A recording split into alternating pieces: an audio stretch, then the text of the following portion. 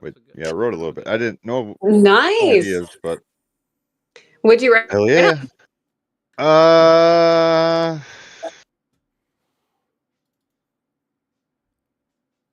The symbolic is the means by which we understand how we are perceived, which is obviously important because we want to be understood clearly and not to be contained by the process or to otherwise be stuck on the question of what do other people see or what might go wrong or how can I know whether I'm doing something wrong or not.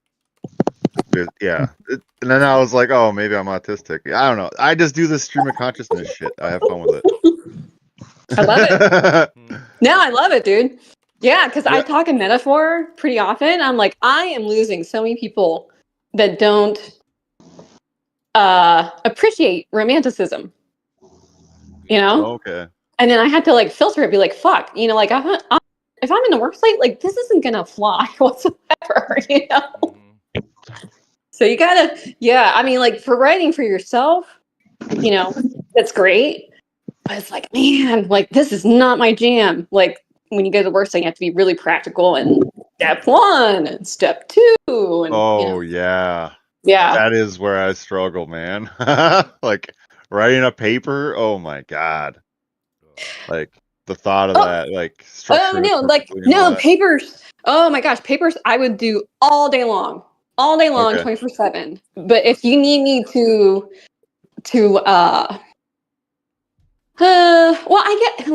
okay. So like for example, we would take classes to write instruction manuals because I kind of got into educational psych tracking for a little while there. Hail. And but yeah, like writing a manual, oh my god, like pull my toenails off. But very much needed. Like a serial process kind of thing, or standard operation procedures manual. okay. Oh, okay. Yeah, like very basic, but nonetheless essential, but not fun. Do you guys hear echo through my mic? Nope. It just activates sometimes, it seems, with that green thing around my name. Yeah, I haven't heard nothing about you since just right now. All right, cool. You're a little loud, though, in comparison to everyone. He's got a good mic. You have a good mic.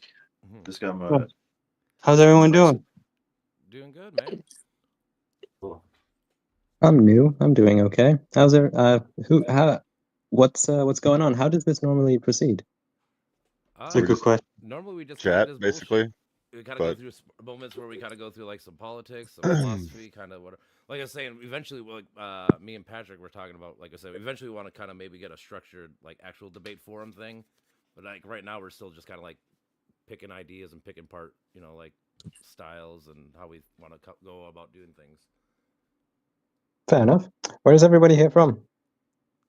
Midwest, Minnesota. Minnesota. Michigan. Southwest. Here. You're Michigan? Yeah. Are you UP? No, Lower Peninsula. Okay, I go to UP to get my weed like every 2 months. Yeah. Y'all got the. Oh, you're all Josh Americans. said he was you guys, getting weed you from guys you. can't just walk down the road and get weed. That's very tragic.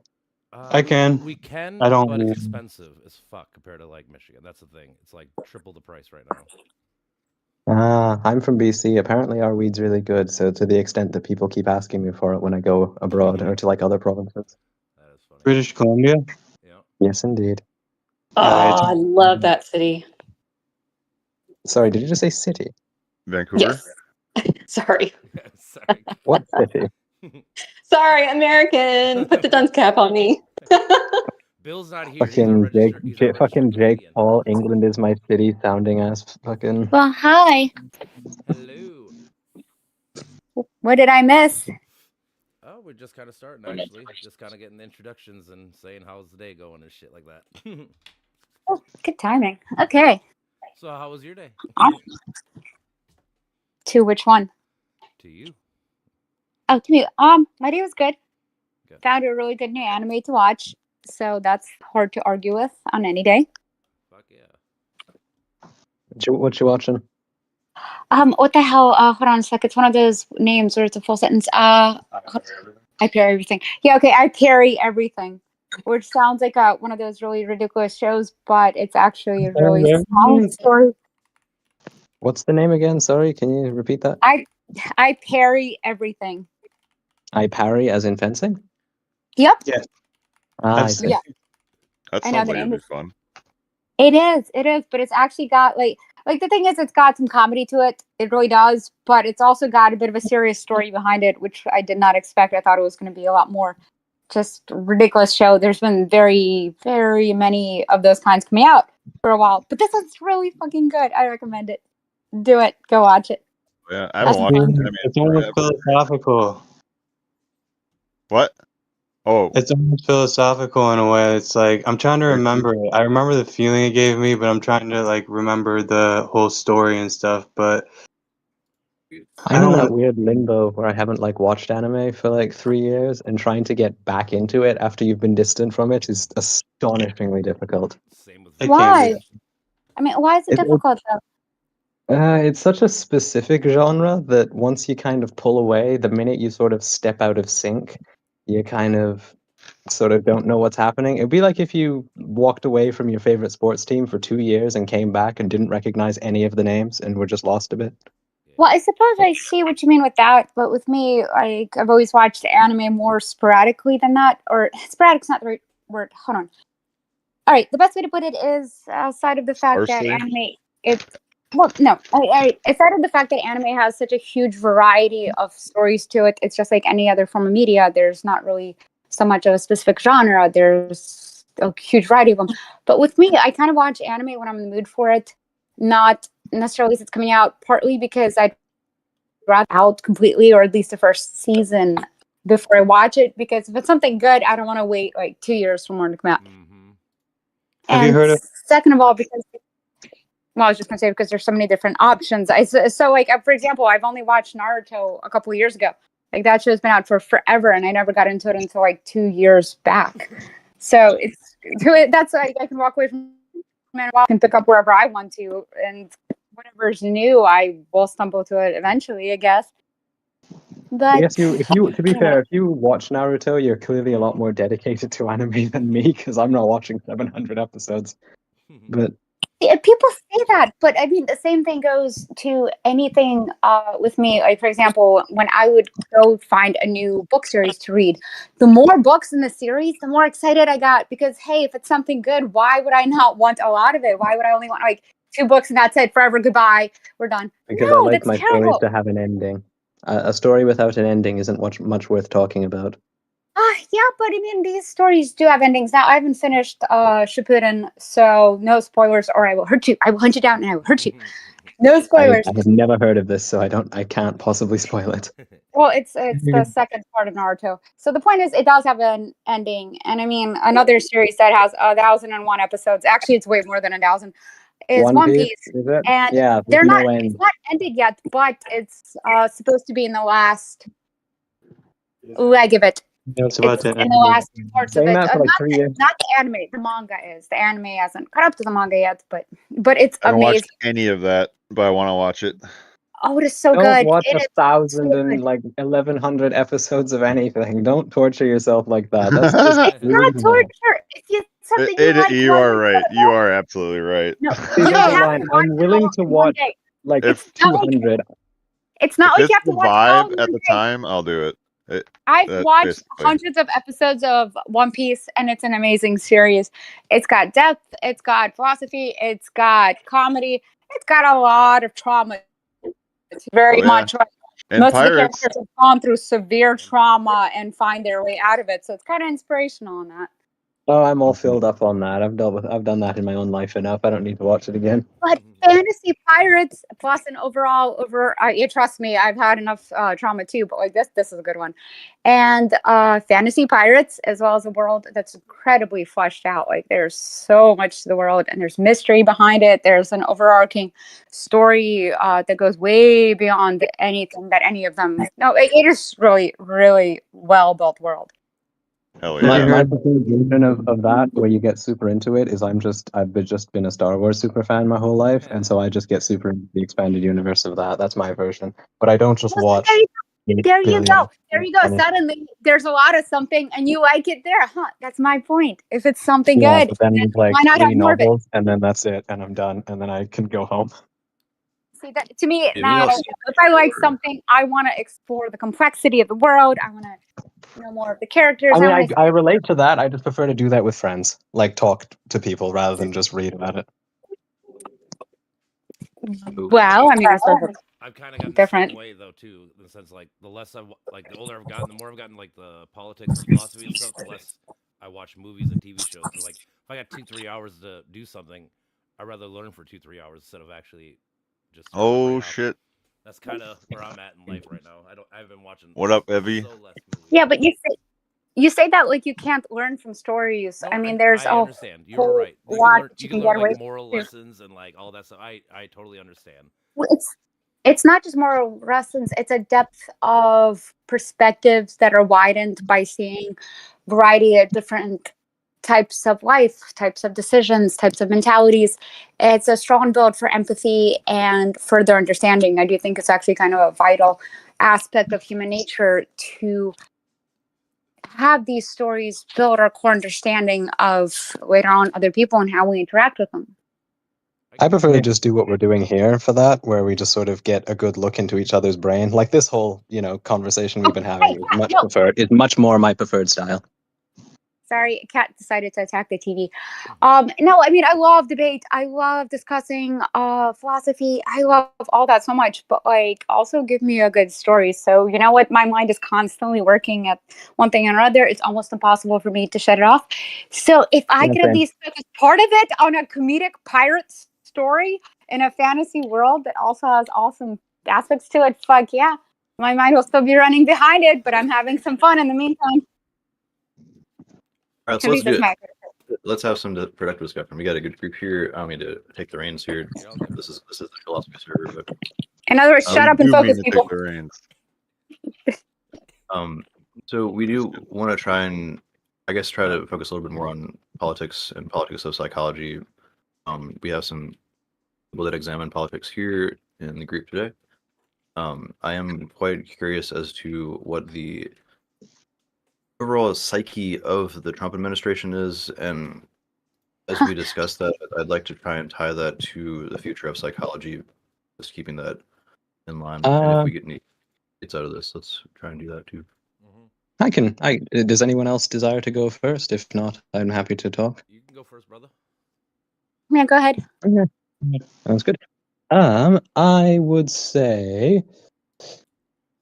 So, okay, full disclosure, I'm Canadian. I'm not terribly impressed with Donald Trump at present, so you're not going to get a great deal of positivity here. But what I'd please. say I'm about American. Donald I'm Trump not is... Sorry, go ahead. Oh, no, you're good. What I would say is he's fascinating in that this is something you can actually find. I was reading Bob Woodward's book, his trilogy, Fear, Rage, and Peril in the first Trump administration. And basically, both him and former Speaker of the House, Ryan Johnson? Who was Mitt Romney's VP choice? I think it was Ryan. No, I Ryan do not Johnson? remember. Paul Ryan. Thank you. Paul Ryan. They all basically said Paul Ryan basically read a big old sort of abstract on what narcissistic personality disorder is, and he basically came to the total agreement that this man has it. So it's my view that the psychology of the Trump administration is that of sort of orbiting a narcissist, in that the only people he keeps around him are people who enable that sort of behavior, and the people who are around him are willing to enable that behavior because they get something out of it. Either they get some sort of enrichment, or they get kept out of prison, or bloody something. But that's what I'd say it is. It's go sort of look up NPD and sort of see the parallels. And basically that is what will happen. He will go wherever the sort of hypersensitivity, hyper image fixated, and sort of incredibly lacking in empathy and humility, and also strangely enough self-confidence that a narcissist will go. And I would say that that's basically what it is. These are objective facts that anybody can see, like all the time, and So nobody. yeah, that's what I I just. mean, There's like no measure for it, like capture it. There it is, people.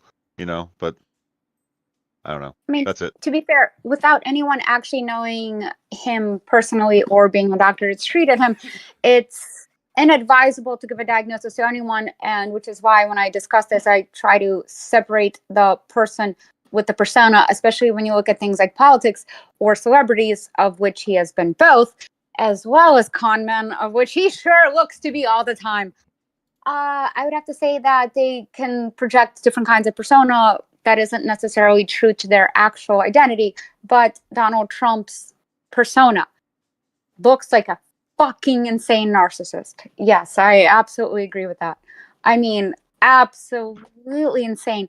Now, is it true that the people who he has under him are basically sycophants bowing down because they gain something, or he's actually being used as a face or puppet for a movement that goes way beyond that? And while he sure, if his persona is any like his actual personality, his actual mind, then he might not realize how much he's being puppeted, or he might not care because he's still getting the adulation of his Can I mention? fans. I don't even want to Can I say mention one counter? voters, it's fans. Can I mention one counterpoint? Mhm. Yeah, go for it. You said he's a con artist, but he's also getting played. Which one is it? He can't be both. And it's my opinion, considering what he did to people like Rudy Giuliani and how many people in the Congress he nearly got killed in 2021. I don't think he is getting played. I just don't think he's I too self-interested for that. All right. I disagree. And you can be a con man and still be played. It also depends on what his goals are. Is his goal to be in total control and power, or is his goal to be practically worshipped? Is his goal to get all the money and feel like he got one over on the stupid people? In which case, he might not care. Somebody else might have an agenda that is more of a greater scope of architecture for the future of the country, if not the world. And he might not give a fuck about that agenda. He just might be on for the ride because it gets him what he wants, or is unaware of due to a number of other reasons, including sometimes blind spots to his own failings or the possibility that somebody else is puppeting him. So yes, you can still be a con man and be puppeted. And with Donald Trump, I mean, there's allegations, everything from Putin to Israel to the people behind Project 25 pulling the strings behind that. And I mean, honestly, if you look at Project 25, you can see a lot of the things that the Trump administration, despite the fact that he said, "Oh, I have nothing to do with it. I know nothing about this. Oh, I never inhaled." I'm kind of political rhetoric. What evidence have you seen that people around Donald Trump have used him to elevate themselves? Because everyone I see around him seems to have ended up in a far worse position at the end. Yes, if they like cross him, but I'm talking more like people pulling his strings, including Putin. To him, he practically bows over and like presents his own backside to, as well as to some of his other interactions when Elon Musk for a while was running Doge. And that's the weird thing about it, because Trump clearly had a falling out with him later. Oh, hold on a second. That's hold on a sec. Hold on. So back to that. Sorry, I got distracted for 1 second. Okay, what was I saying? I'm so sorry. I don't remember. Second with his own input on the subject. All right. So basically, from Putin to Elon Musk. That's what I was trying to get to. For a while there, Trump was acting actually very weird, especially if it's true that he does have such a malignant, narcissistic personality. When Elon Musk would talk, he'd practically shut up. Like, it was almost eerie. And I don't know if the latest falling out they had a few months ago was accurate or orchestrated, because honestly, it really seemed like Musk was kind of pulling the strings there for a while, which is really funny because years ago, Trump insulted Musk pretty heavily, saying he would come begging on his knees for the government subsidies, and I could just make him beg like a dog practically. So it's... Anyway, lot what more did I do want to ask? What did Ian have to say? Or is that an I or an L of your name? Oh, it's Evie, but it's spelled Len. Oh, Len. Oh, it's an L. I thought it was an I. Sorry, I thought it said Ian. Yeah. It's every I Yeah, hate it's it. Evie. English language sucks. Yeah, Sorry, I think that the overall analysis of like narcissistic behavior is pretty self-evidently close. Like we could get into like the ethics of diagnoses or whatever and the dangers of pathologizing, but ultimately like narcissistic behaviors don't come from nowhere, and I think they have a class basis and a national basis, especially in like the US's case. It's like classic entitled silver spoon asshole who has been able to boast his way through the world because he's got the money for it, right? And so I think there is a lot of his personality and his like erratic. I think a lot of what he does is sort of flailing and temper tantrumy, but there's also a lot that I sometimes wonder whether some of it's like theater under which to it's like sleight of hand or something, right? Like especially if we look at like the bombing of Venezuelan fishing boats in the Caribbean for like the last month and a half, now over 30 deaths. And his claim is that they're drug dealers, but that's under international law, like you can't do that, like and so it seems like that's connected definitely in some ways to his like anti-immigrant thing, right? But it's also clear that the majority of the cocaine coming to the U.S. does not come from or through Venezuela, but originates in Colombia.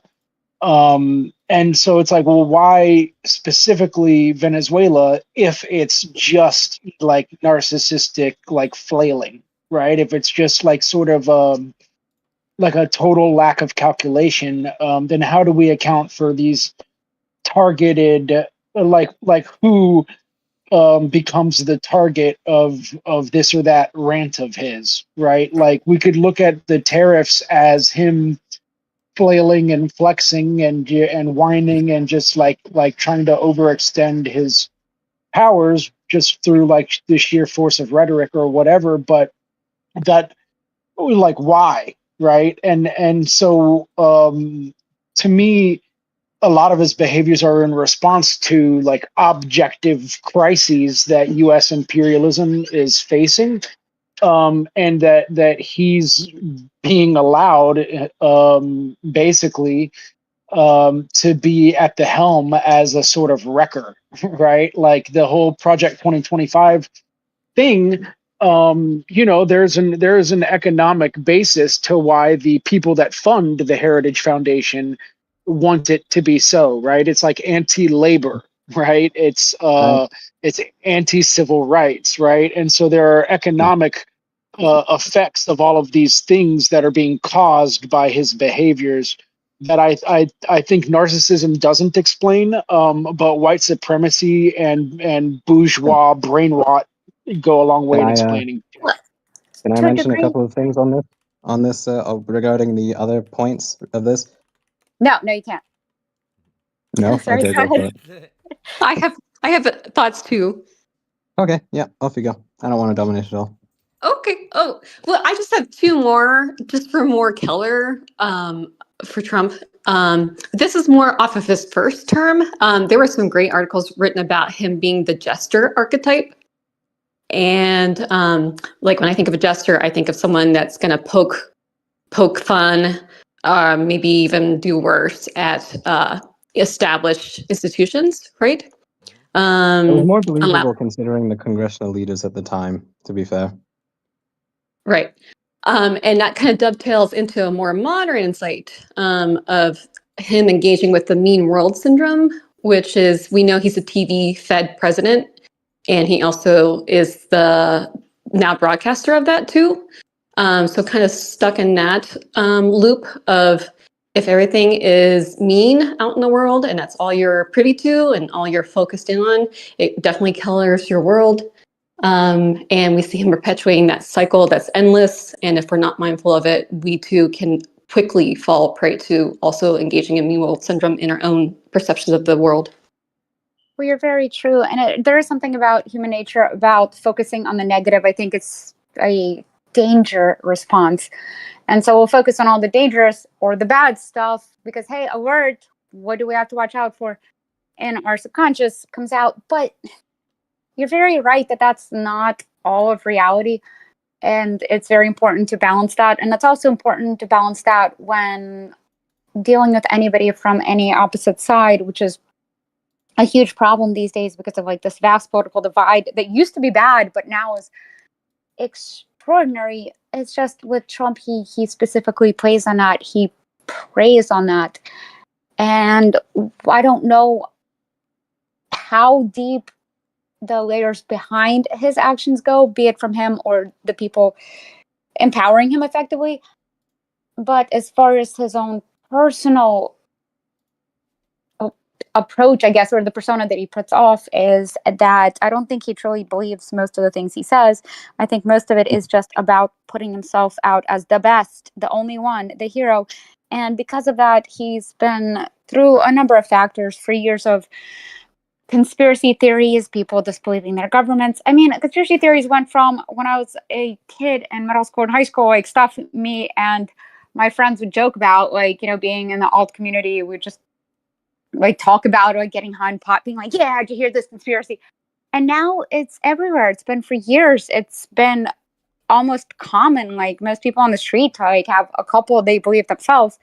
And it's developed to such a mistrust of the government that he came by and effectively, and I'm not an expert in this, so I do not mean to speak callously about it, but it seems like an abusive relationship where somebody is gaslighting somebody else, almost cult like in a way too, but also almost in a personal style relationship where they're constantly isolating them, convincing them trust only me, nobody else can be listened to, they're all to harm you, I'm the only one that could help, I'm the only one who's in your corner, everybody else is going to stab you. And because of other growing fears throughout the world, again, mistrust in the government, which is already there, he's managed to convince a large percentage of the population that he is the only one who'll tell him things like it is.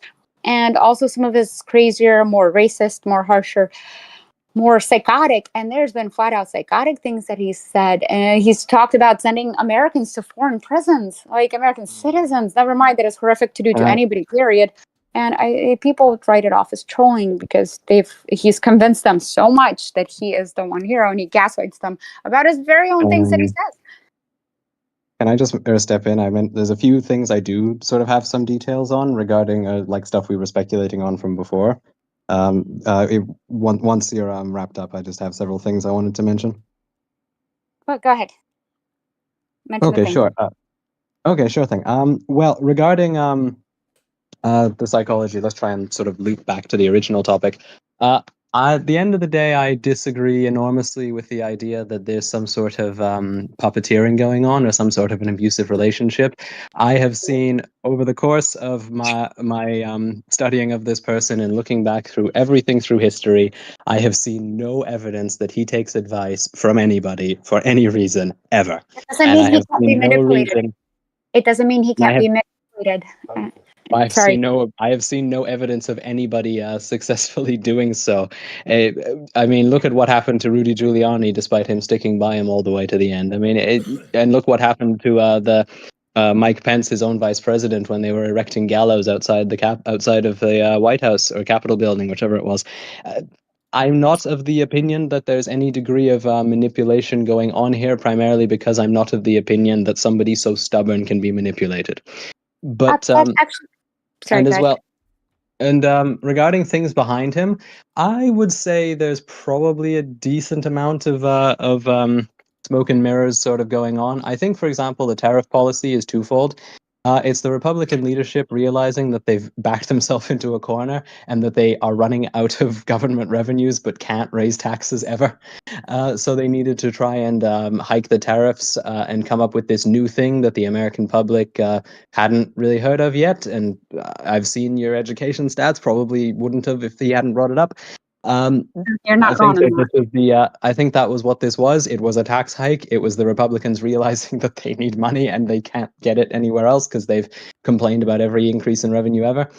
And then as well regarding Donald Trump and his and the tariff policy, it sort of lets him feel good because then it means every country is quote unquote, running back to him for a deal, despite the fact that that isn't really the case. But I'm of the opinion that no, at the end of the day, he is just a malignant narcissist who's just going hither and thither in a most undignified manner.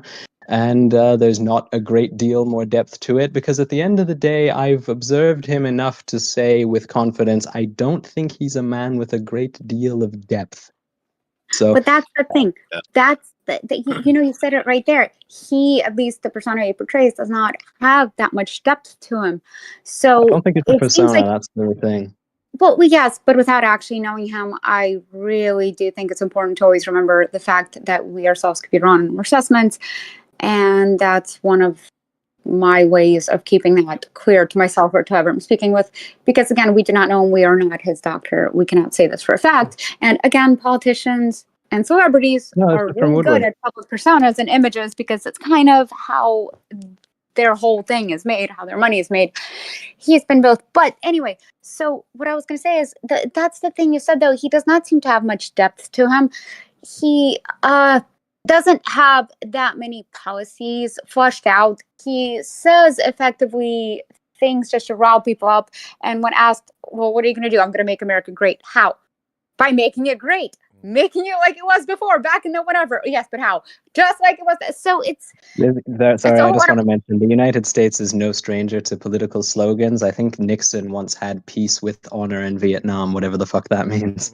Well, no, of course we're not new to political slogans, but the thing is, the slogans still need to have at least a little depth about it. And while politics here have failed deeply into presenting it, and whether you agree with them or not, one of the few things I can say for a fact about any American politicians within the recent time frame, you can give Bernie Sanders this: when he would present his TV ads or anything else, he would give links to websites where he would explain in detail his different plans and policies and how he meant to change things in office with more detail than just, I'm just going to make it fine. Trust me, I'm the best.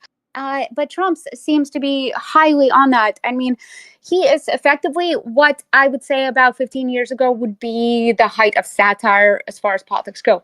Things that were said back then as like, we're going to blow it over the top as much as we can to make a point are now everyday headlines.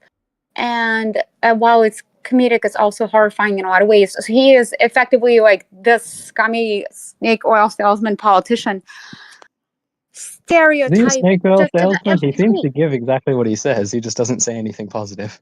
No, but that's the thing. I don't think he actually cares about most of the things. I think he's using the white nationalist agenda. I think he's using the working class. I think he's using everyone. And that's why I say snake oil salesman. Like, he doesn't give a fuck about the average person, but he'll act like he does.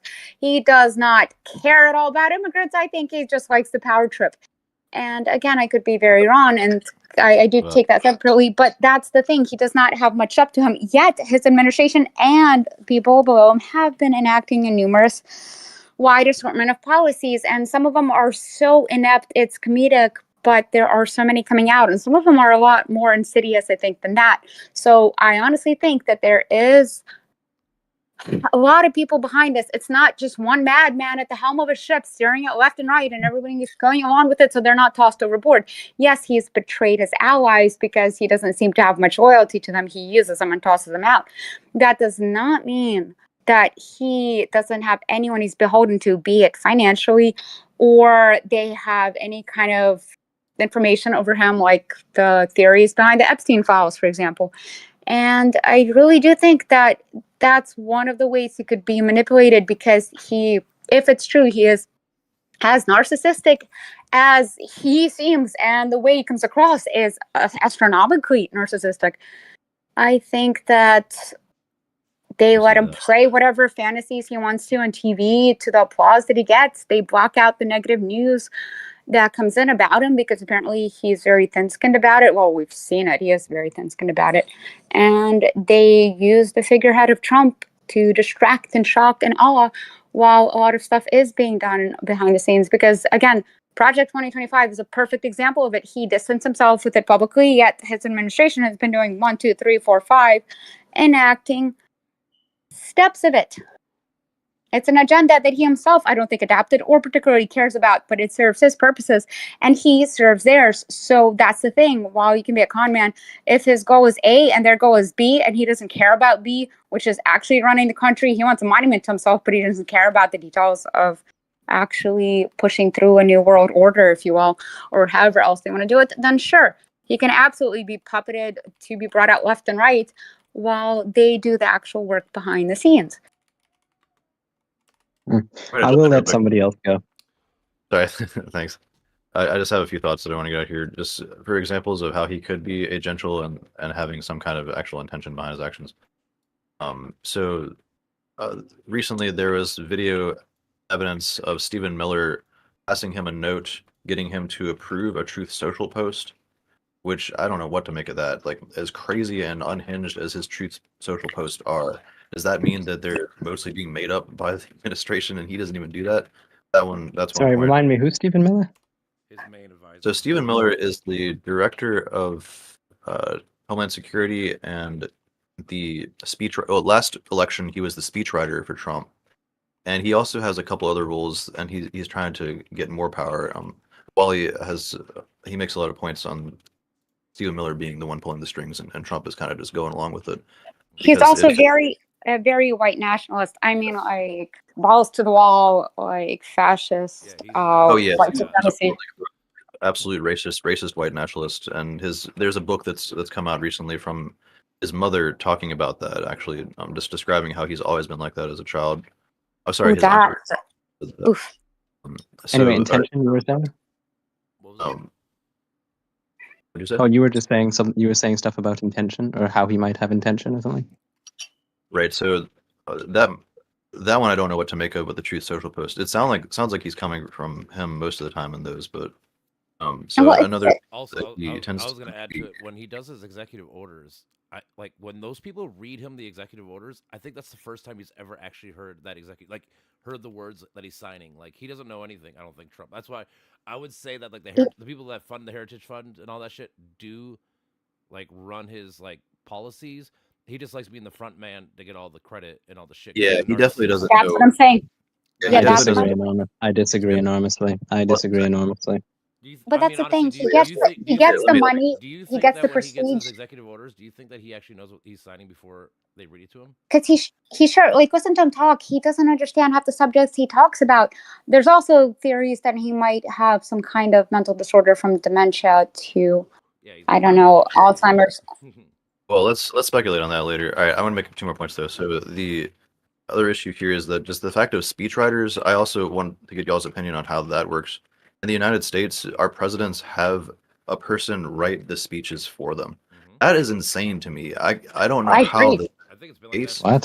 Since I think that's everywhere. No, and also so Trump is a different person on camera than he is in real life. This has been reported by people that have been friends with him for a long time, that know and have watched him change his behavior on TV. So he obviously has some kind of angle that he's trying to present to the world. And that being said, there's also problems with the open discussions that we're having too between politicians, where they're trying to appear a certain way to the public because they're the political discussions are being recorded live, which is a new thing that we're trying out. That's something I just learned about. But anyways, those points are being made. I don't know what to make of them, but yeah. Would anybody like to go first?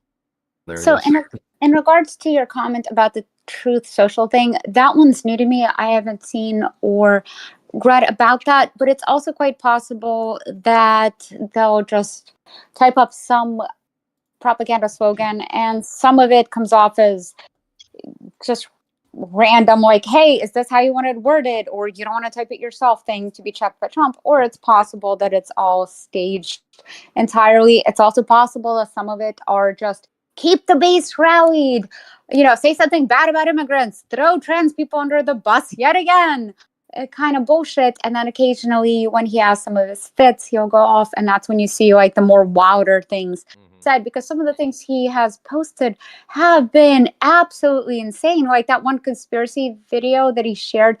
And I mean, I know a lot of people write it off as him trolling, but it seems less and less trolling considering like how unhinged some of his behavior has been. But like he posted this one video. I didn't watch the video itself, but a summary effectively is that Joe Biden, since like 2020, he was assassinated, and it's some kind of like life model robot. And personally, I think Marvel should sue because it sounds like he stole the concepts from them. But anyway, he shared this crazy conspiracy thing about like Biden has been a robot clone thing all along because he was assassinated years ago. And it's like, dude, what the hell are you doing sharing that? Like, dude, you're the president. You understand what you're doing, right? But it's so, some of it is just so off the rails, or his unhinged ramblings about whatever. Sorry, And what's this watch stream square that's popped up in the top left here? Oh, I'm sharing a conversation I'm having with ChatGPT on the topic of Stephen Miller and looking into his influence in the Trump administration. Okay, I actually looked him up and I recognized his face. You don't need to. I do actually know who he is. I just had to see what he looked like. Fair. You can't miss that ball. Yeah, can I just to be fair, there's lots of those guys, so I just had to see his face. I recognized him. can I just weigh in that most large enterprises will have a press secretary and a press division in their offices.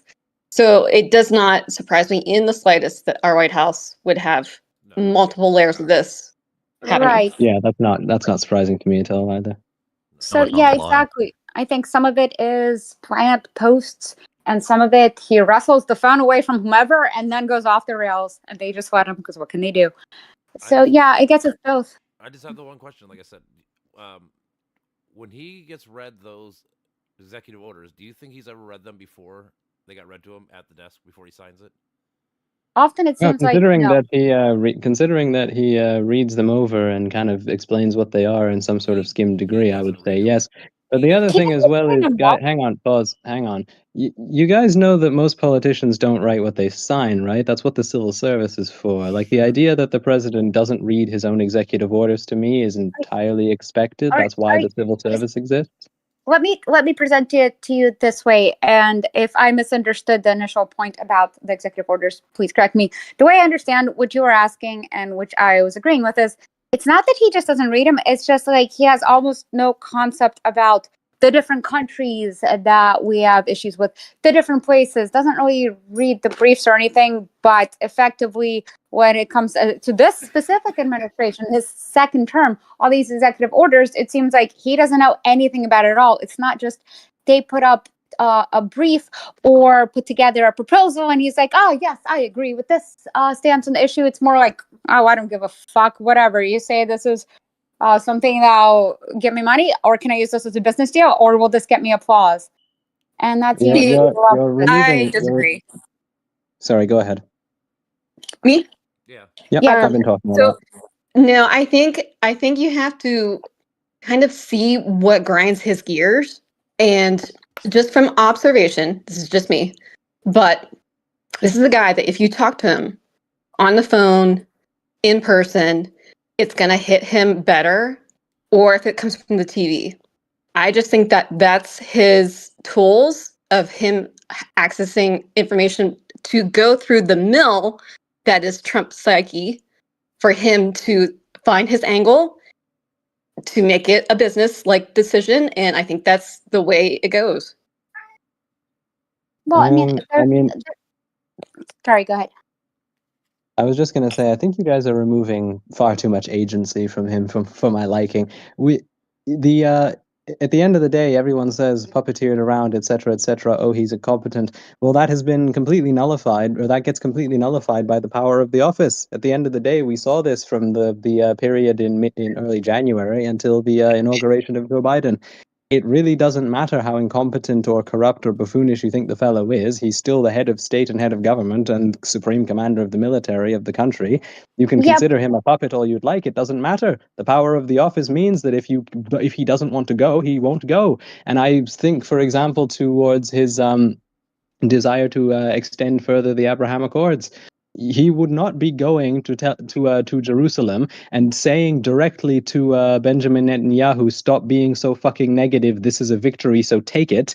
If he didn't explicitly want to extend the Abraham Accords to Saudi Arabia, he has agency. He has an ability to push, and if he didn't, he would not have been the one to say that to Benjamin Netanyahu. He would have been negotiating with the Secretary of State.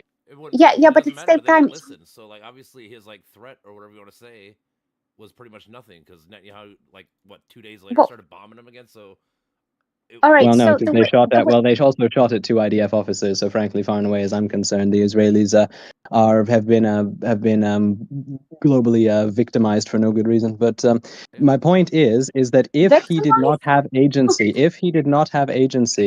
he would not have been the one to say that. That would have been Marco Rubio, but it was not. You're taking away all of his independence in a way that's a little bit infantilizing. I'm not trying to take away his independence. All right. So basically, Trump persona, and back to my whole reason for pushing through the persona I versus wasn't the referring actual to you. person. I was referring to the person in green here. What's his name? Dank-sided. Sorry, what's your name? Wally. Yeah. Well, Wally? I Yes, agree I with. was actually talking. I was talking to him regarding how much he pays attention to the things that reach his desk. I would say he certainly does. Fair. Otherwise, he would not have said that. Otherwise, it would have been handled by other members of the executive branch. I wasn't talking. Fair, I had but no idea what you were talking about. But see, I agree with Wally because honestly, Trump, look, this is the way he reacts. He said from the start, from like way before he was elected a second time, and I don't know why anybody believed him, but people did. He said he would stop the war in Russia and day one because Putin is like his best friend and he loves him so much and they've shared such special moments together. I mean, seriously, he practically said stuff like he actively talked about how Putin was there for him during the hard times when the evil Democrats accused him of the rigged election and of how Russia helped him in the first time and Putin was really there for him. Like those are actual words our president said, okay? That's So what? Sorry, that's what highly does this alarming. have to tie into his agency here? How does this Well, connect to let what we me were finish. discussing? Yeah, well, let me finish. I'm just setting it up a little bit. So my point is, like, he was talking about this. He was talking about how he can fix everything. Well, guess what? He's in office. Russia, Ukraine, still at war. He has failed over and over and over again, despite rolling out the red carpet for Putin. If it's not that is a pre-planned agenda, then he has been failing massively. Trump is the kind of person that constantly talks about himself as being the best at everything. So basically, I think with Israel, he specifically wanted to be the one to say, no, sit down, listen to me. This peace deal is a good thing because I brokered it. This is good because I did it. I'm the one who did it. Look at me. I fixed the Middle East. Nobody ever came in the Middle East and did it as well as I did. Nobody in the history of ever has ever saved the Middle East but me. That is part of his narcissistic thing. And the thing is, I don't think he really cares about the details of running the government. And that's the part where other people are doing it. Basically, he gets his cut of the pie, which is billions of dollars left and right. You have donors like with the ballroom, for example. It is wild how corrupt and problematic this is. Yet, so he's getting all the money. He's getting accolades from all his followers. Still are following him. I mean, there's been some breaks in MAGA, but still, the point is, so he's getting his. And I don't really think he cares about the other details of running the country. And when he gets angry enough or his ego He's the gets chief wild enough, executive. That's that's not when his we job. see Sorry. crisis happen where he completely messes everything up, where he will go out there and say things that are wildly inaccurate in a way that he looks convinced that this is true because it shows complete ignorance of the subject, or lying manipulation, which is different. But my point is, that's a thing. He's like a loose cannon that people do partially control, and he lets it happen because he doesn't care. Let them do the hard work of setting up the government. He just wants his statue erected in Gaza or whatever. So yeah, I absolutely could see him being the one to go up there and say whatever to Netanyahu's face because he gets to be the hero stopping the awful wars instead of somebody else. Why would he want somebody else to take that credit? Well, because apparently he doesn't read anything, so why would he care? Well, I didn't say he doesn't read anything. Where the Oh, idea no, you was that didn't. a lot of I'm these still executive talking orders about the were other thing. accepted by other people, and that Trump doesn't really particularly care what the policy is. If he thinks or people have convinced him this will make you look good to your base or this will do this not, then he'll go on with it. But I don't think he actually has his own policy goals or plans. That isn't to say he has no reactionary responses to critique or to other issues, but I honestly don't think he cares that much. He's shown disdain enough for world policy and American policy. He talked about sending American citizens who committed heinous crimes, by his own words, to foreign prisons. He said that around the time when he started sending undocumented people to El Salvador. Well, the scary part about it is he said, I kind of want to look into that. I'm going to have people look into that, into sending the heinous criminals, the American citizens in prisons, over there to foreign prisons as well. A month later, he said it again.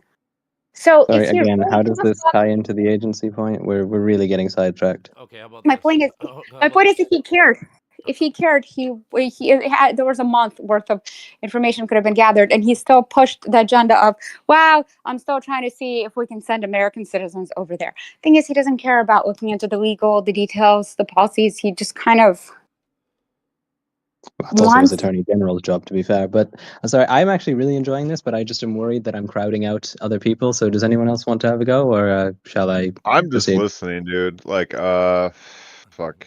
You're just being What's another angle on politics other than Trump and his psyche or possible influences? How much do you guys actually? influence Here's the thing. How much structure, do you guys maybe. know about Canadian politics? Because I'd be very happy to I don't explain know what's going on shit. here. I know what Bill. Most I of my don't know shit, unfortunately. Shall I Canadian- explain in excruciating detail the general basis of Canadian politics, or Oh, would that dude, bore people? Or would that bore we people to can- death? You Because can I try. You You can refuse sum to it be up for boring. sure, and then go from To there. help us at least understand. Like I said, we have our buddy Bill. That's the only Canadian that we really joins us. I simply ask because I refuse to be boring. I only want to do this if it's something that the room is engaged with. Well, I mean, you No, I get it. I that. get it. No, I'm just And- chilling. I don't know. My politics takes are basically always the same. You know, I don't know. Well, What was it you were trying to say, mate? Orange Patrick? I mean, the most that I know of Canadian politics is just from Jordan Peterson complaining Oh about. my God, dear Lord. Okay. Okay. Who would actually be interested? Because I'm happy to do this if we would like to go from a different angle. We can try it. If you can give us a summation, and I'd appreciate it if you could try and like bring together parallels. Like if you can list a few factors where there's parallels that are different from Canada and America. But I kind of assume that's where you're going, anyways. I will draw parallels where it is possible. Unfortunately, with plenty of things, for example, something like bilingualism, there's no parallel to be drawn. I'll just have to explain it from scratch. But I do want to ask, is this interesting to people or no? Sure. Is there a chat here? Actually, hang on. Generally speaking, yes, I'd say I'd be very interested. Unfortunately, these Okay. days, American Should we make a politics connection can be first? apocalyptic, so it is harder to focus on other things when it seems like it's apocalyptic levels here. But Well, I'll try to distract you with our Maybe stuff, we 'cause should our be stuff's going fully there. propositional. Like maybe we should connect it with something relevant. You know, for the sake of the talk. Or Well, considering how much, Yeah, we can talk chart- about chart a Trump path. taking swings. I mean, the focus Oh. of most of my meetings, at least, I try to bring it around psychology and the future of psychology and the differences between psychologies of different countries and anthropology. So that might be one point to To be fair, I circle. don't know Also, what enough are the about that, but- solutions? Yeah, solutions for sure. We gotta get What focused else? on solutions. Like diagnosis for sure is good. Like we need clarity. We need actually, sort speaking of clause. Speaking Yeah. of solutions, can I present a topic to talk about? And we could talk about the Canadian politics first and everything. But initially, I had thought this was going to be the topic of discussion today. But what I think is personally relevant is not necessarily just the psychology of Trump, because, well, there's so much to that. But I think it's the psychology of Trump supporters and different ways to try to get through to people, because honestly we either get through to others or accept civil war, because there's little alternative in my opinion right now. Either we bridge the divide or it's just going to get progressively worse. And I think it's vital to try to reach people instead of seeing everything as a us versus them mentality. Try to both understand the issues they have, the reasons they'd support somebody like Trump, which a lot of it I think is just propaganda. And I'm not hearing like half the stuff that's put out by his own mouth. But also how to reach them. I've even seen videos of people who've worked with cults trying to reprogram Trump supporters, especially the ones who go deep into conspiracy theories, the ones who like start believing like really out there conspiracy theories. And people who've been trained to deprogram people from cults approaching them the same way. And I think it's really I'd be important. happy to do that afterwards as well, because I used to do a political science degree, so I ended up doing a whole bunch of research in that. Hell yeah. Please, And when I say psychology, I don't mean necessarily the psychology of the leaders. My personal concern is more about the future of psychology just at large, how we're compromising mental health and mental health awareness for communities. Oh yeah, And I'd it be seems happy to to be- do that as well. But shall I proceed on to a general overview of Canada politics, or? Sure. Right? Yeah, dude. Okay, let's start. I'd say the biggest thing you have to remember, if we're going to start talking about Canadian politics, we'll start with the federal parties. You cannot understand Canadian politics without understanding the Liberal Party, because Canada is a borderline dominant party system governed for about 70% of its history by the Liberals, who have been around pretty much since Confederation and have been in charge through most major global events, a lot of that by happenstance, but also just due to the fact that they governed for so bloody long. We won our first election back in 1871, I believe, and then again in 1896, and we've basically been going on 20-year stints ever since. The Liberals were governing between 1921 all the way to 1957, then again from 1962 all the way to 84, then from 93 to 2006, and then from 2015 until currently. They are a very big party, a brokerage party, which basically means they're not terribly ideological and they will simply pursue whatever is more likely to win them an election. A generally center to center left party, but willing to take on some other elements if the need provides. And because they're so big, everyone else basically has to sort of figure out a way to carve out a little niche in their shadow. Whether that be the provincial parties, that in a lot of ways the most successful provincial parties, regardless of their actual party label, basically just look like liberals governing, or whether that be the federal opposition parties trying to topple them and to take their place and kind of just always failing because the Liberals just do the job the best. They're, like I said, a generally center-left party. They're the ones who opened the doors to immigration back in the 60s under Pierre Trudeau. They were the ones who got independence from Great Britain in under Lyon Mackenzie King, Mr. $50 bill. They are the ones who also were around during the Iraq War and through a good chunk of basically most major events, everything from 1960 to the mid 80s. Then, so that's the biggest thing.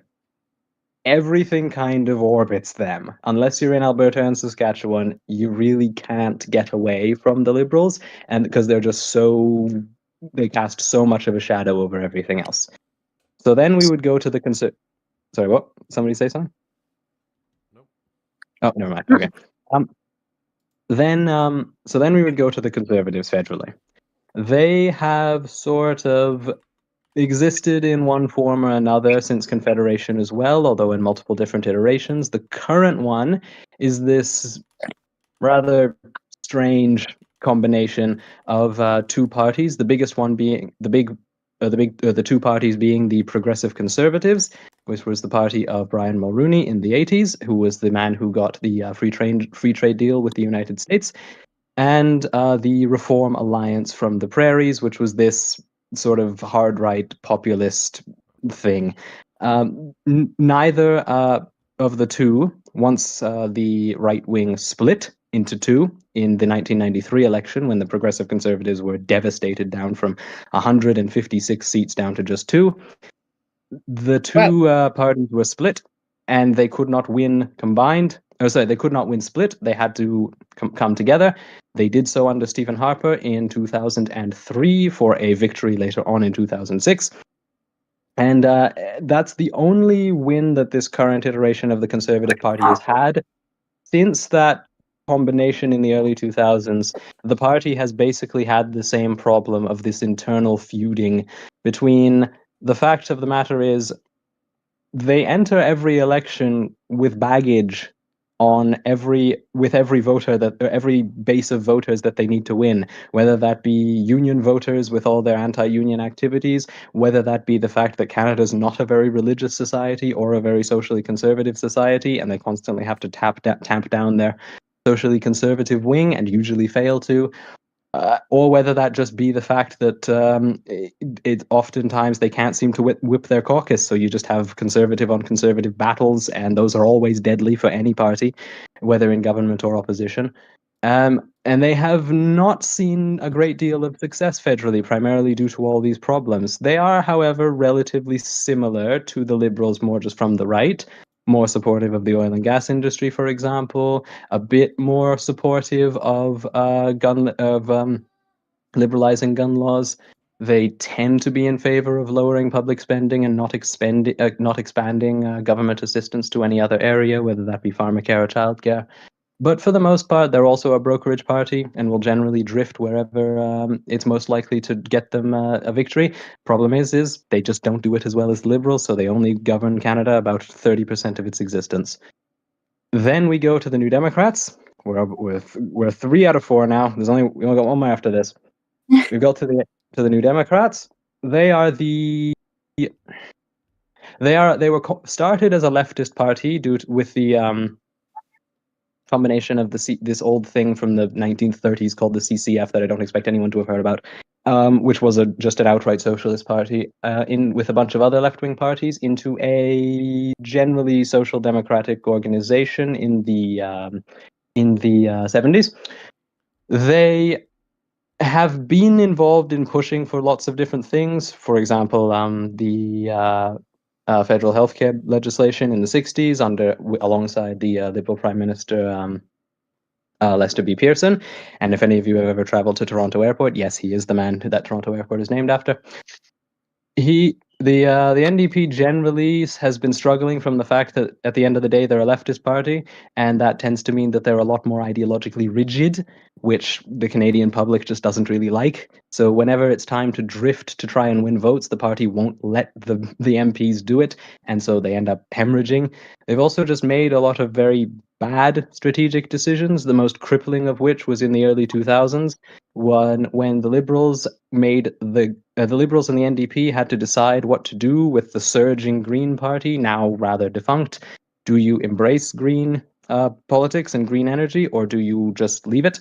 The NDP decided to leave it, what turned out to be a very bad strategic decision. The Liberals decided that we suspect there's a lot of moderate voters in Canada that would like green politics, and they ended up being right. And the NDP has just very badly stumbled from just misstep to misstep to misstep, and I honestly don't know how they're going to get out of it. And then finally is the Bloc, which is the Bloc Québécois. They are the generally Quebec interests party. They sort of surge to incredible highs, and sometimes they're gone. They have this incredible ability, reflecting Quebec voters, to lurch wildly to and fro. And sometimes they get 50 seats, sometimes they get 2. Who knows what's going to happen? They're generally a cousin party of the PQ. They advocate for Quebec interests generally. They have a reputation in the House, unlike a lot of other sort of splinter special interest parties, in that they've learned from them and that they don't just sit around and agitate and waste everybody's time, but they actually do their homework, which is very irritating for all of the other parties in the House, because they can't just tar them. And they were far more powerful during the 90s, during the time of all the referendums and separatism. Nowadays, they're just kind of a generally Quebec interest party. And that's basically the federal parliament. So, how's that? Was that clear enough? Sure. I was gonna Thanks ask, for sharing. do you guys Do you guys have like?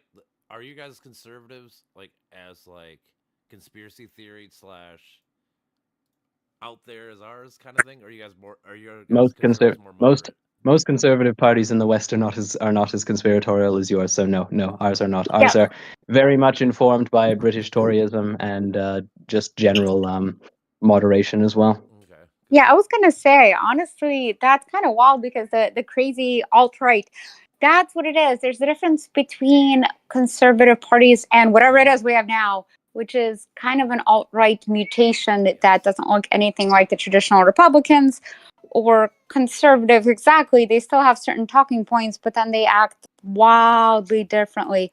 So, and I'm guessing a lot of the conspiracy theories tied to the current conservative party come from deep state government mistrust, and because the Republicans just so happen to be about smaller government, they're not acting that way anymore. It sure isn't about states' rights or small government here anymore, but that is still technically a tagline of Republicans. So I think a lot of people started to side with them, saying, well, we, have all these theories about the deep state, and you're Republicans, you're about smaller state. So you must be our allies. I'm guessing. I don't have any kind of Sorry, are you study or referring basis to on the this, but it Canadian seems to be the way. conservatives, or No, which ours. party are you Oh, talking about American. here?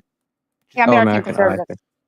Yeah, because conservative and Okay. conspiracy theory is still kind of it's not that new anymore, not since Trump first started his thing, but it still is to me compared to what used to be the conservative party. This is the alt-right is still very new and wild and mutated. She's basically bringing up how our Republican Party used to be like more center, like kind of like your style per se, but like the last, I'm gonna guess probably since the internet, so probably since like 2002, 3, 4, when conspiracy theories Sorry, hit like all YouTube. I need to inquire. When was your Republican Party more moderate? As someone who used to be pursuing a political science degree, I could get a bit harsh here, but when was your Republican Party more moderate? I don't see it. With conspiracy theories, they used to be different. We didn't have quite this wild side of it.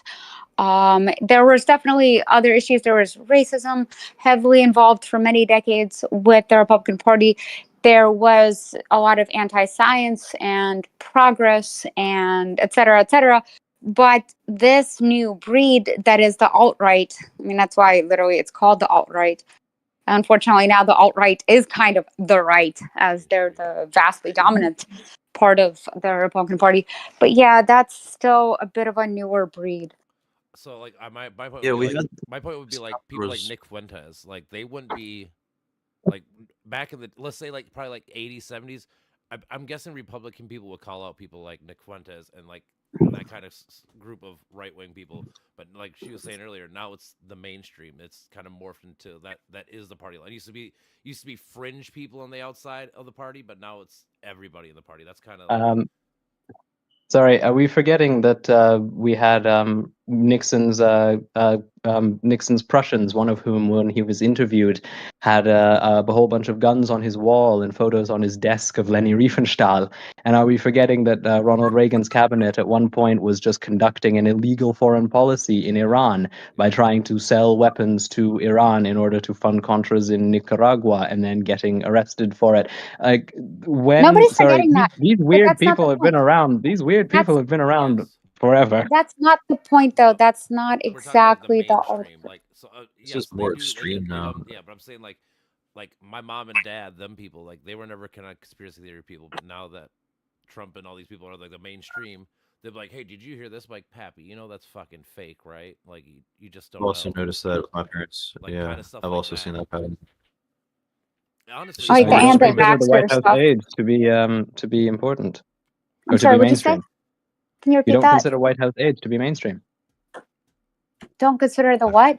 White House aides. You don't consider Nixon's White House aides to be mainstream.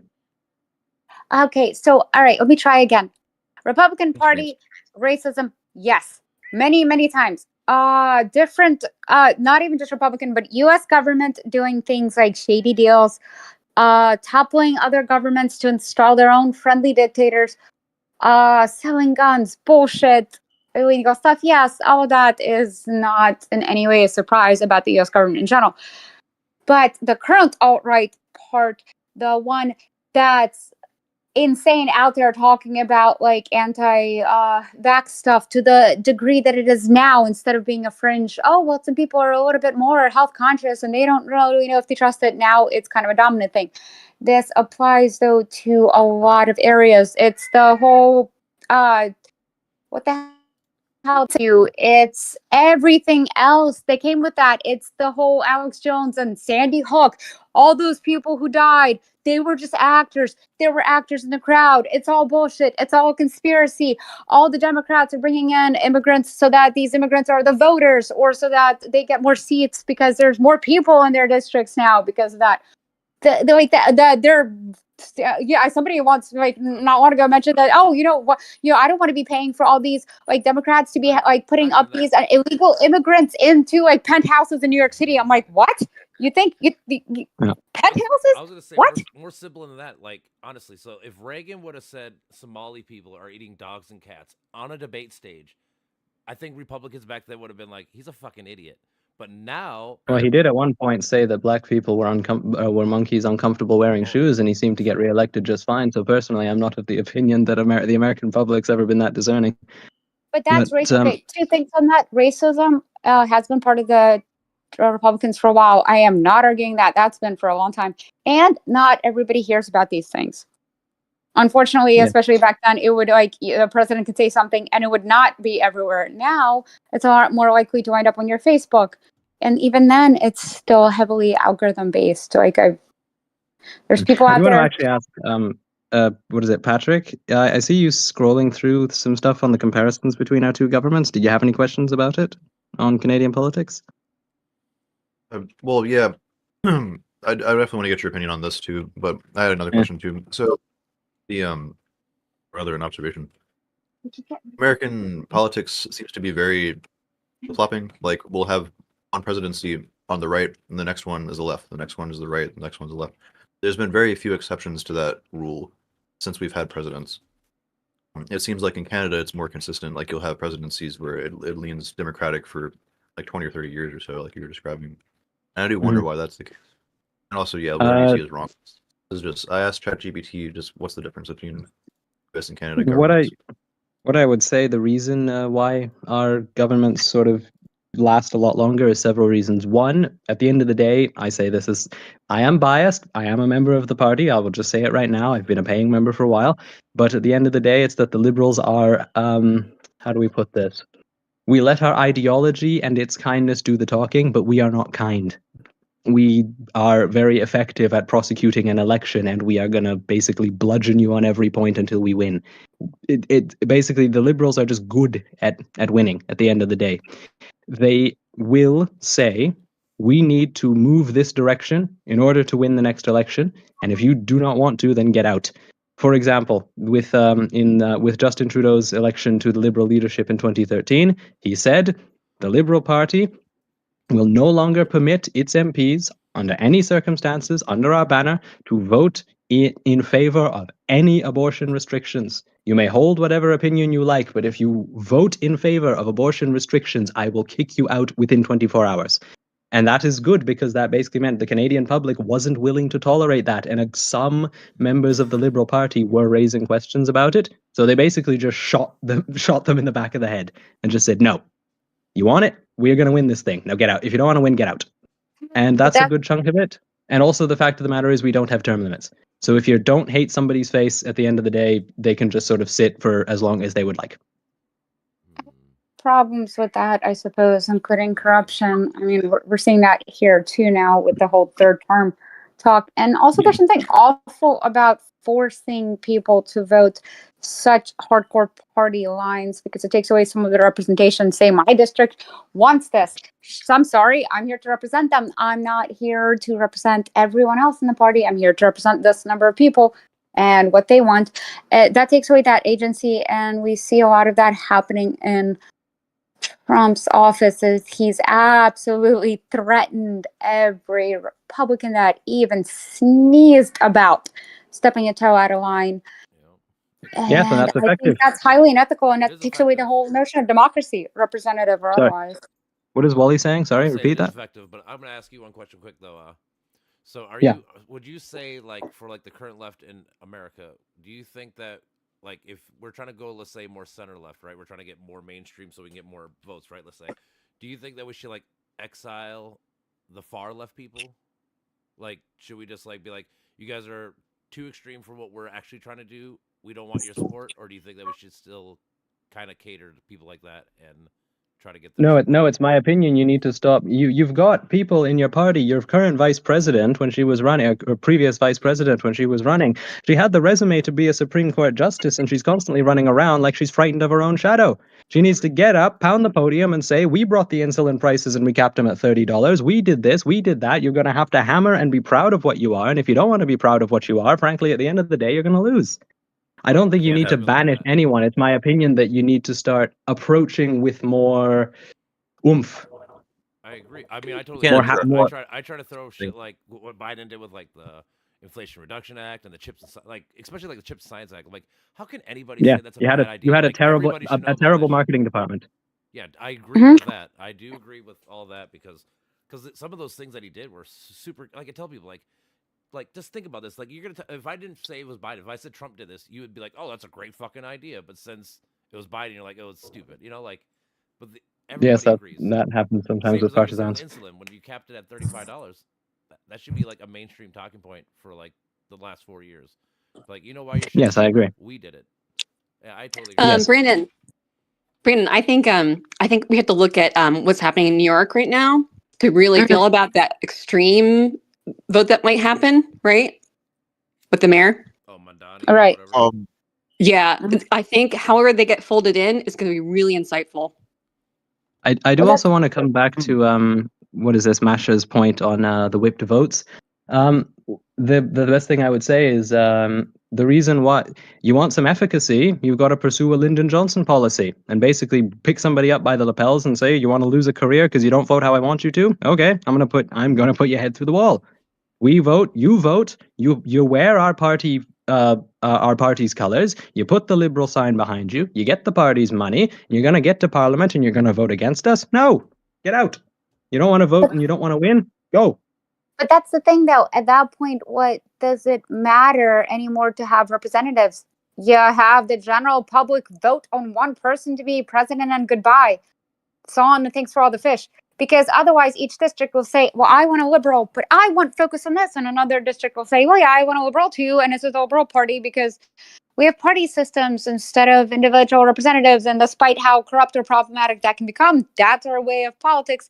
But we'll also vote for a liberal, but we want this issue. We believe differently. And in the end, as much as representatives do need to assess greater topics than the average person might have access to, and vote that way and work in a democracy where it is a give and take, despite all those things, they still are the representatives of those people. They're supposed to be the voice of those people, not just somebody that the people chose. And now you're just doing whatever you want to and No. forget everybody else. So No. again, This is it a is split. technically taking away the concept of a representative This is a democracy. Westminster split. This is a Force. split between the Westminster parliamentary systems and the others. The Westminster parliamentary systems, akin to Britain, Australia, Canada, etc., have always held the philosophy that you are not electing a representative, you are electing an adjudicator. You are handing this person for a set period of time trust. And you are saying, I trust your judgment to carry things out in our best interests and for a set period of time, 4 years, 5 years, whatever it is. That is what you are doing. This is a big Well, split yes. between the Americans and the Westminster system. And at the end of the day, this is a philosophical divide. That's how it is. But You that's are the a thing, judge. though. I You are don't a disagree judge. with you. I see it the same way in American politics too. It is, in the end, still a very similar system here as well. But it is still supposed to be the will of the local people. Yes, that's a representative that's supposed to make decisions that we're not privy to for reasons we don't know about. We can go on for a while for why. But they are still supposed to reflect their constituents. Their If you wish constituents are to, supposed to say, we want more emphasis on getting this business deal for our district, or we want this for our district. And that representative, yes, they're supposed to use their own best judgments, but they are still supposed to be beholden to them to a degree. Otherwise, How about, All right, Okay, what you do go. my You question go is, defy the whip, and you see how that goes. Okay, okay, sorry. Go, Wally. my question is, does like in Canada, do laws change like drastically from like city to city, county to county, or is it like But top down, we all don't have universal? we don't have counties. But we don't have counties. I don't actually know what they are, to be honest. a chunk of land surrounding It's either a city or some imagine like other 8 thing? cities all together. Like that's a county. Like there's a city, then like the county is like 8 to 10 cities around it. That equals a county usually. A Okay, semi-state or okay. a We don't have them anyway. I don't really know what they do, but no, laws are not drastically different. For one major thing, for example, all criminal law is federally handled, and provinces, generally speaking, are on side on most things because they want to be aligned. And then as well, you have to remember the Liberal Party federally is dominant. If you want to win a provincial election, you've got to win over their voters. So most provincial governments are quite centrist as well. Okay. Yeah, that's gonna be that's the Provincial. big When you difference. say provincial, Yeah, what's that that? means what is provincial? This is using the term provinces have constitutionally defined powers, but less physical independence. What is A a province is the province? first layer. A province is the first layer of a subdivision, one layer down from the federal government. It is a state in essence. Okay, yeah. So we have the state, and then we have, I guess, counties are. There's more regional things that are decided there. For instance, counties kind of decide how they manage their forests, how they manage their fire departments and police Yeah. departments. Okay, I understand. Yeah, I mean, to be fair, I say I don't know what they do just because Canada doesn't have them. Like, you can explain it, that's fair enough, but those don't exist here. They're not a thing. That's probably population based, I would imagine. No, they US is don't just exist really- in any. They don't exist in denser areas. Also, Canada's a more urbanized country than the United States, anyway, technically. Interesting. But any more questions? I love answering questions about this. I love talking about Canadian politics. It's like my favorite nerd topic. But no, I don't know. Things are generally, like I said, the Liberal Party's dominant. Things are generally quite centrist. We don't really believe in endless feuding. We also watched you guys endlessly feud through most of your history, and we tend to not want to do that. I think if any of our prime ministers got their head blown off in an open-top car, it would be a cause for enormous concern. Well, it was concern here too, to be fair. True, but Sorry, everyone's sort of mumbling. Go I ahead, said Masha, it you're was gonna say- enormous. Sorry, what's happening? Go ahead, Masha, you're going to say something? Yeah, I was going to say it was enormous cause for concern here too. And honestly, the Kennedy assassination, you want to go back to the alt-right conspiracy theories.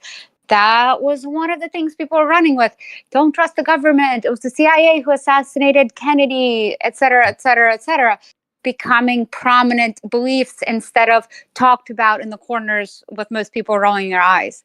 It became more of a belief. Also played out heavily into don't trust the government. Things like chemtrails. That's another example. Oh, they're purposefully making us sick, or they're making the frogs gay, or whatever else crazy shit people have come up with has become a lot more of the center stage rhetoric here. Yeah. Anything you're looking at on ChatGPT there, Patrick, you wanted to mention?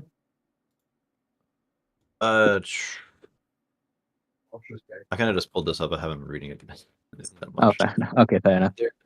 There's this dichotomy here between the U.S. and like the heads of state. I mean, from what I've seen, it's just everything's accelerated in the U.S. And this isn't my observation. A lot of political analysts have made this observation, but it's just both sides are more dichotomized than ever, and there's more extremism on both sides than you see in other countries right now. Lots of reasons for that. It could be technology, the internet, making these siloed spaces like we see in Facebook and. Well, you Reddit. can't blame technology or internet for that, because then that would be globally in every country that has a high percentage of population some people access. have higher censors on like political what is it, social media and shit like that. Yeah, we kind Like of just China, let they it don't go, let you and use it also and stuff. So I mean, like, there's a Well, okay, it's not fine. the same. There are oppressed societies, China, Russia, but still, there's plenty of other societies that are not. And it's also not exactly true that it's just America. Sure, we're polarized extensively, but we've had vast dissatisfaction worldwide. I think, globally speaking, the past election cycle, most places voted against whoever party was in office at the time, showing high dissatisfaction. We've seen revolutions in different countries. We've seen France catching Can I just say, fire. I think a good chunk of why the division exists in the US, though, is that your political system permits so much gridlock. So the concept of losers' consent is permitted to not exist. You can, instead of being literally pushed aside and say, beat them next time, you can just say in the Senate, just grind everything to a halt for years at a time. I think it's a good Yeah, chunk of that. True. and that's definitely a massive problem. I mean, the losing faction should still retain certain power. It still shouldn't be like zero sum. But at the same time, there's been more and more division against that. And working together, reaching across the aisle, has practically become a dirty word here. And a lot of that has to do with people's fears being whipped into a frenzy by, Fear mongering is a big problem here. For sure. yeah, I very will also much. say that regarding political culture, I think that whole attitude is part of why. No, the loser does not get power, actually. If you lose, you lose. No, the You're, loser should still be have some gone, be representation. gone for 4 years. Okay, so you're telling me, say there's 10 million people in the country, 5.5 million vote for one person, so the other 4.5 million need to just bend over? I mean, that Yes, isn't they lost. exactly They didn't want, democratically if sound they wanted either. their will be They done, they could still have need won. to have some form of representation. No, It's not a zero-sum game. And if it was, I you think lose. we would have had civil war long ago. Again, it's supposed to be democracy, not winner takes all. We're not taking home a Super Bowl trophy. We're taking home the entire stadium. And we have to make sure You are. everyone's fed instead You of in a are. huge fight.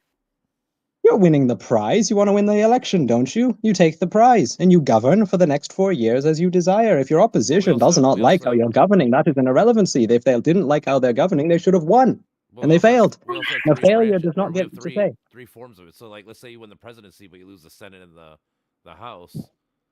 You don't have like all the power. Like technically, right now, The Trump idea, right now he actually does have all the power. So I guess that's probably why he's able to do more because he doesn't have nobody to push back on him. Which, like you're saying, it can be a good thing. Thing is, you have to have if you have a righteous, good president, then it's gonna be a great thing. But when you have people like Trump, it's gonna lead to bad.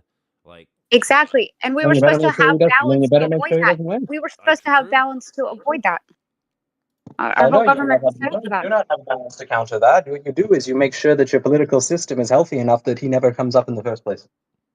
Easier said than yeah, done. we have Well, Christian. No, the thing is we've we have managed it for quite a have while. The United Kingdom's managed it crazy longer than Christian you. people here. Like how we were talking about earlier, like how the right usually likes the top, like they like the one person up top telling them what to do, how to think, what to say.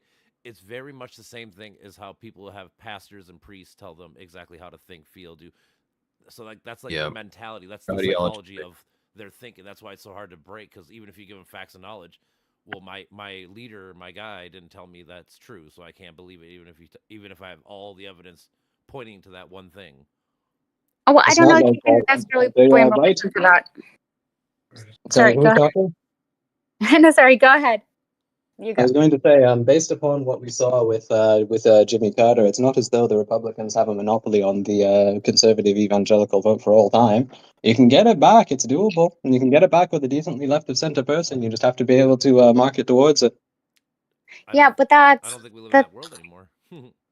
that It's a lot more dichotomous than that for numerous reasons because people have dug into certain concepts, like a lot of the Christians have dug into the abortion thing. So to them, okay, yes, well, this person is awful in a lot of ways, but at least he's saving babies' lives. And it's stuff like that. This was part of the biggest problem. And I'm not entirely sure how to find a centrist candidate that'll fix all that because people are angry and they're fed up with a number of things. The problem is that you've had a bunch of politicians convincing them that it's all the fault of the other side. It's all the fault of them and put all your anger on them. I mean, sure, there could be Christians, if you want to argue, there's a lot in Christianity that speaks of forgiveness and social welfare and taking care of poor people. So why do we not see more of them on the left side? Well, there are in other countries, but in our country, this is how propaganda has worked out. That's what it comes down to. The propaganda machine played it out in the way that it did. And even though we have access to other countries, we're so focused on our own backyard, we're not seeing what happens in others. That's why people think we're so full of the radical left when technically speaking, America is barely center left. The Democrats are like barely like touching the left side from the center of it in American version Nobody of the outside left. the United States thinks that you're dominated by any radical left. This is very much an internal phenomenon, I have to say. And it's only a Trump Well, yeah. phenomenon. Like that's kind of the point. It's My like, day's coming. Propaganda, that's what's doing it. But yeah, it's all about the propaganda, and it's crazy how good it is. It's the left is painted as evil American hating traitors. I mean, it's sheer insanity, but here we are. So in the end, it's propaganda, and that's what twists the minds of the people. People are not that different world over. So why do we have such different governments? Probably because your governmental system's built around gridlock, to be fair. I do not think gridlock is a thing. American politics have had gridlock, but it's not been as bad as it has been for the last couple of decades of building up. Bill Clinton used to be known for working with both sides of it. There used to be Biden was more. one of the best presidents, dude. He did like 5 bipartisan bills, like legitly. So like I always have to give him props for that.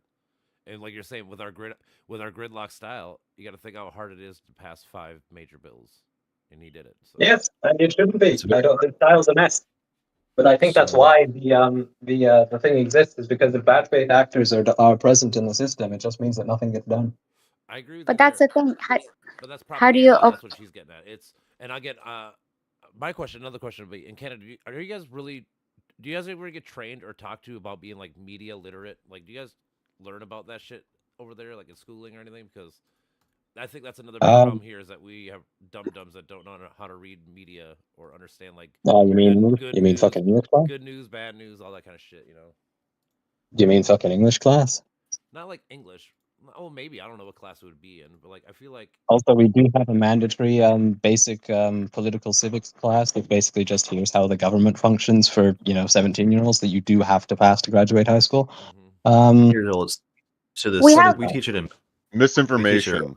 That's a big part of it. Well, obviously, like you can't just like take it as implicit that these people like have the skill to like filter this shit, right? Like you gotta fucking point some people in the right direction, or like spell it out for them. I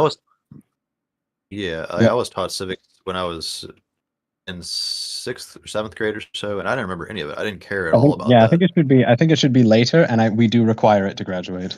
I think, I mean, we've talked about K through 12 philosophy, and that could be a part of it, Oh, absolutely. We also don't teach all. We teach zero critical thinking, and so people are automatically attracted to whatever ideology they're presented. And so it seems a lot of the ideology in the U.S. is just very centered around individualism on both sides of the spectrum, if you want to use that kind of terminology. There's also just a lot of grievance because it never seems like the problems get solved. Again, because as I said, the government isn't really built around doing things. That's why Lyndon Johnson basically had to pull teeth for 5.5 years. It seems it's built around money and whatever can bring that forth, and Trump realized that. That's why he's maximizing on profit as much as he can. Well, it's always been based around this sort of gridlock. This has always been a feature, in particular of your upper house. Anyway, I see you also have some stuff highlighted on your ChatGPT thing. Were you going to mention something there? So, as ChatGPT, is the U.S. more polarized than other democracies? Quantitative evidence is basically there's just one interesting term it uses here, is affective or emotional polarization versus ideological polarization. My thinking was that it's both, but it looks like the U.S. is more towards affective polarization. Towards which, sorry? The U.S. is more, well, let's see. It says U.S. ranks at or near the top globally for affective polarization. Citizens feel animosity, not just difference. So we're all pissed off, and rightly so, because there's a lot that's going wrong in the direction that we're going. It seems more drastic than it ever has, at least in my lifetime. It seemed that it was simpler. Politics was simpler. The points were more clear. The agendas of both parties were more clear. Now it just seems like it's a straight money grab and power grab, and that's probably in a state of desperation because China's a major threat to us now. I mean, a lot of people have described Trump's tariff moves as throwing a Hail Mary in desperation, because we're $27 trillion in debt to China, or some literally unfathomable. These numbers are not, the brain is not evolved. They're fine, dude. No. Your Actually, debt to GDP ratio is doing perfectly fine. Actually, the amount of debt you have is irrelevant. It's the debt to GDP ratio that matters. That's what's always mattered. You can have a lot of debt, but if you got a lot of income, it doesn't make a difference. actually, I remember reading just recently that apparently the scale of debt in the world is astronomical in general. Yeah, we Yes. also make Also, the if you most would like to money see what as well. happens when you have no debt, go look at Germany and go see what happens when you decide for 15 years, let's invest no money and get, oh, whoops, no growth in return. Turns out you need to spend money to make it. True. Right. Yeah. But I don't know. This, Was that? I would say it's a dumb I'm just talking looking at- point. The whole debt thing. People bring it up all the time. It's just a talking point just to throw it in the other side's face because basically every president always makes it a new record, so they're always to blame. So then you can blame it when it comes to voting time. The other side's gonna be like, "Well, see, they made the debt higher than it ever been," and it just happens over and over and over. But people don't really talk about or even realize what debt is. Like you were getting at, like not all debt's bad. Like if you take a loan out to start a business, is that bad that you have debt? Not necessarily. I mean, if you don't do what you're supposed to do with it, it's bad. But the debt itself, Yeah, there's a difference between your credit card and your mortgage, basically, is what you're saying. yeah, basically, Exactly, which I fully Yeah, agree with, yeah. yeah, we definitely exploit the fuck out of our citizens. We have this credit-based system where you can literally put burritos on layaway. You can put anything that you want on credit, and we're also not evolved to handle that. It's instant gratification culture through and through, and both parties don't know how to handle that as well. I meant to expand on this too. This idea of individualism that we're so excited about here. Obviously, some of that seems to be, or it seems that some of that was influenced by the Declaration of Independence, and we are an independent nation from Great Britain, and that is kind of followed along with a very Western ideology of uh, individual security, self sovereignty, making a name for yourself. And so, what we see on the left as the opposition to the grind culture bros who are all self obsessed and trying to do this acquisition material gain to up their status in life. What you see in the opposite is not a kind of growth or a kind of rallying together for community, socialism, communism, or anything. It's more just more and more victimization, it seems. And I try to be very careful with this language when I talk about this, but there's a term called learned helplessness that people use in psychology. It seems like that's continuing and exacerbating as we go along. So the left doesn't have a rallying message. We have Antifa or anti-fascism, and there is no website for that. It's kind of just you see it wherever it is. It's kind of an entity, and it's not really organized. When you look at the current rallies today, the peaceful I mean, we need the peaceful protests and rallies because that's such an important message to send. But we're dressing up as dinosaurs. We're dressing up as frogs and costumes that we're clearly not sending a message that's But serious. that's the thing, though. I mean, honestly, let's say going back to you remember Occupy Wall Street. And back then, they tried to talk about having a serious message, but instead, the media focused on like somebody talking about like the Jedi Code on there because there wasn't that much of a unified message. So at first, I was kind of afraid of No Kings having that same issue happening. But honestly, there's a reason why people dressing up in inflatable frogs is actually not undermining the message as badly as all that because while that still is a danger, and there's still a lot of like, for example, there's numerous people I saw on my Facebook wall, like people who I know, not just some random people I've never met before, talking about, well, I don't understand this No Kings thing. What are they talking about? Of course, we didn't have a king. They wouldn't be able to protest if we had a king. And I tried to explain to them, well, that's actually based on the SCOTUS immunity ruling, as well as Trump's own comments. Before No Kings was a thing, he himself made a comment about long live the king and regards himself. So I will say, the message. I do think your protests need to be better planned. That I will say, absolutely. No, Your well, protests No are Kings. completely unplanned, and I think they need to be structured and led. Well, No Kings has been a bit better planned than that. But the thing is, to go back to the inflatable frogs, the problem is that for a number of things for the LA immigration protests, as well as Portland, as well as you can see this in other cities. Trump has been threatening to send in more and more military control into these cities. He's been trying that, and there's a lot of fear that he is trying to seize more power doing so, that he is calling Chicago, for example, a war zone, Portland a war zone. I mean, he said that about LA. He said LA has collapsed effectively. There's no government. It's anarchy. And the fear is that he is setting up like these wild scenarios in people's minds to justify, make them complacent with him grabbing more power, calling forth the Insurrection Act, taking away more rights and getting more control. So the thing is, the reason you have people in a frog's costume, I mean, there's a specific story with a specific guy there, but I think the reason he himself was in a frog's costume in the first place in Portland was to say, we're not terrorists, because now that's the latest rhetoric. They were saying the No Kings, at least the protesters on the National Mall, were Hamas. They were saying this is Hamas. They're terrorists. They're Antifa, who are also terrorists. All this. They're saying all this bullshit. So people came out. People came out in these ridiculous costumes to say, we're not fucking terrorists. We're just average citizens. Do I look like I'm militant right now? I'm in a unicorn costume. Dude, chill. Yes. I'm here to protest. I have points, people. But, you know? It's clever because we have to consider that a lot of this is going to land on media, and especially a TikTok channel. The imagery to catch your audience, you know, that really shocks them or jars their attention. Yes, you run with that these days. Also, what is the goal of the No Kings protest? Because I'll be honest, I agree with I think that they failed because I have no idea what they're supposed to stand for. I don't know what their point, like what their purpose is. The point is effectively to gather to protest a huge host of things. It is not as organized as all that, which is actually what is the end goal? Well, hold on. Let me finish. Please. To get out of America. Like that seems pretty obvious that we are a country of no kings.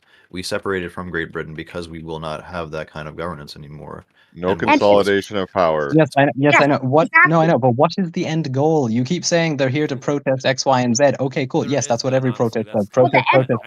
What is the end goal? Okay, the end goal is to here. Let me real quick to say the end goal is. I mean, you got a point. Stop Trump's administration, but it's not as clear-cut as that because it is a gathering of angry citizens without one lead organization. At the same time, again, the opposition is painting us as one-led, Hamas-infiltrated, radical left terrorist, America-hating organization. But a lot of it is no message discipline.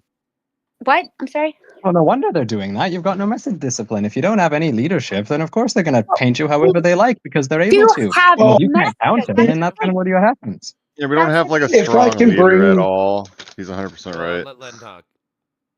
And what I'm also saying here, here's an example. When the sit-ins happened and Martin Luther King was marching and basically, you know, taking the hit from all the southern police and governments, he had an end goal. Yep. The end goal was civil rights, end to Jim Crow, and voting rights. Yep. He was there to protest racial inequality with an end goal in mind, and he had the ear of Lyndon Johnson to do it. If you do not have message discipline in your protest, it will be tarred however the opposition desires because you cannot fight back. And if a protest simply exists, let me finish. If a protest simply exists with no end goal, it will do two things. It will peter out because all it's going to be do is wandering hither and thither, seeking egotistical reasons to continue to exist because it doesn't actually have an end goal. And number two, it's basically going to just be a blot on your record because you can't control it. You need an end goal. We do have that. We do have that. Whether the media is getting it out or not is not in my control. But we do have a goal. We do. Do you want to hear them or not? All right. So No Kings has literal goals of ending ISIS abuses and grabbing people off the streets. It is literal policy as far as Israel goes. It is policy as far as Russia goes. It is policies as far as God, the whole point of No Kings was to protest the SCOTUS ruling that said a sitting president is immune from prosecution for anything he does during presidential duties. So I think his main point is that it was going to be ineffective no Yes, matter what. I Yeah, so agree. Because okay, we what have is your no. goal to overturn that Supreme Yeah. Court ruling then? Is your goal to somehow have some sort of law? You say it's concrete policy regarding Israel. Okay, what concrete policy? Is it an arms sanction? Is it a weapons embargo? Is it severing of diplomatic relations? What is the final goal? You need a goal. The goal You don't is have to the final stop goal, money. then what's going to You, happen? Let me finish.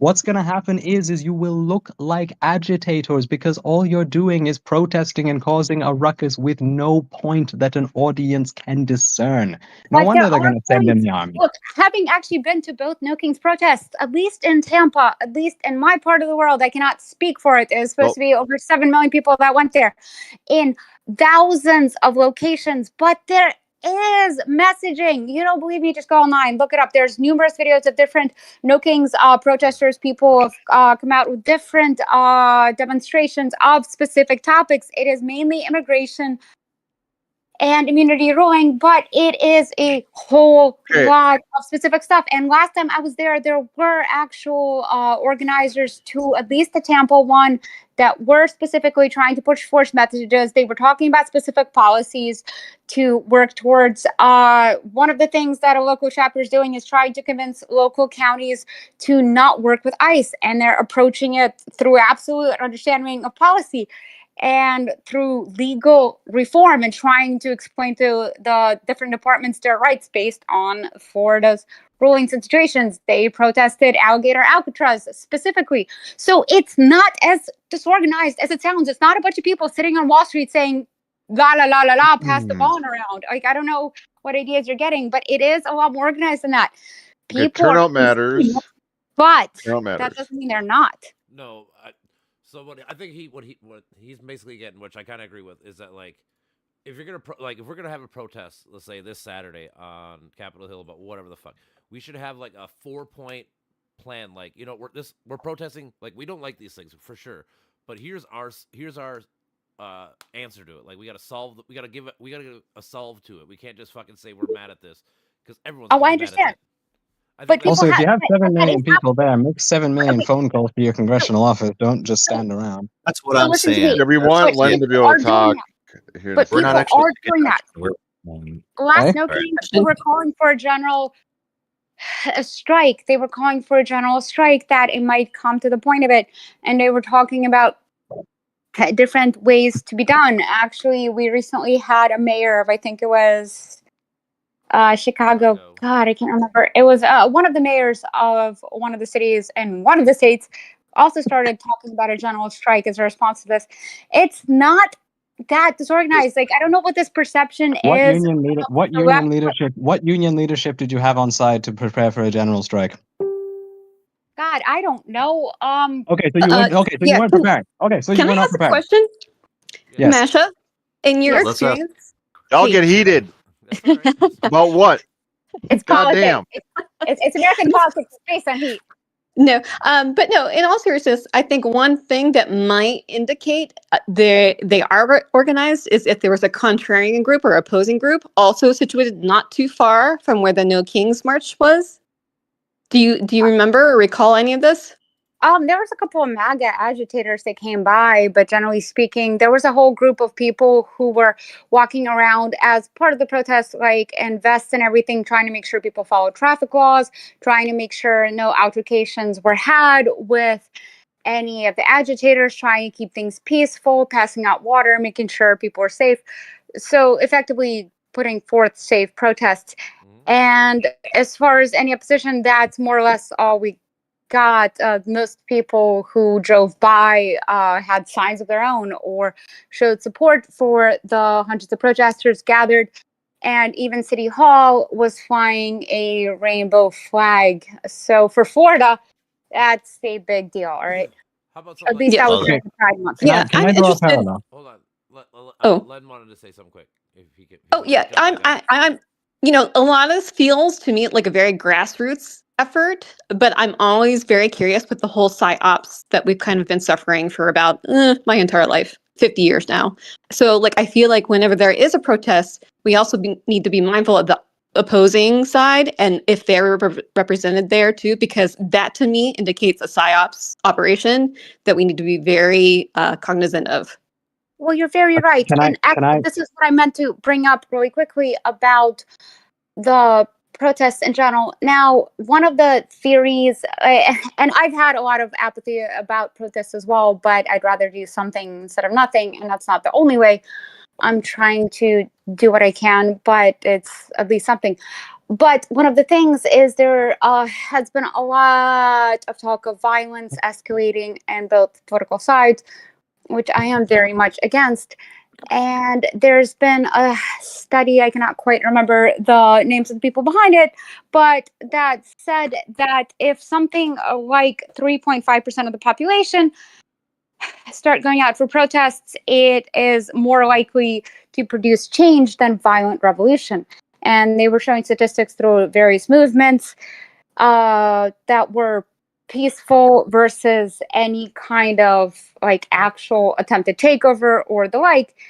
And so that was part of the belief initially, at least in the first one in June, is to try to see if we can get that many people active and out and connected, and perhaps to form better connections and have at least some sense of being able to participate in resistance and democracy, but at least in a nonviolent way, also hoping that this would attract more people to the cause. So that is also part of the point of these protests, is to try to attract more and more people to stand unified, especially under times where our government is talking about anybody protesting practically as though they're traitors. And anybody remember, in America, that's capital punishment for traitors. I mean, this is not a joke to have the government say these are traitors. So it's also trying to bring a sense of unity and community to people, saying, hey, you hate this? Don't stand in silence. Don't stand back and let it happen with nary a whisper. Come out together. So while, yes, I understand your point about centralized messaging as far as any kind of presented points, and there was plenty of different ideas, strategies, or points presented at these protests as well. They're not just there because people are angry and have nothing else to say. They are not. They're a lot more thought through. Most people had posters with numerous points addressed there. But my point is, it's also something about trying to keep societal spirit up during a time where people are feeling more and more and more helpless, from our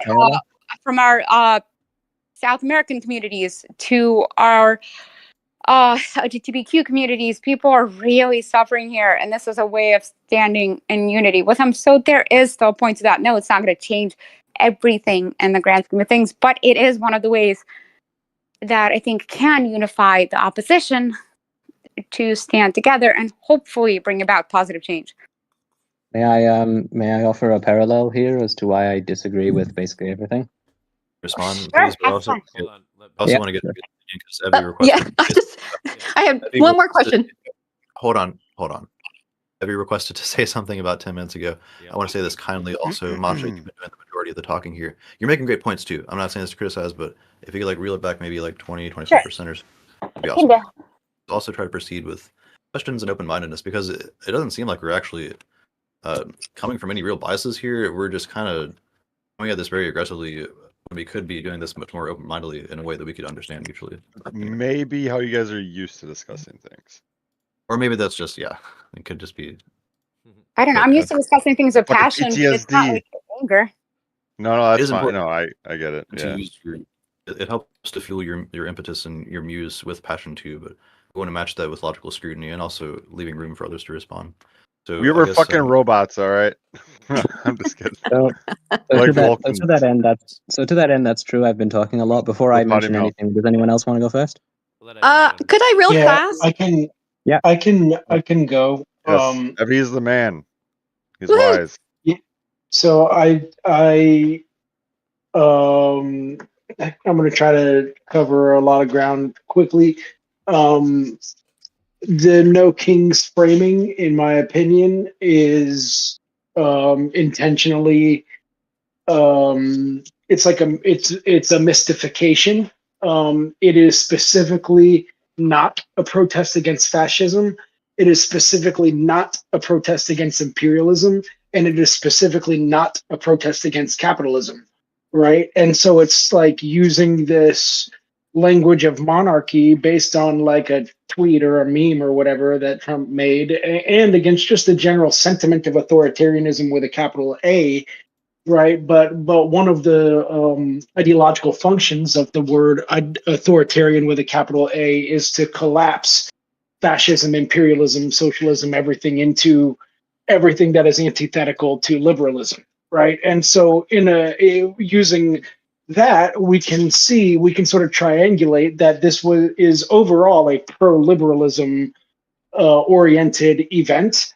And then if we trace like the people who are funding it, right, then we can see that it's actually shitloads of billionaires, right? So um, it's not. There are some individual signs, like against Israel's policies and things like that. But I did see videos too of like older white liberal women talking shit to people wearing kufiyas and saying like, "Don't make this about Palestine. We're not terrorists," and so on. And so to me, that was also one of the functions of the events, is to separate the protest from anything radical, right? And so again, that sort of bolsters the just pro-liberalism character of the event, as my thesis is suggesting, right? And that ties to it overall having no political program, right? And so you can make demands, but a demand should be a prelude to like a demand should operate much like a threat, right? Like it's like if you tell your boss that like we're unionizing, and if you don't do what we say, or if you don't give us our demands, then we're going to file with the NLRB and formally unionize, and then you'll have to sit at the negotiating table with us, right? But if the boss says like no, and then you don't follow through with that, then the boss won because you didn't actually have a plan of action to follow up the thing with, right? And so like I do agree with Masha that it's useful and good to be out in public together, and there's like a cathartic release and like an energetic importance to opposing authoritarianism with a capital A in a general sense, right?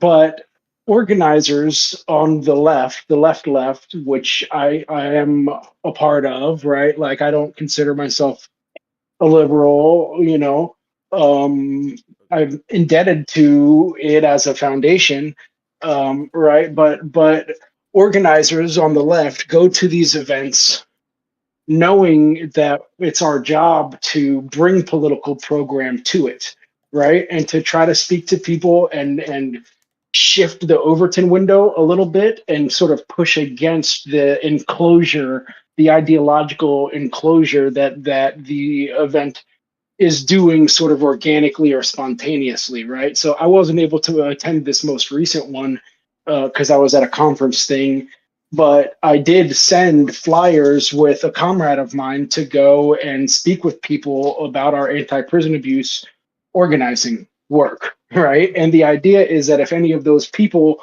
join into that, our organizing work around anti-prison, right, then the deeper political education that links imperialism to capitalism to colonialism to Western civilizational chauvinism and so on can be done like later in a deeper, more engaged, more patient, more protracted way.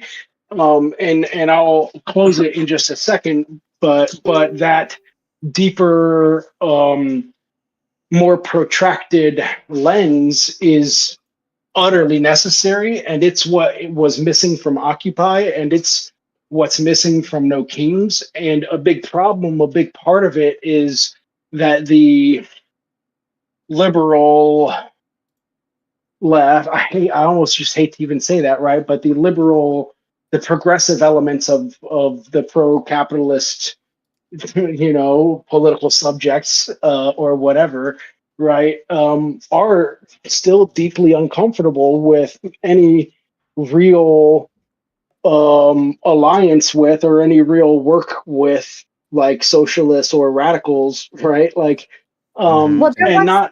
Can I draw my to parallels now once you finish? yeah, I'll wrap it in just a second, right? So part of this ideological enclosure thing, and we saw it in this conversation, is like we're not Hamas, we're not terrorists, right?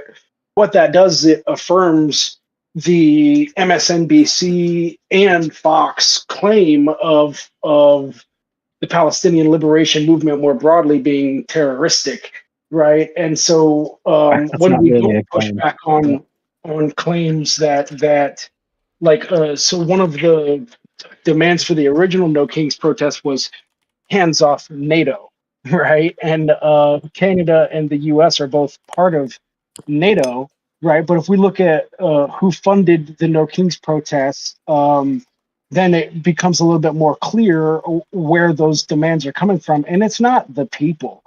Like hands off NATO was not organically on really many people's lips, you know. But if people look more deeply into it, they would find that NATO is historically like the military arm of global white supremacy, and that's a provocative statement, but I have Yeah. lots of research to back it up. Check. Sorry, what are you saying about pulling out of NATO? Or did I miss a sentence there?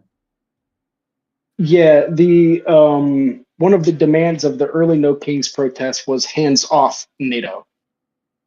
Oh, to keep us As in an American withdrawal from NATO? As in the Trump administration has enacted this well, you know, essentially they're trying to like quote like make European nations pay their way, end quote, right? And so but if you kind of zoom out, what you can see what they're doing is because Europe and the rest of the NATO countries are ideologically committed to carrying out the proxy war against Russia and materially committed, right? It's like if we can get everybody to pledge to up their military spending, and we did, or the Trump administration did, they all agreed to up their military budget to 5% of their GDP, which is massive, right? They're all of the NATO countries are moving to a war economy, and but what that means is that GDP is largely going to be spent on U.S. weapons. So Trump is sort of doing a nationalism where he's pulling back on responsibility for NATO, but he's not like seriously considering pulling out of it. He's just trying to lessen the U.S.'s sort of total bill, right? And to get a better deal for the weapons corporations than they've been getting, you know, if the U.S. has to contribute less. And so it's like, well, if you guys are gonna go ahead and do this war anyway, then we can free up some of our resources. And so then the like liberal establishment wants unequivocally to continue to have a hands-on approach in NATO, right? And so they don't like that, right? But it's so that's like there's a sort of a split between the sort of like national oligarchs with like the some of the new tech money with like Thiel and Musk are challenging the more like entrenched international finance capitalists when that's sort of just happening because of the new like digital capital um arrangements, right? Like things are changing now, right? We have Amazon, Twitter, all this shit this is new money that's challenging the old money that has the seat of power, and that's for decades been like the neoliberal agenda, right? So the nationalist agenda is in contradiction with the neoliberal agenda, right? It would be What's better for the these liberal American agenda? capitalists to get more of the pie than to give more of the pie away to transnational banking interests and corporate interests. So it's like a power struggle at the level of the top oligarchy, and the No Kings protests are part of that, in my opinion. Okay. I have quite a few parallels to draw regarding the No Kings protest before we mention NATO. Does anybody else want to go first, though? I'm good. Okay. Guess not then. First parallel. You have to have an end goal, and I'm at the end of the day, I'm still not seeing it. Everyone's kind of all over the place, but nobody seems to really have the power to achieve their goals. But what I'm going to draw a parallel here is what happened in Canada regarding what you mentioned about shifting an Overton window. You can shift an Overton window over the course of a single generation, over 25 years. Quebec managed to do it with the draw the parallel from, for example, the October crisis to the referendum in 1995. In 1995, the idea that Quebec could conceivably exit the country was something that basically every major member of the political class, whether in favor or against it, had to contend with. The fact that it could happen, possibly with majority support and possibly legitimately, had to be contended with. However, if you were to go back all the way to 1970 in the October crisis, you had the PLQ putting bombs in people's mailboxes and under their cars. They kidnapped the British ambassador, had plans to kidnap the American ambassador, and had plans to kidnap and murder the premier and deputy premier of Quebec. They succeeded in kidnapping the deputy premier of Quebec. They murdered him in a warehouse and they stuffed his body in the trunk of a car. So what happened then? The idea of Quebec independence was basically dead. Because following the October crisis and the murdering of Pierre Laporte and the kidnapping of James Cross, we crushed them with the army. Because at the end of the day, people don't like to see that sort of thing. It doesn't matter how valid your cause is. The causes were the same. The PLQ wanted independence for Quebec, and the Parti Québécois, which went for the referendum, also wanted independence for Quebec. What was the difference? One of them decided to get into government, write out a very boring plan, and actually hold a referendum, and the other one decided to start killing people. Your goal can be anything. You need to have the power to do it, and if you don't have the power to do it, it doesn't matter how noble it is, it's not going to go anywhere. But then the other thing as well, at the end of the day, something I think people who are very much leftist need to remember, both liberals and conservatives subscribe to liberalism. If you desire to get your will done, you're going to have to cooperate with people who are liberals and, in your opinion, wishy-washy. If you don't want to do that, you will get nowhere. Unless you are occupying basically every key office, which currently you are not. That's what's going to happen, and that's what I don't see. There's no shift of the Overton window. Where is your where is your Jacques Parizeau, who had written plans to exit the country and to hold the referendum? Where is your Martin Luther King with the ear of the president? Where is your concrete set of goals? Where is your message discipline? How many protesters get kicked out if they deviate from it? What is your end goal? None of it's here. And at the end of the day, I just don't see this succeeding, and for a mountain of reasons. Well, the whole point of No Kings wasn't necessarily to be the only end all to it. It wasn't supposed to be all there was to it. I get the community. You're right. There needs to be community, but like he's saying, the community is part of it. But you need to have a goal. Like there needs to be, like I said, like a 5-point structure. Like like the thing is, like we were talking about, like speechwriters. Like how about like like all these protests? Like maybe they should have a speechwriter that kind of writes a speech for almost everybody. Everybody. Same message, same everything. That's what Republicans are really. They don't? No, they're dumb. No. Oh my goodness, that's terrible. No, yeah, that's what I'm saying. You'll watch a speech in D.C. and the people on the mic are going to say something completely different, per se, or they might be similar, but they're not the same message. Like, or you know what I'm saying, like. Well, in the case of the No Kings, the problem arises from the fact that the Democrats are ultimately pulling the strings of the protest, but they don't want their name attached to it.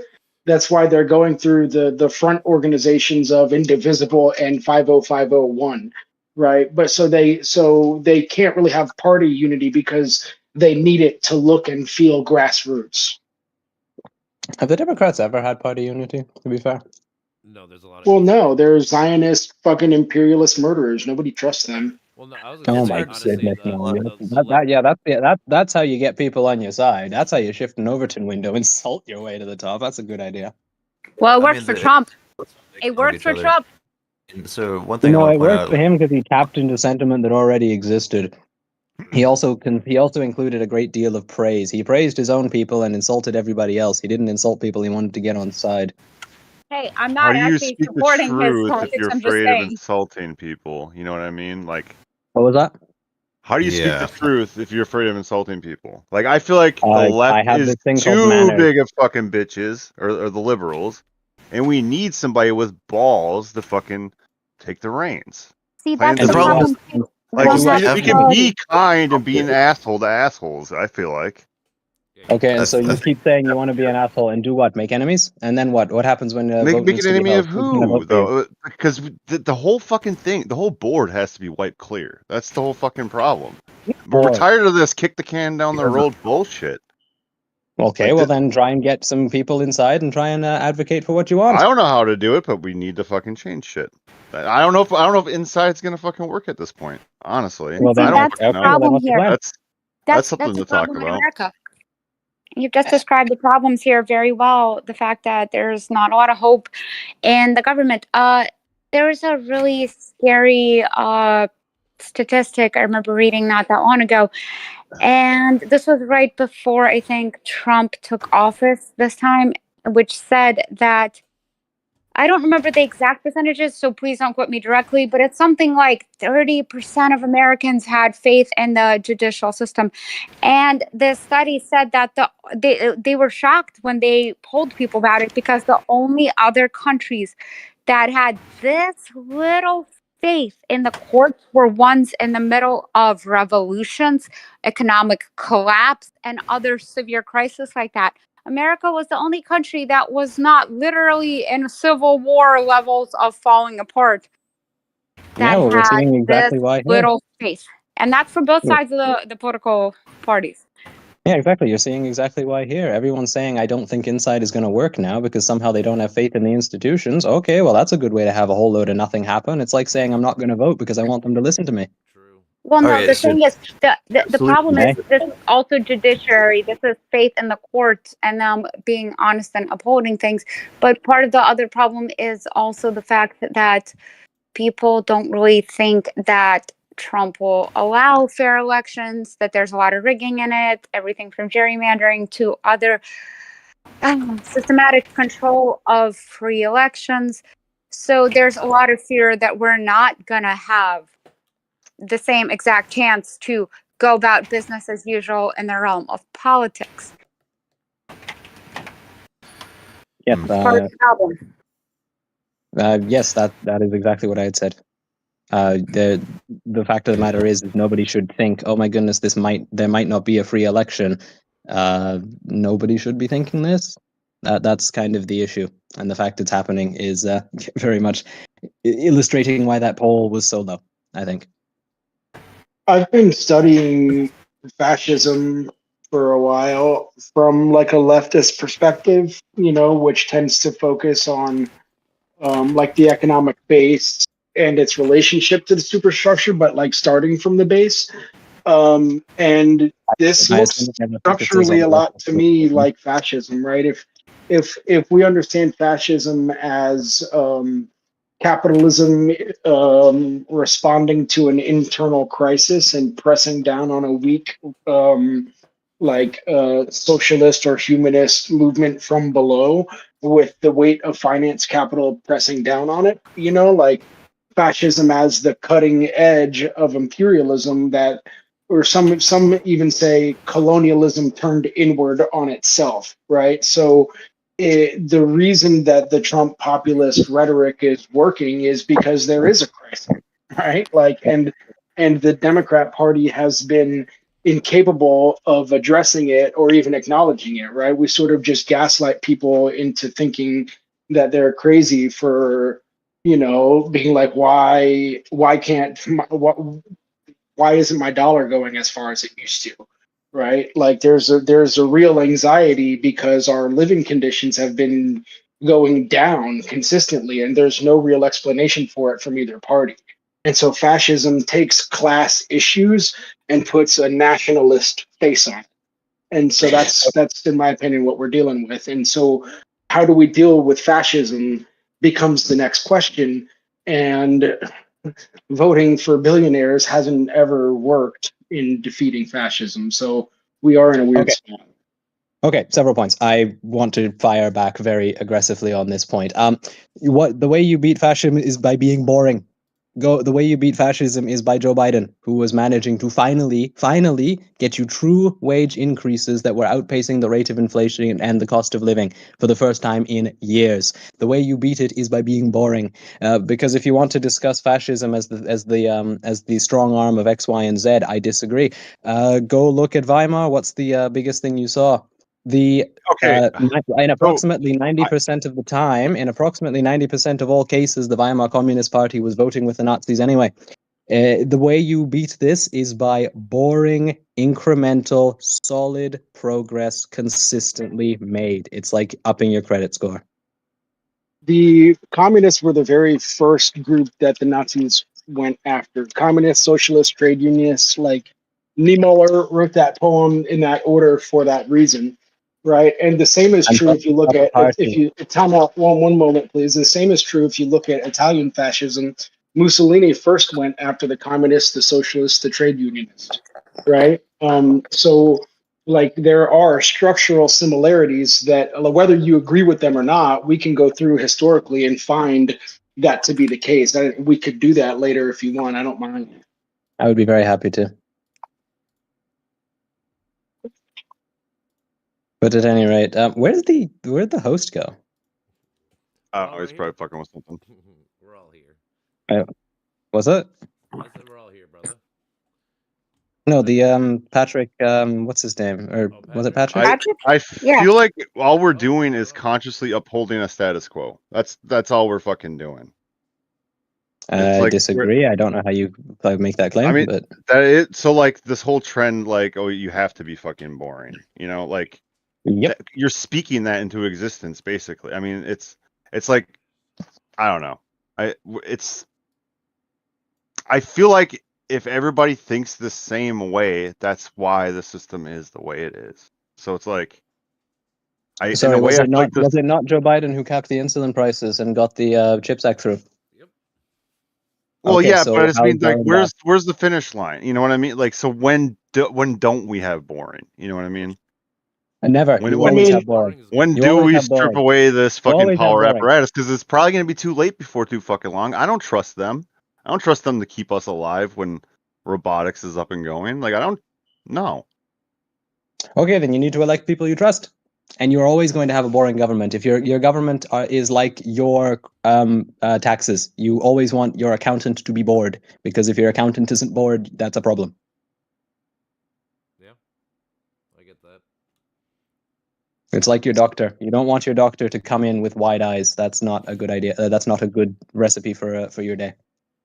it's hard to elect candidates that you want when our electoral system is dominated by finance capital, right? And I don't know how closely you Yeah. followed Bernie getting tanked by the DNC, but the DNC said in open court that they're under no obligation to be honest to their constituents and that it was perfectly legal for them to put forward a different candidate than the one that got the votes in the primary. And if Democrat voters didn't like it, they could suck it, right? Like, You know he got so less votes, right? You know Bernie got less votes to begin with, right?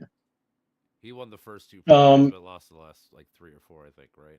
No, he won 13 million votes to Hillary's 16 million. That's a 3 million gap. He lost. Yeah, I agree. I was just saying he won the first 2 primaries. He won like Iowa and New Hampshire, then he lost the last like 4. Okay, and it doesn't matter. He lost the majority. He lost the vote. Oh, I agree. right. And so again, the campaigns are impossible for independent working class candidates to win without the backing of, as you said earlier, right? You join the party, you get the funding, you do what you're told, right? And so if you don't if you don't say and do what you're told, you don't get the funding, you don't join the party. You see what I'm getting at, right? Like You know try what you try do to it in run. Canada. The way it works is you litigate it in the committees. That's why we feud behind the scenes. But if you break on the parliament floor, we will not be pleased. But you feud in committee. You feud in the back.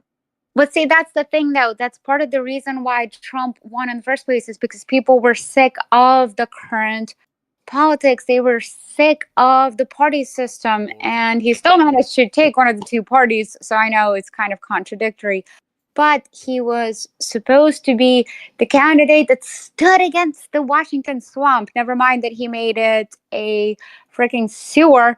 I'd prefer a swamp to a sewer, but here we are.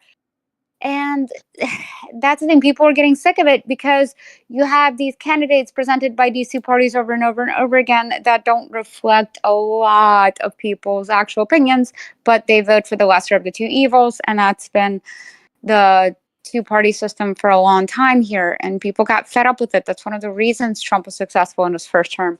After that, sheer madness, I guess. I'm not a believer in outsider politics, so personally, I think anyone who says I'm an outsider should not be taken seriously, because if they want to be elected, they won't be for very long. Well, I didn't. I think he was full of it in the first place, of course.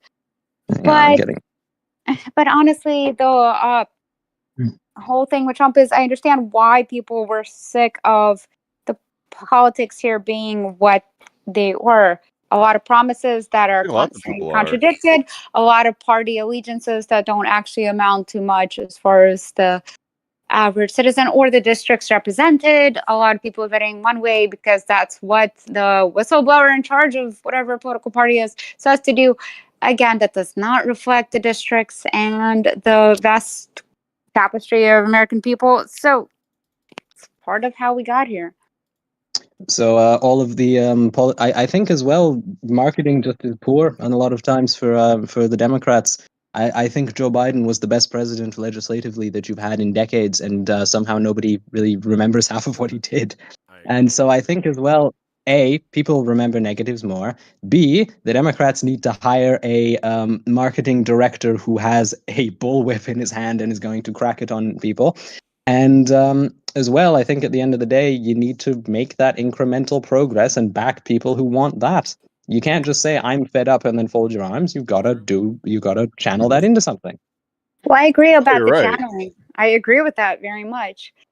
It's again, it's difficult to find much direction when it seems like anybody who has good ideas and support of the people, if they don't align with the powerhouse, they're ousted, and so the people feel disenfranchised and lukewarm at best at the current party, and then the party winds up losing certain seats or voter turnout, and we have the Democratic Party as of now. Yes, welcome to power structures. If you go up against the powerful and oppose them, you probably will lose. You have to be there. And I have, at the end of the day, it's hard and it requires a lot of work. And it takes, and sometimes you fail. But welcome to democracy. Get up, dust yourself off. You get them next time. That's how it works. Okay, so I'm trying to describe to you many years worth of problems for the average leftist voter and even a lot of centrists, and how it's turning people away from politics in America, which for a while that means they don't vote, but eventually wind up getting angrier and angrier and voting in somebody they think is a complete wild card from outside the system. And here we have Trump. I'm just trying to explain the psychology of what it feels like to be a disenfranchised voter in America from at least a lot of what I've observed. I know you say get up and go, but there's a lot of issues. We've seen candidates try to get up and go only to be stamped down.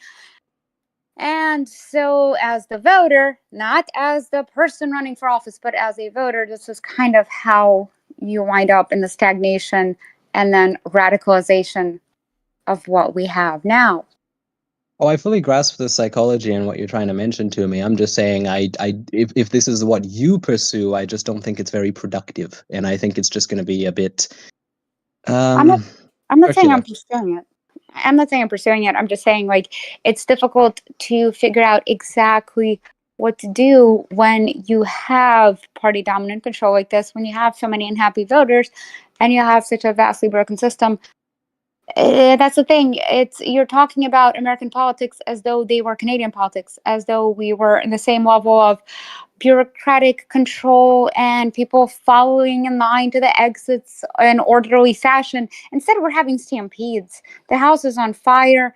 There are people busting holes in the walls to get out. It is not your orderly system, and we can't just put a band-aid on it or put some yellow tape on these holes and say, please, nobody exit out of them, because that's what people are doing anyway. We need some kind of more comprehensive solution because people are so fed up with the Democrat versus Republican system. We have a huge amount of centrists who are really fed up with both parties. But what do you do?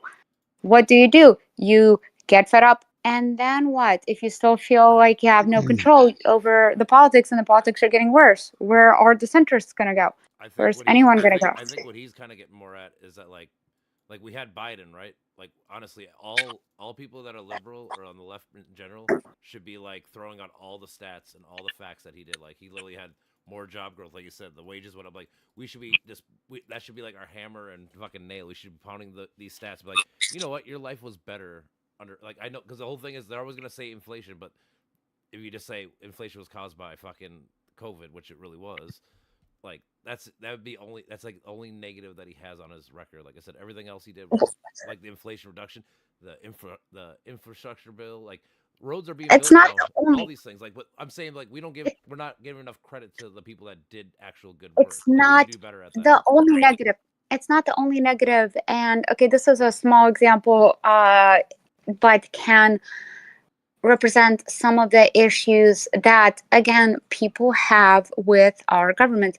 Is that during Biden's tenure, there was a report that was supposed to be done by certain members of his team in the White House. I do not remember their specific positions. This was years ago, and there's been just so much that's happened since.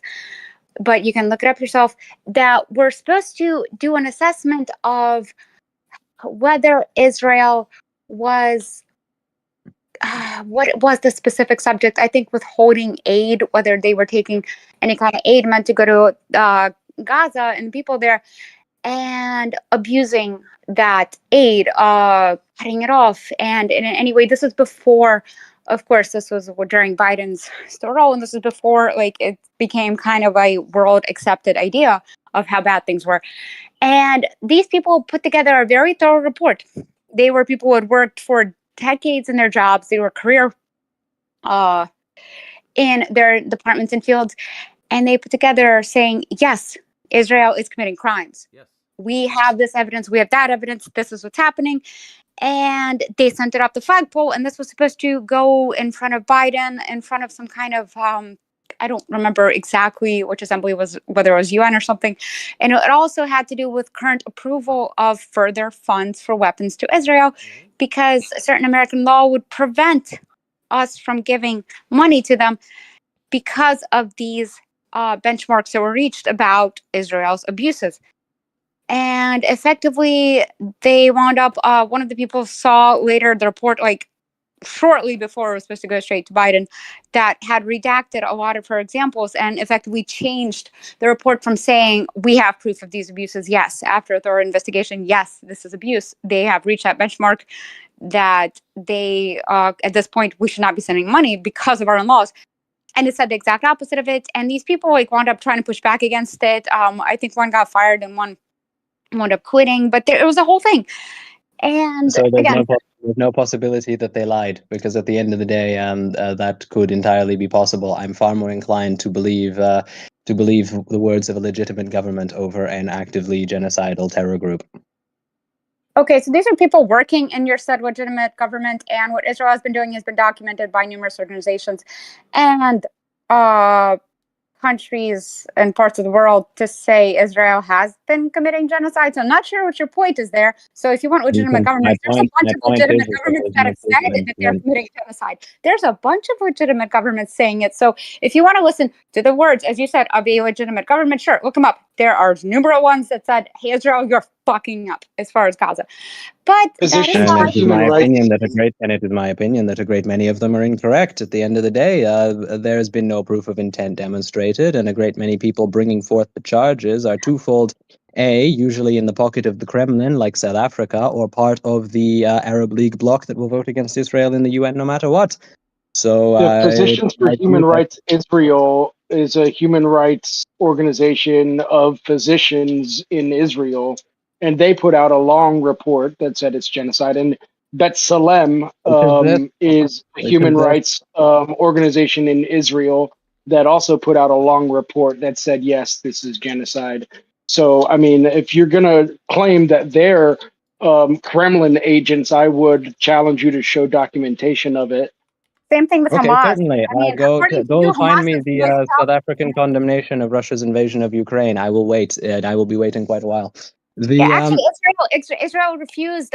Israel voted with America to say no. Let's not condemn Russia. So No, I he don't didn't. know I can exactly pull what up your the views UN are. vote. No, he didn't. I can pull up the UN vote. No, they didn't. This I don't know was what you're talking about. in the past. Israel also Is it- votes consistently not to end the embargo against Cuba. Where there, it's like just the only two countries on the planet that Yes, vote they would like to. consistently. Yes, they don't want Yeah, to anger again, the Americans, of course. Why would they want to anger an ally for a country that doesn't really bring them any benefit? That's how power structures work. Yeah, no shock. Not a Anyway, surprise. yeah. the point is the very far right government in Israel has been more or less saying, quotes, let's kill them all. And gee, they started killing them all. It's the same thing with the Trump administration. They keep saying things of, oh, I want to kill my enemies. And then suddenly they start killing their enemies and people are surprised. You can trace a lot If of kill that them kind of all, rhetoric. if 60,000 in 2 years constitutes kill them all, they've been doing an exceptionally bad job of that. 60,000 in 2 years in an area that small with fighting that dense and for that long is beyond an incredible number. That is astonishingly low casualties for Well, what 60. they're doing. What that is people they've been able to whose remains they've been able to identify and pull out from beneath the rubble. But many estimates put it at 5, 6, 7, 8, 10 times that amount. There As well as are Uh, starvation. Look, there are hundreds of thousands of people unaccounted for. if look, So 25% of the look at it population this of the way. Gaza Strip was Look wiped at it out, trust me, people would notice. Look at it this way. There's about 70% of civilian home structures destroyed in Gaza. 70% of Yes, people's it's a homes war. have been there are destroyed. there are no more hospitals. They blew Oh up yes, all the then they universities. putting yeah, Look they at the shouldn't be number of putting rockets on reporters top of the killed. hospitals. If you're Are in the you middle going of to a tell me conflict, you have tunnels? I economical. don't know, man. Because like Tel Aviv, there's a military base like in Tel Aviv, right? So by that logic, every Hamas rocket that was toward that military base should be fine. You know what I mean? Like, come on. Like, No, what I'm saying is you should not if I'm launch holding a place a baby and rocket you want to launcher punch me upon in a the civilian. face, if you punch through the baby, that's on you. You know, No, it like is not. don't punch. No, it is not. The person who is utilizing the human shield bears first responsibility. If you hold a baby and I punch through the baby, that's your fault for holding it in the first place. Put the baby down and put your fists up like a proper adult. But You it's are also to You your just blame. fault punched a to baby, You are to bro. use blame. lethal force through a Human child. It shields is are still your unacceptable. choice to shoot through a human child. It is still your choice. It is not No, as no, clear cut as that. no. You use a human shield, you are the monster. And you kill the human shield on your way to get that person, you are still in the wrong as We well. seem to If he waves always a gun at me, be that's how it goes. we seem to always be excusing the actual monster. You know what I mean? Like that is the problem. That is the can we're kicking down the road. You know what I mean? So my entire Which- point here was to use an example of why people do not trust the political systems in America. Again, I don't know about Canada. Maybe you guys have more faith in your politicians, maybe in your parties, maybe you just don't care as much and you don't have that much divisive politics for whatever reason, but that's not the case here. And unfortunately, it is developing into a pressure cooker more and more and more. And now a lot of people are beginning to lose faith in Trump as well, which is in a lot of ways a good thing, I suppose, but can also I suppose, potentially result in the more question volatile I situations. immediately have is this. I'm sorry, I what? just have one question. I just have one question regarding disenfranchisement in the U.S.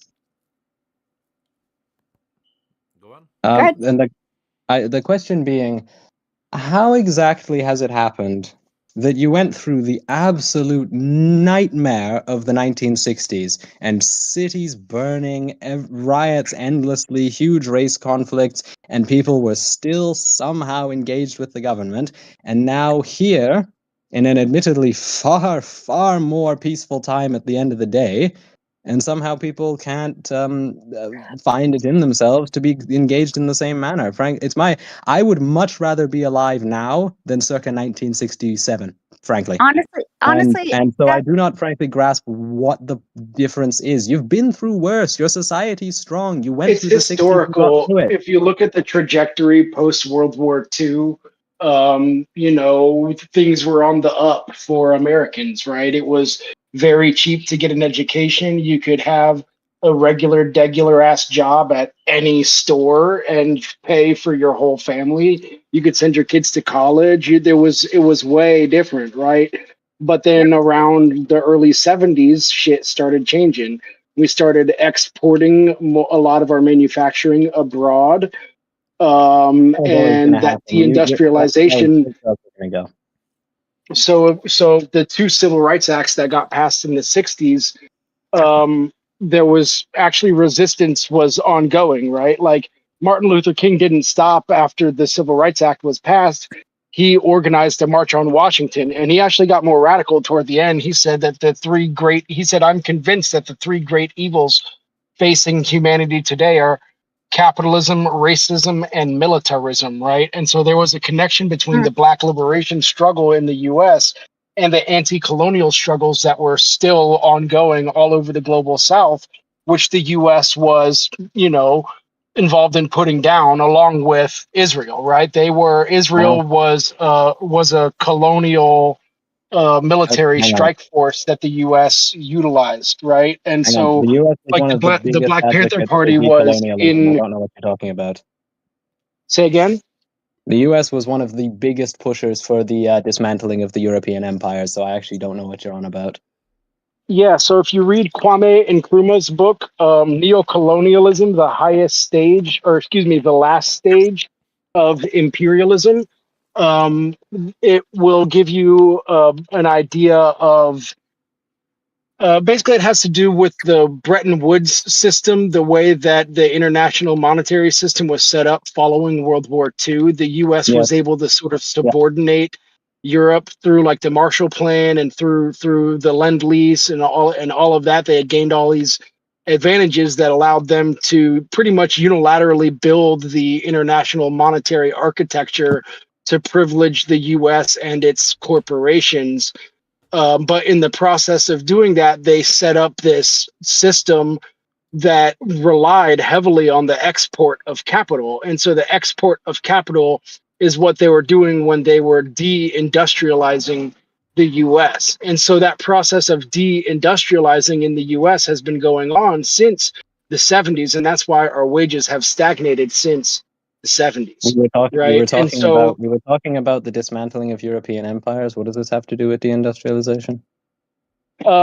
So neo-colonialism then is when you've been granted political independence, but you are still subordinate under economic dependence. And so the way that the international monetary system was set up was such that basically prior to World War I and World War II, it was an inter-imperialist conflict with multiple different competing imperialisms.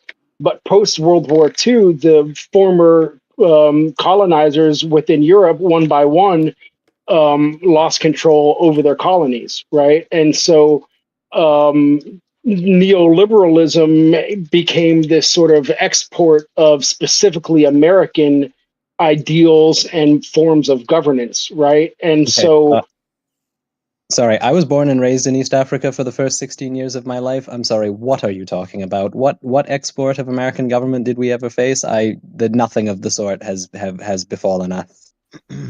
What country? Burundi. Did you say East Africa? Yes, Burundi. What country? Burundi.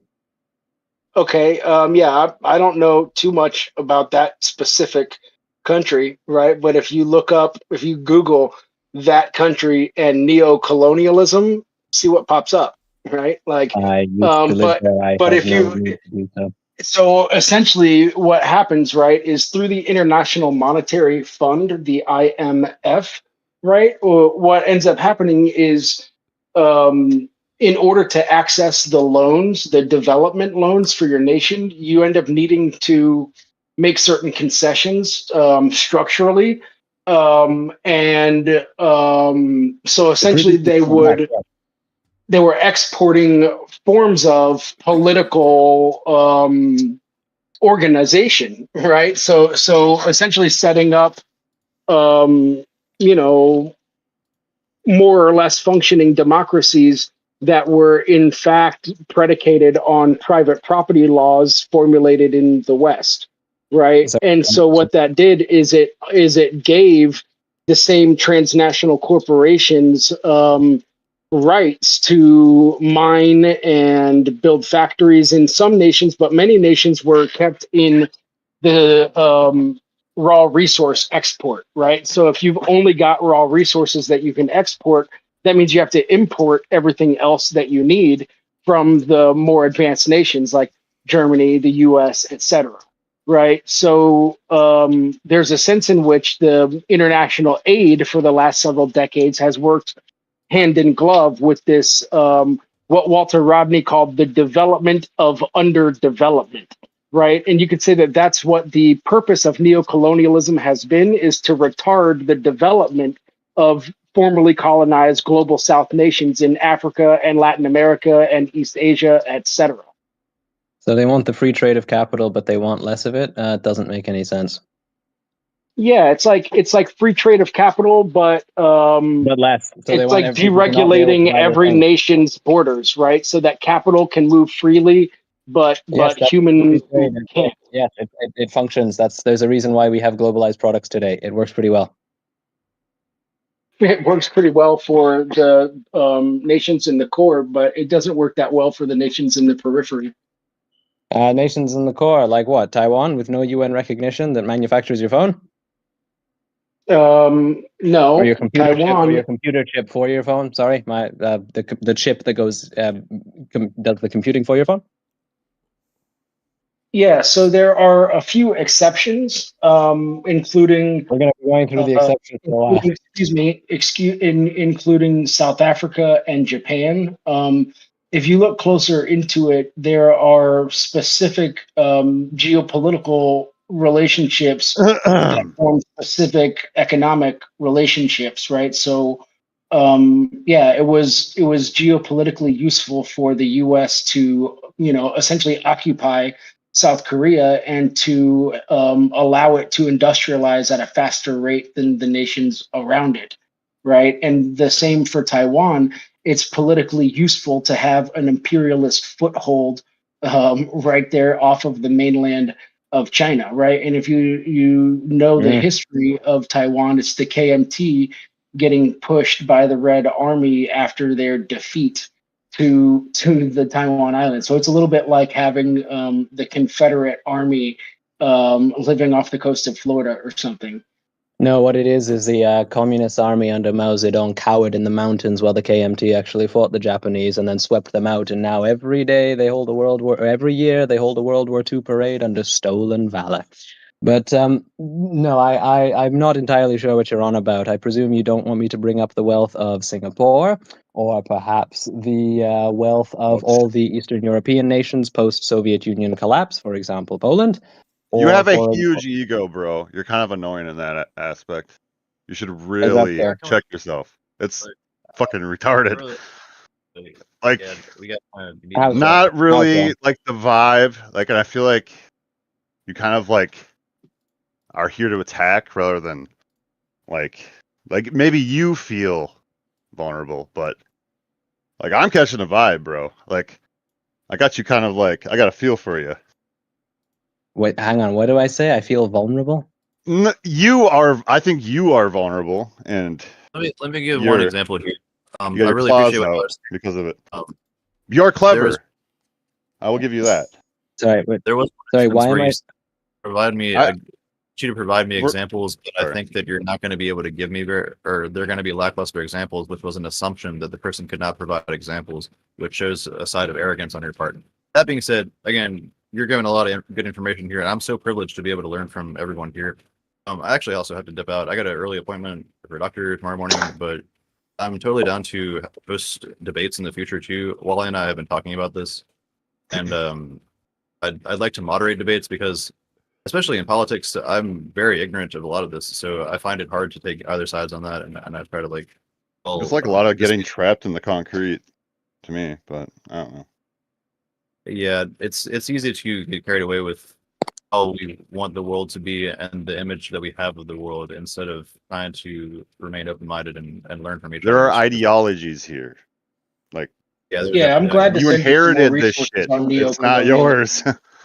There's lots of research done on it. It's not like I just made the word up. You know, there are fringe cases and exceptions, and there are certain places that are more or less occupied or more or less vassalized, one could say, by the U.S. You know, but in each of the cases that you listed, they each have a close relationship with the U.S., right? And so that's part of it. True. I And think what was more annoying me is I don't like sort of just unilateral blaming or oversimplification. That sort of was what was getting to me because it sort of felt like you were blaming the US for everything, and I just sort of kind of roll my eyes at that because that just gets a bit lame, I guess. yeah, Yeah, no, there's and then there's a relationship between state and capital. I will stand firmly by the thesis that the U.S. has been the dominant power since World War II ended. That doesn't mean that it's unilaterally responsible for every ill in the world, but it's well established by plenty of research that they've been dominant. I don't know why that's a I contention. don't disagree with that. yeah, and we're also getting to know each other's personality too. That's a huge factor. Initially, when we first have someone new come into the fold, you know, we're kind of feeling everyone out. But yeah, definitely solid data, you know, and the focus on Canada was very, very unique to what our traditional discussions have been to this point. But yeah, we had to feel out like you might be, I'm gonna guess, maybe low on agreeableness, and you let your facts do the talk, you know, and that just I might be mean, part I of. can imagine, yeah, I like my facts to do the talk. I don't know what else there is. But Well, it's Psychology's also hard, man.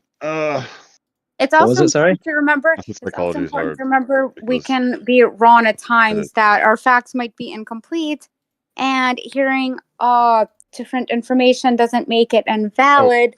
So it is also important to be like, hey, maybe I don't know everything there is to know, and maybe somebody bringing up an example, they might be wrong, but they might not be. No, I agree. Important. I just tend not to argue when I'm not we sure. So so usually when I'm really firm, but if I don't know, I back off. I think Well, political even with your discourse firm gets here. sorted out by understanding ourselves. I think psychology is the key to fixing all this shit. And I don't know if it's just we're waiting for this fucking time bomb to fucking tick, and then yay, here's the promised land. I don't fucking know, but And also, understanding finally, ourselves why? so we can make a What? bridge, What? because that's all we're doing is we're shedding essentially a fucking system of understanding that was more or less imposed on us through language that we didn't have direct access to. You know what I mean? Like, so like, I don't know how I can explain that. Evie probably has a better way of explaining that, but it's, dude, I don't know. All I can say is there is more depth to us than what surface we're presented with by this like political theater. That's all I'm fucking saying. And we have to fucking wake the fuck up. I think humanity has to wake the fuck up. That's I that's do agree with that. that's all that there is to it to me. And I don't know. I feel like a lot of this shit is just dancing in circles, but that's my And It is. opinion. Brandon, And one final question: why did you call me egotistical? I was just engaging with the Because argument. no, you really do have a big ego. Like it's, How so? I don't know What have how I to done explain to it. trigger it? I don't know where your self awareness is at, but you're very heated. You're very directed, very high momentum. And then if somebody gets in your way, you look for something to sort of use to get over it. I don't know. That's my perception at least. I suppose. Does anyone else agree here, or? There's It's certain based on your elements that are concept of kind what of a true. person is, basically. But Sorry, what that's was the other one, me. Masha? Yes, I was saying there are certain elements of it kind of true, at least in how you present yourself. Now, remember, people's perspectives or translation of whatever is said to them is always at least somewhat based on experience and other factors. So it could be just inaccurate reading, but you do sometimes come across as somewhat condescending in some of your responses. I Mhm. mean, it's not to say that you are, it's just sometimes your presentation is. I feel like it's But the battlegrounds you're used to. And that's not your fault, but this is shit we have to get better at, in my opinion. Which battlegrounds do you mean?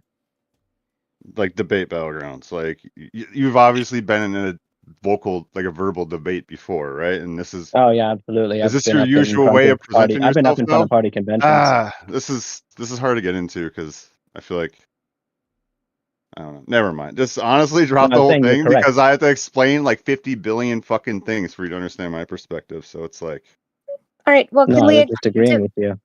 can we agree to understand that these are passionate subjects and that getting into it should be treated with a bit more decorum and not quite looking down at other people's perspectives quite as much? Or I suppose they're contradictory information because, again, we could be very wrong either in our interpretation or the very data we have in the first we place. should be cooperative in debate. Like debate is a fucking retarded thing. We should be cooperative, but we weren't raised like that. We were raised to fucking like fear bullshit. So Well, debate that's isn't necessarily a that's what we negative fight thing. for is our perspective that fights against the fear. It's all fucking fear centered. Now, debate isn't All these necessarily ideologies. negative. And so, all right, so how about this? We all tried to do it a bit better. If we get heated, remember this is usually the subject and not personal. And afterwards, if time, we should all have discussions about anime or random philosopher of the day or whatever that is a little bit more relaxed or fun. We need a common I thread mean, we for can sure. just start doing that now. Sure. Anyway, present chosen topic. Wolf of Wall Street's the greatest movie ever. Got some critiques of anime and its service of imperialism. Oh, I'm sorry. Mm. Tell me more about that and the One Piece revolution where it's being used as the show of the people. Thank you. If he doesn't like anything you do, because there's something wrong with it. No, I'm just kidding. What is One Piece at now? 1,300 episodes last I checked, or was it 11? I'm not sure. I think it's definitely over 1,000. I'm not sure because I'm not caught up all the way to it. There's So I can't say for sure. 1147.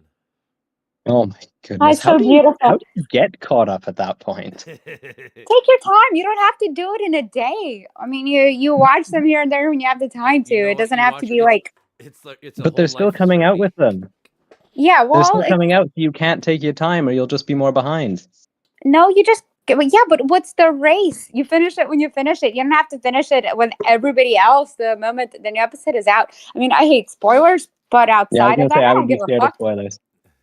What? I would be scared of spoilers. Oh, I've been trying to dodge spoilers like I'm Neo in the Matrix, but it's not always easy. Hateful culture, people spoil things for everyone. That's awful. Yeah, I'm much more of a video games critique person. That's more my style because you're playing them, so you make the decisions, and you can only blame yourself when bad things happen, which I appreciate. You say that, but I've seen hordes of people blaming Blizzard and every single person ever associated to it when playing World of Warcraft. So it is so not true in video games. You can still blame every single person ever, even remotely related to the subject. It's always To be fair, I don't play MMOs, so What? I don't play MMOs with other people, so I can't blame anybody else. I mostly do single player, so I'm the only person around. He's the guy out there Ooh, killing Final boards. Fantasy, good. Final Fantasy games are amazing, both 14 and their single player ones. Oh fuck yeah! I've played tons of WoW. Like, oh my goodness, like 3 years fucking played on it or whatever. I haven't played in a few years. Were you there for the Corrupted Blood incident? Or was that a few years before? No, that was Wrath of the Lich King. That was one expansion I didn't play. But yeah, I haven't played. I played for like half of Dragonflight, and then I haven't played since. I'll be completely honest. I know nothing about World of Warcraft besides the Corrupted Blood incident, so that's basically my only reference. Oh, okay. But I don't like MMOs because I don't like latency issues. If I press strike, I don't want there to be a delay. That drives me mad. Oh, it's actually pretty clean. It's pretty fucking responsive. Like, to be fair, I used to have pretty shit Wi-Fi, so for me it wasn't. There's the global cooldown, and it's usually pretty short for most things. I'm like a fucking WoW like nerd, dude. I can't judge you because I used to be incredibly good at Call of Duty to the point where I was regularly in like top 5 of Warzone, and then I had to stop because I felt bad about my life. So I decided not to do that. Yeah, dude, the dopamine. Yep, dude, it feels rewarding. Well, to be fair, it was COVID. I couldn't leave the house. True. I need Okay. people to play with, or otherwise I'm just, Only that or it's like Play a which? Yeah. fucking strategy game or something. But Well, there's no reason shit, to I'm feel down. bad about playing the games, though, because not only is it good psychologically, it's also good for physical development. And if you ever play I Pathfinder, it's disagree good for that your Call of math Duty is skills. good psychologically. So if people It ever does. said anything about video games or any kind of games like tabletops being bad or like not in any I way enjoy so them. helpful, have never sat in Pathfinder trying to add like 10 fucking Like- things in order to make sure your character's stats are accurate and the damage you do, and you're like, damn, this just taught me math. I just don't have enough time to fucking devote to WoW. Like, Yeah, I also disagree that Call of Duty is good psychologically. I think it's very much the opposite, especially Well, online. there's the toxic communities aside, which you can find in everything from, I guess, like whatever kind of war games to like My Little Ponies. But that aside, I know are you referring to more of the violence aspect of video games, which has not necessarily been proven, or, well, again, I No, guess I'm just talking about the player based. community. Also, is there a non-toxic Call of Duty community? I've yet to find it. Fair enough. Not much to be Has said anyone- about toxic communities. Has anyone else a big contributor to that whole game? Nope, Brother plays not I, said the cat. He seems pretty chill about it. I Was also it? want to give a shout out. I just invited Plato here. She was sharing something here that I just dropped in the chat. If you want to talk about that, for a Oh. bit. Hi. I was like, Hey, we're what's talking up? politics. Come join us. And then I got back to the conversation. And we were talking about One Piece again. Well, we decided that politics Yeah, can be very 'cause- heated, and while passion is a good thing, that I don't know sometimes what it we is. step Like, maybe back I and feel talk the about it. tension. I don't fucking know. Oh my goodness. Well, that's wonderful. My too. my fucking basic thinking is that speech has like a direction, like meaning has a direction at this point. Like a momentum. I feel like that is kind of like a thing that makes discourse difficult because there is like resistance and dissonance, and we want to get to coherence. We want to find a coherent position that we have to get in the real, True. and that is difficult because we have been conditioned not to be in the real. But the thing is, only way we can get to a more true like answer is to converse with each other to kind of and bounce ideas off each other to figure out like Yeah. I have an idea like Yeah. let's say I think that this like we go back to whatever like It's if I think that it's all Nos fucking is right symbolic. and a dude comes to me and goes, well, this is why you're wrong, and goes like this, I should also be open and well enough to know like, okay, I could take this other criticism or information and hopefully grow from it instead of letting it like bog me down in negativity or whatever you want to call Yeah. it.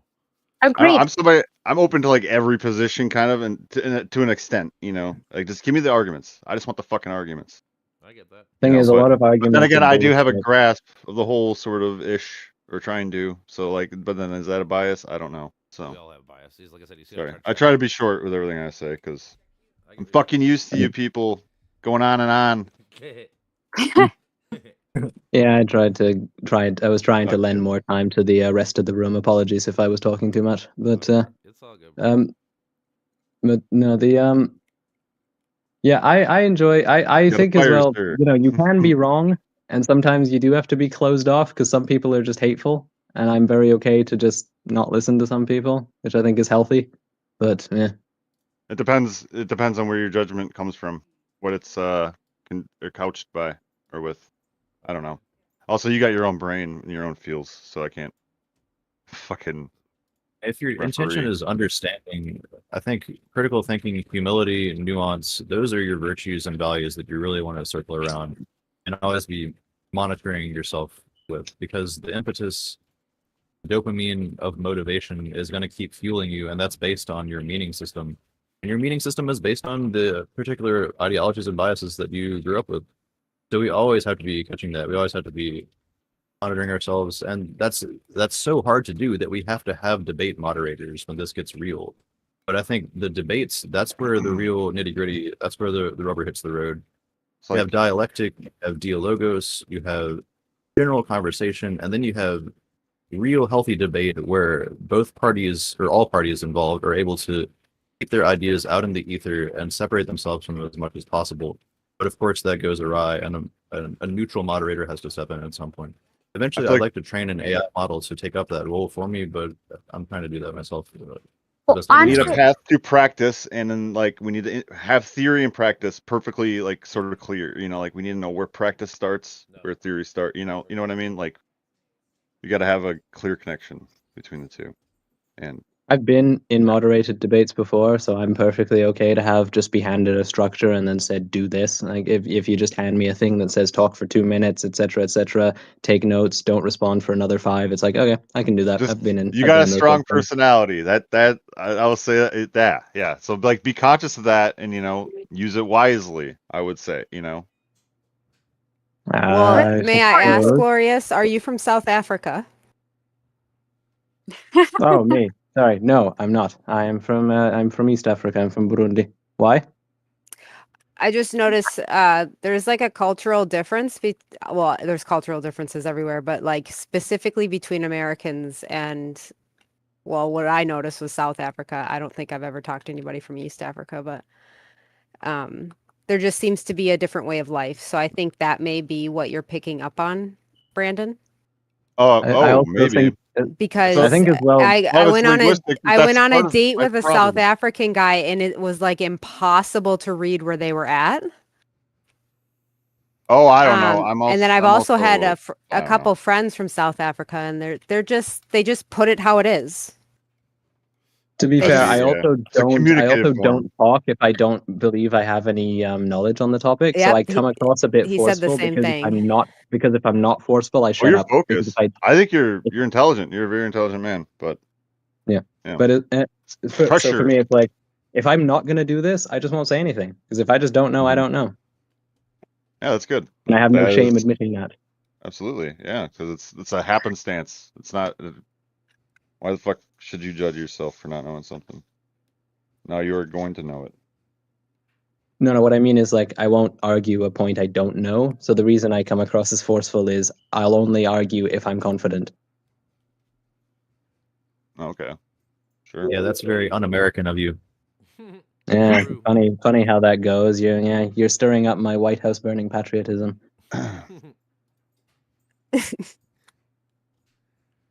Oh no. Yeah, it's good to talk philosophy too and ask questions where you don't know, because in philosophy and You know, when you drive psychology, into that, you can't use the vehicle, right? What?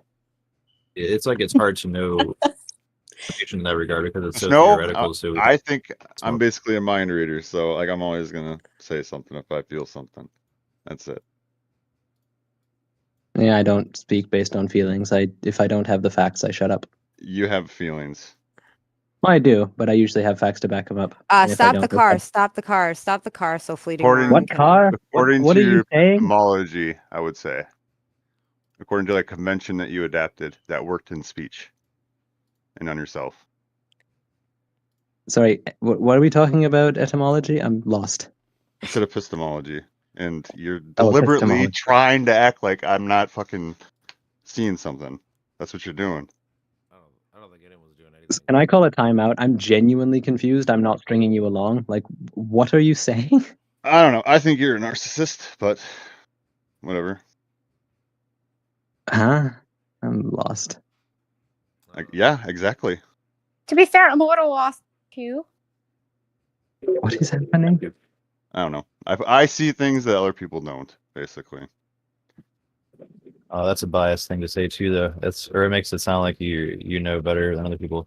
But I know what you're saying, man. I mean, there have been a couple instances in this conversation where Four Glorious Picture was kind of shown a little bit I don't of. like not saying things. It's hard to put it Especially nicely. Somebody who tries to overpower somebody in conversation. That can happen with just about I guess anyone. that's kind of what that seems a little overpowering, but it's not. Yep. It's really not that bad, man. Like we all have things that. But you should reflect on it. And if I don't say something, he's not going to fucking see it. That's the point. One That's why I moment, hate. Patrick. That's why I hate this. Like, so what I'm doing is abnormal, right? Okay, that's because I'm fucking weird. Whatever, I don't care. But Hey, you're Patrick. gonna point out that it's weird or you don't understand it to try to delegitimize my voice. No, I just didn't know what you were talking about. Whatever you said, Patrick. What points were you Epistemology. going to You don't bring even know up? what epistemology is, bro. So it's like I'm not a psych student, sadly. No. you- What were you going to it's say, not Patrick? Were you gonna psych. bring- It's not even psych, bro. So like, why do you have such a overconfidence in yourself? because I tend to just read briefs and bills and government documents. That's why I tend to debate these sorts of things. Anyway, Patrick, what were you going to say about the Like our about confidence points that has you to were going to match bring up? our knowledge. Changing the subject. Yes, no. it's unconscious. That's the problem. It's unconscious. Patrick, what were you going to say? I'll come back to you in just a moment, Brandon. You're not gonna. I don't know. I mean, I'm. What were you going to say, well, Patrick? You were going to bring up points where you said you didn't like how I was conducting myself, and I'm wanting to know which specifically. Yeah, I guess, well, first of all, I wanted to put this in the format for these discussions too. If we're going to give feedback to people, we have to ask permission. That's kind of fundamental to psychology and therapy. So with your consent, I will now proceed with giving a little bit of feedback. I got to be the Diogenes. That's what I got to Go do. for it, man. Everybody needs a Diogenes too, but I mean, really, it's just a couple examples of where it's like you'd say, I can express myself better. Yeah. Here's the thing where I want you to show me evidence, but I highly doubt you'll be able to produce anything, as if it was overconfident assumption about what the person would be able to produce. That was really like one of the only ones that I saw. And then I guess there was like a little bit of just aggressive back and forth, but that kind of comes with politics. The one you're mentioning with South Africa, the reason I said I'll be waiting a long time is they still haven't condemned the Russian invasion of Ukraine. So I'll be waiting because they haven't done it. That was more why I mentioned it. Yeah, I figured that was the case. It was just the way it came off, you know. But I mean, yeah, we all were. You guys were awesome. Wait, are you talking about how South Africa not condemning Russia? Yes, they have not condemned Vladimir Putin's invasion of Ukraine. That was why I said, please provide me when South Africa did this. I'll be waiting a long time because they still haven't done it. At the same time, didn't they were supposed to have a visit from Putin a few years ago, and because they're part of the International Criminal Court, they effectively told him, can you not? Because we're going to have to arrest you when you come here, but we're like not in a place to have war with Russia, so could you just not come here, please? Yes, which but doesn't they still have not condemned the invasion. God, it's probably that doesn't necessarily mean that they're I forget the exact phrase that you used, compromised by the Kremlin or something like that. Like, you know, most countries in Africa did not denounce that, right? Because there are deeper issues at play in it, right? So I mean, Africa recognizes that NATO is an aggressive military force in a way that Canadians don't. At the same time, also, there's a lot of ties between a lot of African countries and the paramilitary groups of Russia, including Wagner, or I guess what used to be more or less Wagner. So there was a lot of strings to be pulled there because Russia has hired out numerous soldiers to numerous people to protect numerous asses in numerous African places. Also, can I mention about the UN vote? The majority of African nations did, in fact, vote to condemn the invasion of Ukraine.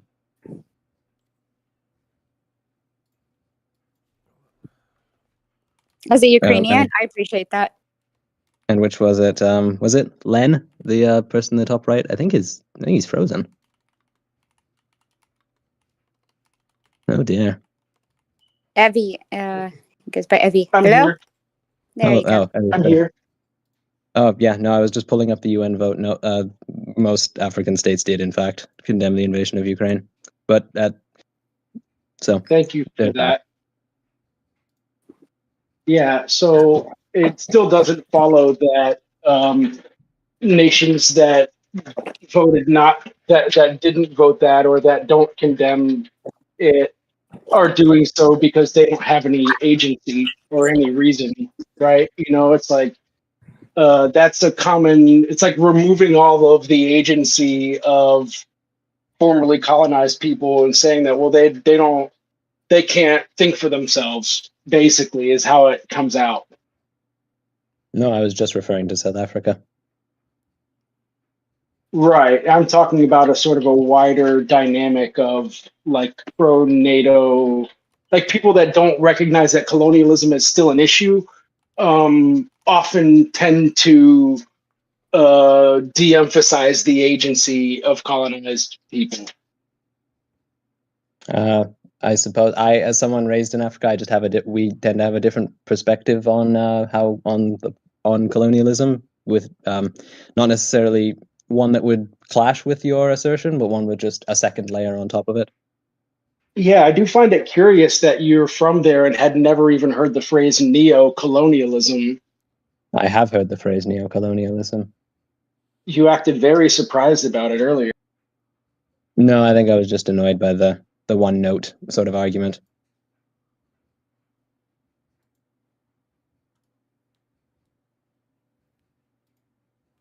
Is it my Wi-Fi, or do I need to go check my router? I just want to. Can other people hear me? I hear you Yes, perfectly. I can hear you. Okay, good. I wanted to make sure it wasn't my router because my internet has issues sometimes. No, I'm just trying to find the 5 countries that didn't condemn Russia during the war. Russia, Syria, Eritrea, North Korea, and I believe Cuba. It says Belarus. Belarus, but the other ones were Belarus is the other one, yes. Yeah, Belarus is kind of under Russia's thumb, for sure. more or less very openly. Yep. Yes, not Cuba. That was wrong. Sorry. Russia, Belarus, Syria, Eritrea, and North Korea. Yep, those are the 5. I was just looking up. It was 100. Anyway, I just remembered. Sorry, Brandon. I will come back to you. What was it you were saying about I'm the just, dude. My opinion is you're a narcissist until you prove otherwise. It's okay. So it. narcissism is actually a I'm very putting the burden small of proof on you. percentage. I'm traumatized by the motherfuckers, so I know how to fucking identify By them. who? So By who? Sorry. Narcissists. Do you know what narcissism is? No, Do I you? do. You said should. by the motherfucker. That made me think of you knew a specific person. I wondered who that was. A few of them, family. Okay. My counterpoint to that would be You probably say have the you same. You probably have narcissism in your family. You probably were fucked up by narcissists. That's just my opinion. No, but, I wasn't actually. yeah, because that would be shameful. Narcissism is about avoiding shame. There's a lot of people who avoid problem shame that taking aren't shame. necessarily Yeah, everybody has it to an extent, but this guy's different. Can I say something? You seem to Yeah, say you're gonna try to you delegitimize my magically- voice. You're not gonna disprove it, dude. You're gonna try to disprove me. Can I just say, you say Yeah, you can see things that other people can't, and I yet can somehow feel it. I can feel it in your speech because I simulate it in my own mind. That's why. But okay, correlation, Yeah, causation. because I'm fucking smart. My brain works. Oh boy. So who's the narcissist here? Oh, because Can I'm I just making a ask the positive room? claim Can I about just ask the myself, room? dude. Can I just ask the No, room? Can I dude. just See, ask you're the trying to room? discredit me. You're trying to discredit me, you fucking cunt. Can I ask the room? Am I the problem here? Yeah, Or yes, you are, I'm dude. You not are. sure Like, I'm being an entirely asshole about why. it because I'm confrontational. Because I don't want to fucking cower I thought you before just- your bitch ass. That's why. All right, I thought you Brandon. Because I disliked me fucking for know. being I fucking know confrontational. you are, and I'm sure a lot of people fucking know you are. Not There are me. also very few ways to actually make that clear to anyone who is narcissistic, and even if you can, it's very rare that a discussion that actually focuses on that would yield any kind of merit. Are there? I'm saying planning right to or do wrong. it. Now we got This guy another will one in remember. here? This guy will remember Or is this Australia? Or am at I some getting it mixed point. up with I New know how this Zealand fucking now? dude's future trajectory is gonna look. Can I just ask the room? Have I come across as some sort of a narcissist to the rest of you? Yes. Not Not to me. you, the room. Not Have I to come me. across? I don't think so. Okay, thank you. Haven't It been seemed like you're involved smart long Not gonna enough, change my but mind. if you know what you're passing it off in the room is another one. Sorry, what was it you said, I Randy? I was just saying, like, you're just passionate on the topics, you know, like Narcissists wouldn't be Thank you. comfortable asking people if they would feel comfortable asking people about it. Very much so. Yeah. No, I It just still want to doesn't ask the prove rest, anything. not you, Brandon. No, I'm everyone saying, else. well, Too many What do you times. think? Yeah. See, you're trying to make it so I cannot expose them to your little trick. Okay, You're not go for it. exposing me to anything. You're confusing me more than anything, especially because it's so dangerous to diagnose somebody without truly knowing them or getting a better perspective. And if you That's are, ideology, but all right. if you are in any way having bad experiences with narcissists, to which I'm very sorry, and I do not mean to in any way belittle your experience, but it could potentially make it so that See, you quickly jump on somebody else because you have such a Okay. learned fear response or learned alarm response to anything that might remind you of somebody, but that doesn't necessarily mean that's what's going on.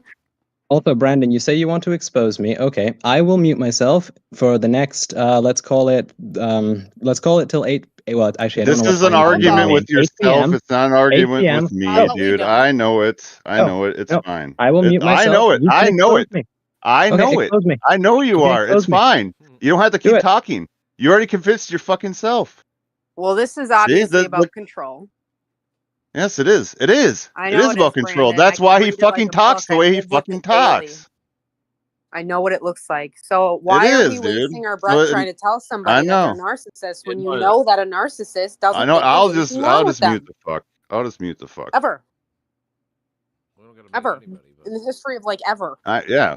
Well, at least I know I'm not one because I'm not like that. Well, it's also possible that he's not a narcissist and a Yeah, bit more discussion you might got. be warranted. You think And differently even if than he me. is a That's what it narcissist, is. You even if got he is a narcissist, ideology built up.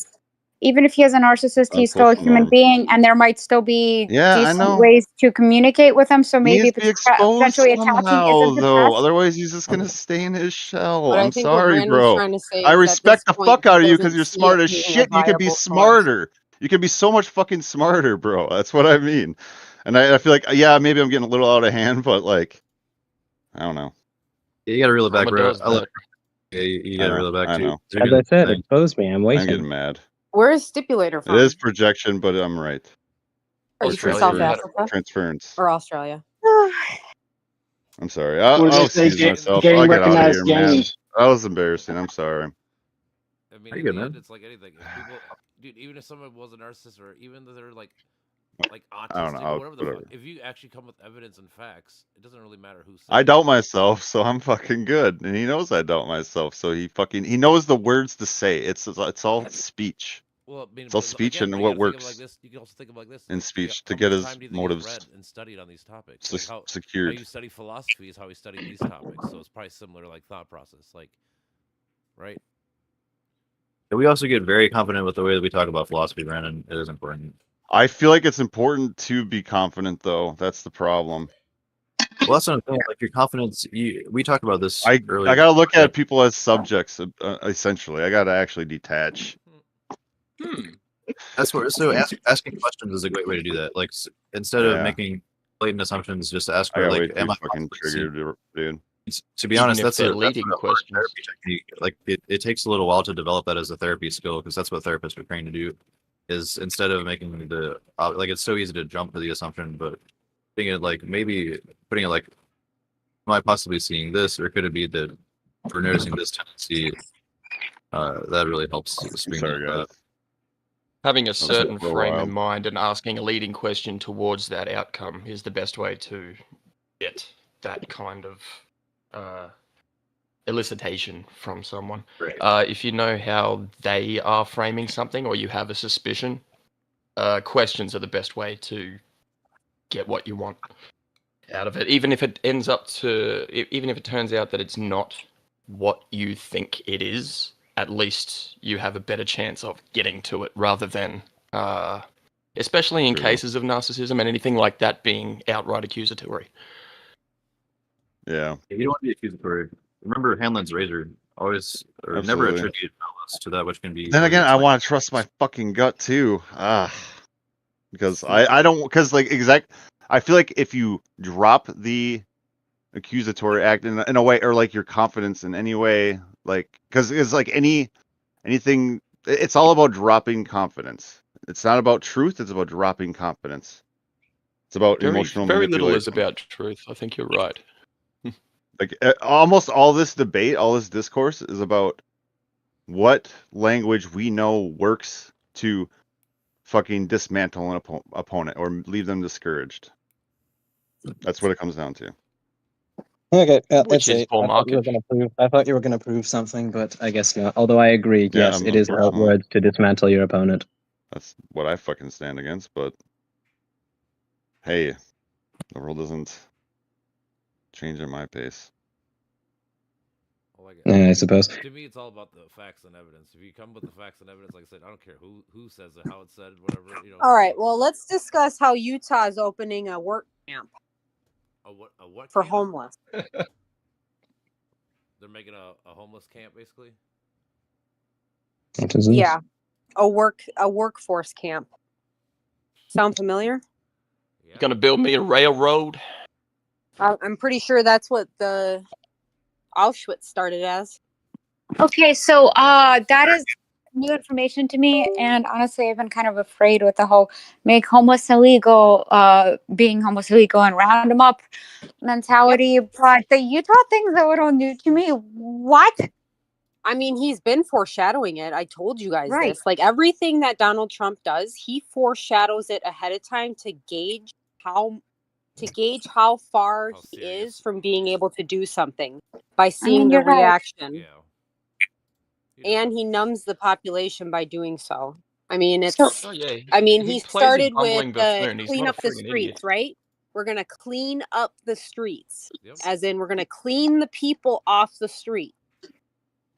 With no answer. Right. Regarding the with them. camp in Utah, did Donald Trump initiate it, or did the governor and the state government? It says due with working together on proposed homeless camps. The state announcement about new homeless camp services. Okay, I'm sorry. Let me restart. Announcement about a new homeless services campus on the west side was a shock to our community. We, as your city officials, share your frustration. We always work to include you in on early conversations about projects that affect our home. This campus could be an impactful opportunity, expanding services for people experiencing homelessness, while also strengthening the safety and well-being of our neighbors. But it must be done thoughtfully with evidence-based strategy, the resources to support it while addressing the potential impacts. As your leaders, alongside with our partners at the county and beyond, we are advocating for addressing neighborhood impacts, accessibility, on-site support, established process for community feedback. So it sounds like this isn't even an option. Like it sounds like It's through the Department of Housing and Urban Yeah. Development HUD. That's who. So yeah, HUD's but funding they it were through the attacked in state, and the state's Seattle gonna do it. So like to it's begin with. So it's- I don't it is even from the doubt top up. that.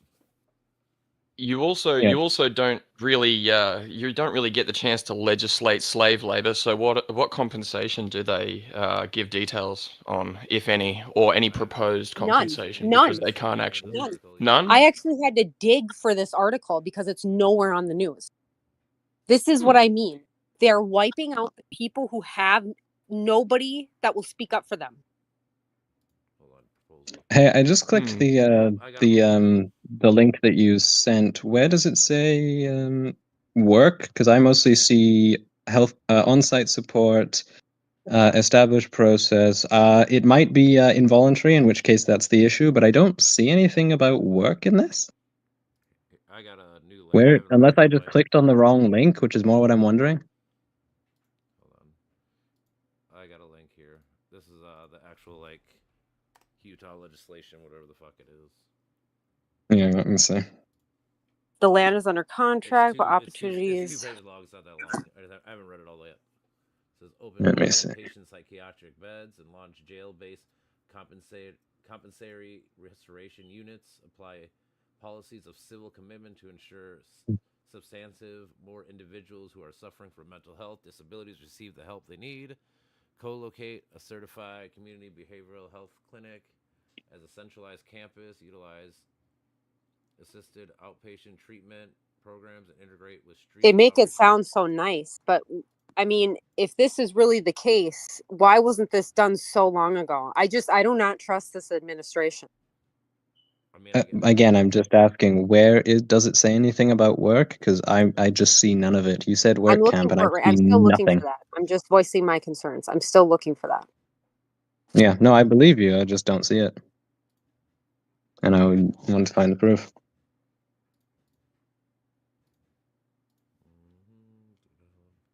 Well, you can look along with me if you'd like.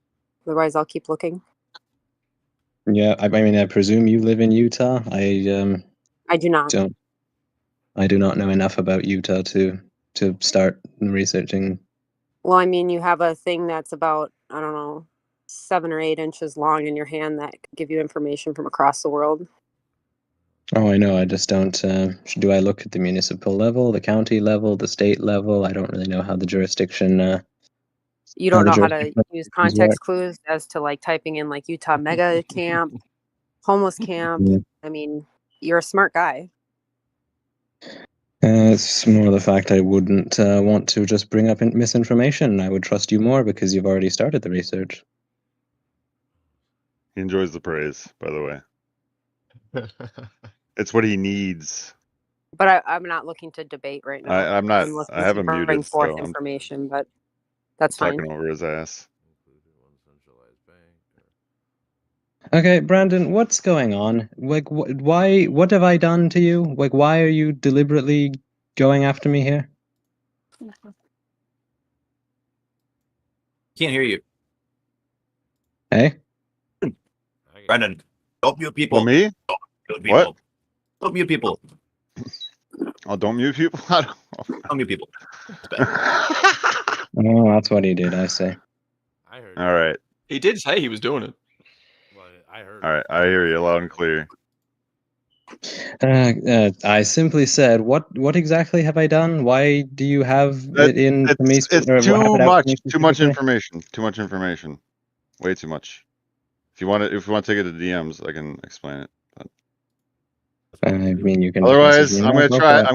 I'm gonna be a fucking nice guy. I'm gonna be a nice guy. Not fly off the handle. What is happening here? I'm lost. I don't know. Context. So on and so forth. Everything is context. Well, I think another thing that Everything our friend has been here has said. to keep in mind is we are under a regime that does not release information like that. That's why we still have people missing from Alligator Alcatraz. I mean, it's not a very transparent administration that we have currently. A two-party Potentially. system that are all friends with the exact same people. I don't Yep. know. I feel like you get two different flavors of the exact same shit filtered through We different do, news however, lenses. before we weren't really limiting like basic care items, whereas they are now. And Yeah, this is they a weren't different as, thing. they also weren't as reckless with their words and behavior as far as their speeches, because without a doubt, those speeches that they give when they use dehumanizing words gives those that are looking for a reason to cause harm to others that they deem as the problem for their problems. It's just But giving them the then go ahead. also I mean, what I've that's why we're seen having on people that are being hung in the South, like, Hmm. and it's being covered up. I also see the rhetoric that would aim to criminalize certain forms of language, and once you start doing that, it is a very, very slippery slope in the other direction. Yeah, I mean, they're already framing it. They're already framing the extremist left, the True. blah blah The blah. traitors, the American hating Yeah. left, the terrorists. Like, That's a flat part out, of a yeah, terrorists. dehumanization effort. I mean, You don't that's so understand. that they He's can using- do heinous things he's- without a It's big dangerous. uproar. He's using the talking Out. points we used it with January 6th. He's just using it on us now. Like what we called him is what he's calling us now. We're insurrectionists. Actually, yes. We're traitors. We're like how we were. He just basically he's flipping it around. So then now it's not him being the traitor and the insurrectionist, and it's the left. Well, one of the I do scariest things. feel compelled to bring up again the historical continuity of fascism oppressing the left and suppressing the left. It just really is a thing. You know, it on the 100%. one hand, it's like a lot of people that are liberals are kind of looking at it like, oh, it's like it's just made up, like nobody's radical, you know, we're just trying to whatever. But it's prefigurative because he knows that if we're gonna oppose I think we're going to end up XYZ, breaking up, sort of like the Balkans. we're gonna need to be radical at some point, you know. I mean, it's like the Black Panther Party for self-defense called themselves for self-defense for a reason, you know. And in terms of like free speech being chilled and lack of accountability inside the penal institutions, there is an increased an increase, like with this work camp or this homeless camp document, and with Alligator Alcatraz. But what I've been learning through my anti-prison abuse work is that there's strong documentation of a continuity of really viciously anti-left and anti-black abuse within Virginia's prison system, threading through the last several governors in a row, switching from blue to red to blue to red to blue to red. One of my close comrades has been in prison since 1990, and he's been an organizer and an activist and a journalist since like 1995. And his website just documents, literal decades of unaccountable abuse and cover-ups within the prison system. So, basically, I guess what I'm getting at is there's an expansion of those logics to the broader civil society, rather than the introduction of these logics for anew. If that makes sense. You got to test things at a small scale first, don't you? I live in a country where our literal constitutional right to free speech is only afforded to lords, and I think they should never change that because that's just fucking hilarious.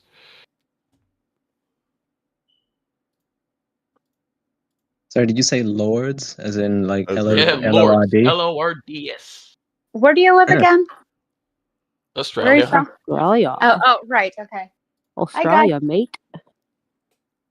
Gotcha. All right. I see what Well, you mean yeah, if by I do the bloody funny. accent, it sounds Sorry. fucking meme-worthy in itself. It's funny. It's a great image. The spider smoking a cigarette. Yes. That's how we roll, bro. The Australian government is within. Are you anywhere near the open gem fields in Queensland? Not quite, but I can hop, skip, and drive for 8 hours if I really wanted to. Oh man, I'd die out What there. city are Honestly. you in? I'm on the Gold Coast, which is just south of Brisbane. Ah, lovely. We crammed all of our theme parks and tourist traps right in the one spot, and I'm about what you guys do miles. I'm about 4 miles away from it. Everything I've heard about Brisbane is the exact same thing. A, you go there to escape responsibility, and B, it's yeah. lovely to live, but you wouldn't want to visit. I have no idea if that's accurate, but that's just what I keep hearing. No, that's pretty much, yeah. Everyone who lives there thinks it's a shithole, even though it's not that bad. Like, it's pretty nice to live. But if you go there for a visit, you're either decompressing or you are running away from not just responsibility, but probably the fucking law. Just wait until the heat dies down or something. It's like Vegas. Oh, Like yeah, but Slab like City. what happens in Vegas stays in Vegas. What happens in Brisbane goes straight back to our fucking government. Are there any differences in general vibes between all the big Australian cities? I guess, so what would it be? Brisbane, Sydney, Melbourne, Adelaide, and Perth? Adelade's a really funny place. I start laughing about 300 k's out. It's Sorry, just what's weird. funny about it? Oh, it just They is got a weird. bunch of The bogans people- out there. Oh my god, we know the lingo. I don't have I think to. that's I don't all have of to get out Australia, the to be flip fair. chart. It really I is. did It really some is. research on Tasmania because I wanted to take my metal detector there to look for gold. If you like inbreeding, Tasmania is the place to go. I like gold, like and they have that there. Hell yeah, I brother. like how every country has its place where people fuck their sisters. I like how it's everywhere. They've all got the blame. Yeah, ours At is West least, Virginia. at and least these guys Wisconsin. have an excuse to fuck their sisters because it's a tiny island on top of a continental island. Like, it's a And what's tiny the island population? stashed way down there. It's as close to Antarctica as you can get in our country. And they're just kind of like stashed there with pretty much all of our trees. And what's the There's nothing population? else to do. It is beautiful. Oh, it is I gorgeous. I'll give it that. I painted the Gordon River. That is nice. And what's the difference between the other cities then in Australia? Okay, so Perth, that's where all of our famous people come from, pretty much. And famous is a very, like, air quotes kind of thing. Like, Does it have a big movie industry there, or is there a reason for that, or did it just happen? not really. I think they just shoved all of our weirdness into the left hemisphere of It's like Seattle, Washington. our sensibilities. But Well, I guess you got to put them there and make sure the front doesn't fall off. yeah, pretty much. They have enough resources in itself to secede from the rest of the nation if they really, really wanted to. They just haven't yet, because then the rest of Australia Like falls that's apart. California. I heard they didn't really want to join originally. I was watching a documentary on the general formation of Australia, and they didn't want to join for a long while because they had resources just by happenstance when no one else Yeah. did, and they were, for the first time ever, they weren't the shithole, and they didn't want to get dragged down. Yeah. There is Yeah, what about the there rest? is no correction needed on that front. That is pretty much it. What about the rest of them then? Melbourne. What's Melbourne? Melbourne, they have their own accent, and they really do like to lord it over the rest of us. They think their shit doesn't stink, and that's apparently where the best coffee in Australia is. It's fucking coffee. Get over it. I have heard It's a very something multicultural city, that one. they brag about it. Is that sorry? I have heard they brag about their coffee houses. Yeah, 100%. I get sick of it. I get sick of it. What city are you from? Brisbane originally. Oh, right, sorry. Yes, you told me Gold Coast. That's right. I forgot. Sorry, it's getting late. I'm a bit losing it. And what about Sydney then? I presume it's just the big guy around. Sydney, they are the tourist destination if you're not going to hit up all of our theme parks that seem like strip malls in comparison to your Disneyland and all of that. But I don't know. They've kind of hit a bit of division. Like, Sydney is our entire microcosm of the United States at the moment. Is that a good thing or a bad thing? It's a really good thing depending on who you ask. It's a really shitty protest the government thing depending on who you ask as well. It's a violent place on the outskirts. It's a really weird, shifty place past midnight on the inner city. And in the suburbs, you pick your suburb, you pick your race, essentially. I have heard there's bits of Australia that are sort of like new Taiwan in a way. For some reason, Taiwanese, which I expected there to be more Chinese just due to sheer population, weight, but I guess not. It depends on who hears what from who, I suppose, as to where their immigration goes. Apparently, the story for Brisbane is pretty much every Chinese immigrant has come to this one suburb called Sunnybank, because when you lay a map of the dragon over it, the eye of the dragon sits right on Sunnybank. And then, every Chinese person there will tell you, oh, yeah, that's right. And then, if you actually befriend someone of Chinese heritage, they will go, no, that's bullshit. We've made that up ages ago, and you guys lapped it up. I respect the collective lie. Okay, that's straight up. Yeah, they got cohesion straight away. It's their Santa story. Everyone believes. Does Australia's crime map onto indigenous populations in the way that it does in the US and Canada? If you put them all in one spot and then tell them to keep to themselves, then yes.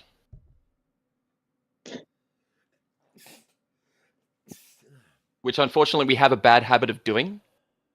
Does Australia, much like Canada, have a separate set of a separate act that dictates how the government interacts with the natives, or no?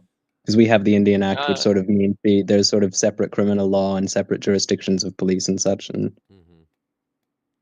to an extent, not quite as formalized, but most of the laws that do single out, we call them First Nations people. A lot of the laws that do single them out are more curtails on language and things that they can slip in the fine print of bills that are made to give off the front of reducing racist attacks or racist vitriol or racist narratives, whereas what they're really doing is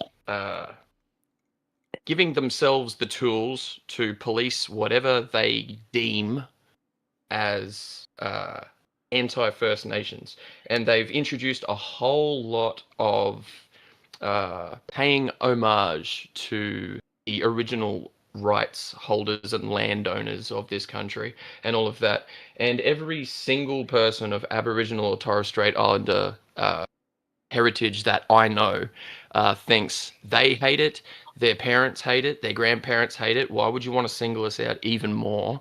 Why would you want to put something so divisive and so derivative of something that was made up by a comedian in the 80s? Like every time you go to Australia now, you'll get the welcome to Australia, like kind of spiel that pays respect to the original holders of this land.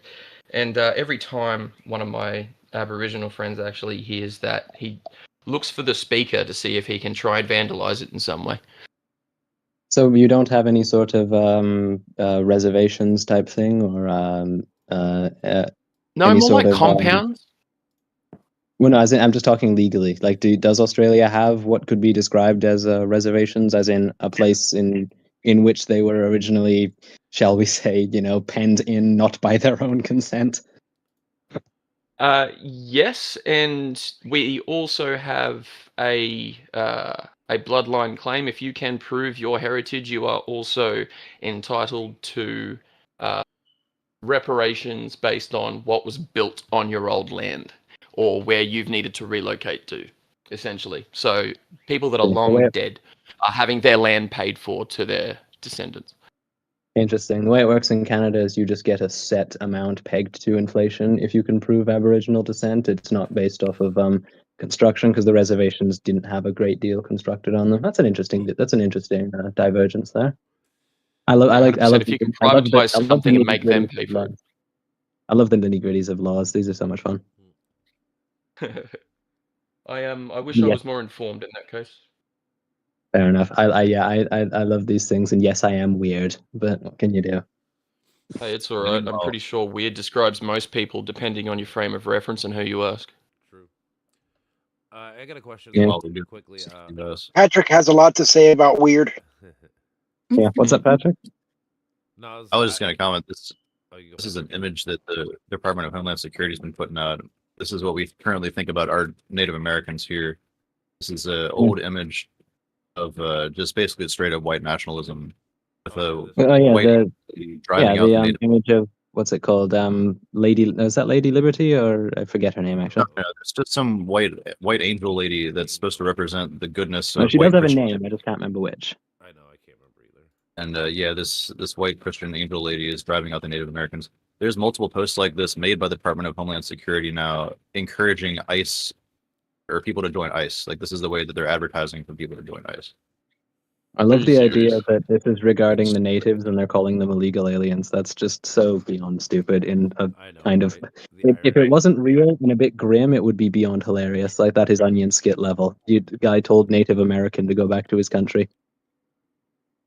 Yeah, it's it's funny. Well, I guess funny is the wrong word, but it's odd, I should say, like the overlapping parallels of the different settler colonies, like because that's essentially what like Israel is doing too, right? Is like this is Judea and Samaria. We're not calling it the West Bank anymore. It's like what, bro? It's like Yeah, a big, although the difference the with Canada contesting and claims Australia, we're over both saying British. indigeneity. There was a guy in, I want to say, Michigan in the US in like the 1850s who was claiming that descendants of Adam were white people who came to the Americas thousands of years ago. So he was basically saying Right. like he was basically claiming Was that this white people like owned it first, right? And so the that's guy a What? who common founded the theme Mormons? across. Is this the guy who did the Mormons? What's his name? Joseph Smith? Joseph Smith. No, a different guy. This is Michigan. I'll look his name up real quick.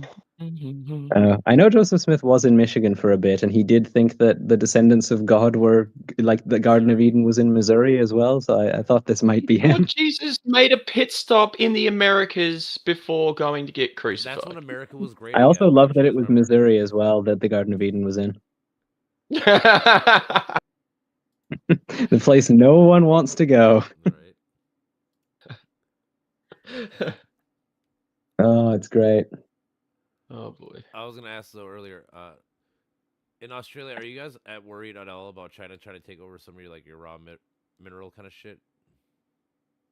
Um, they've already like staked claim in a few like outcrops of land, but like you have to realize besides one or two things, which are very very important things, there's nothing here but desert, and they've got like enough desert at home. Mm-hmm. And if they're gonna stomp us out, they're essentially going to have a lot of other things going on. They are opportunistic if they really want to.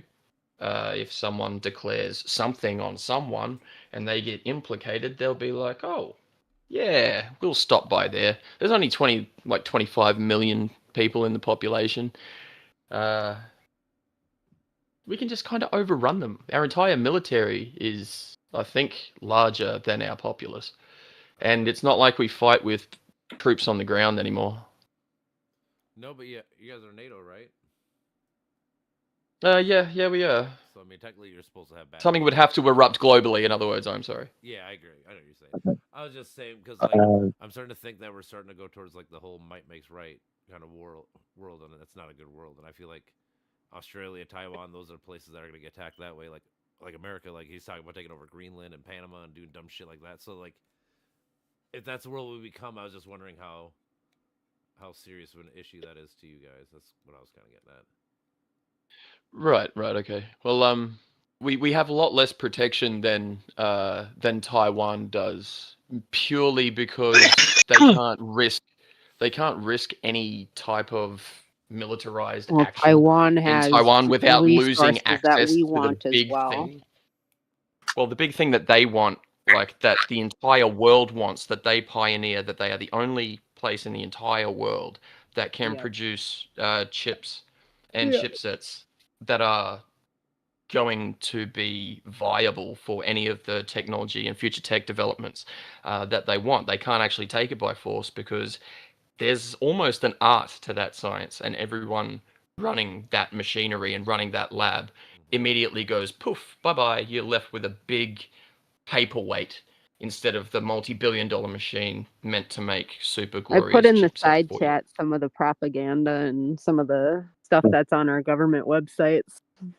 The best description of what Taiwan does I've heard is that you know how when you put one of those plastic screen protectors on your phone, if you get any dust in it, it makes like a little air Oh bubble. yeah. It's like imagine you have to do that except over the area of an entire factory, and it has to be dust and moisture free over like several thousand square meters or several hundred square meters, and you have to keep it that way for years at a time. And that's the best sort of way of putting it in terms of the expertise they have. It's so gross. Which makes sense why no one else can really do it, because that does sound like it would take decades of experience. Oh, 100%, 100%. I'd They've love to got go it to down to Taiwan. an I'd love to art go to beyond a Taiwan. science, man. I would love to go to Taiwan. It'd be so cool. I like Chinese culture. It'd be cool to sort of go see some of the museums with the preserved artifacts and things like that. I'd really like to try that. That It'd be would really be fun. really cool. That'd give me a brainer. Yeah. I would love to Well, travel one thing the about the world, chips honestly. is Again, it- every kind of culture and style. I think that's just fascinating. It's the only way to truly understand other people. Like I always say, like you can read stuff in a book or you can look at pictures or whatever, but like going there is 5,000 times different.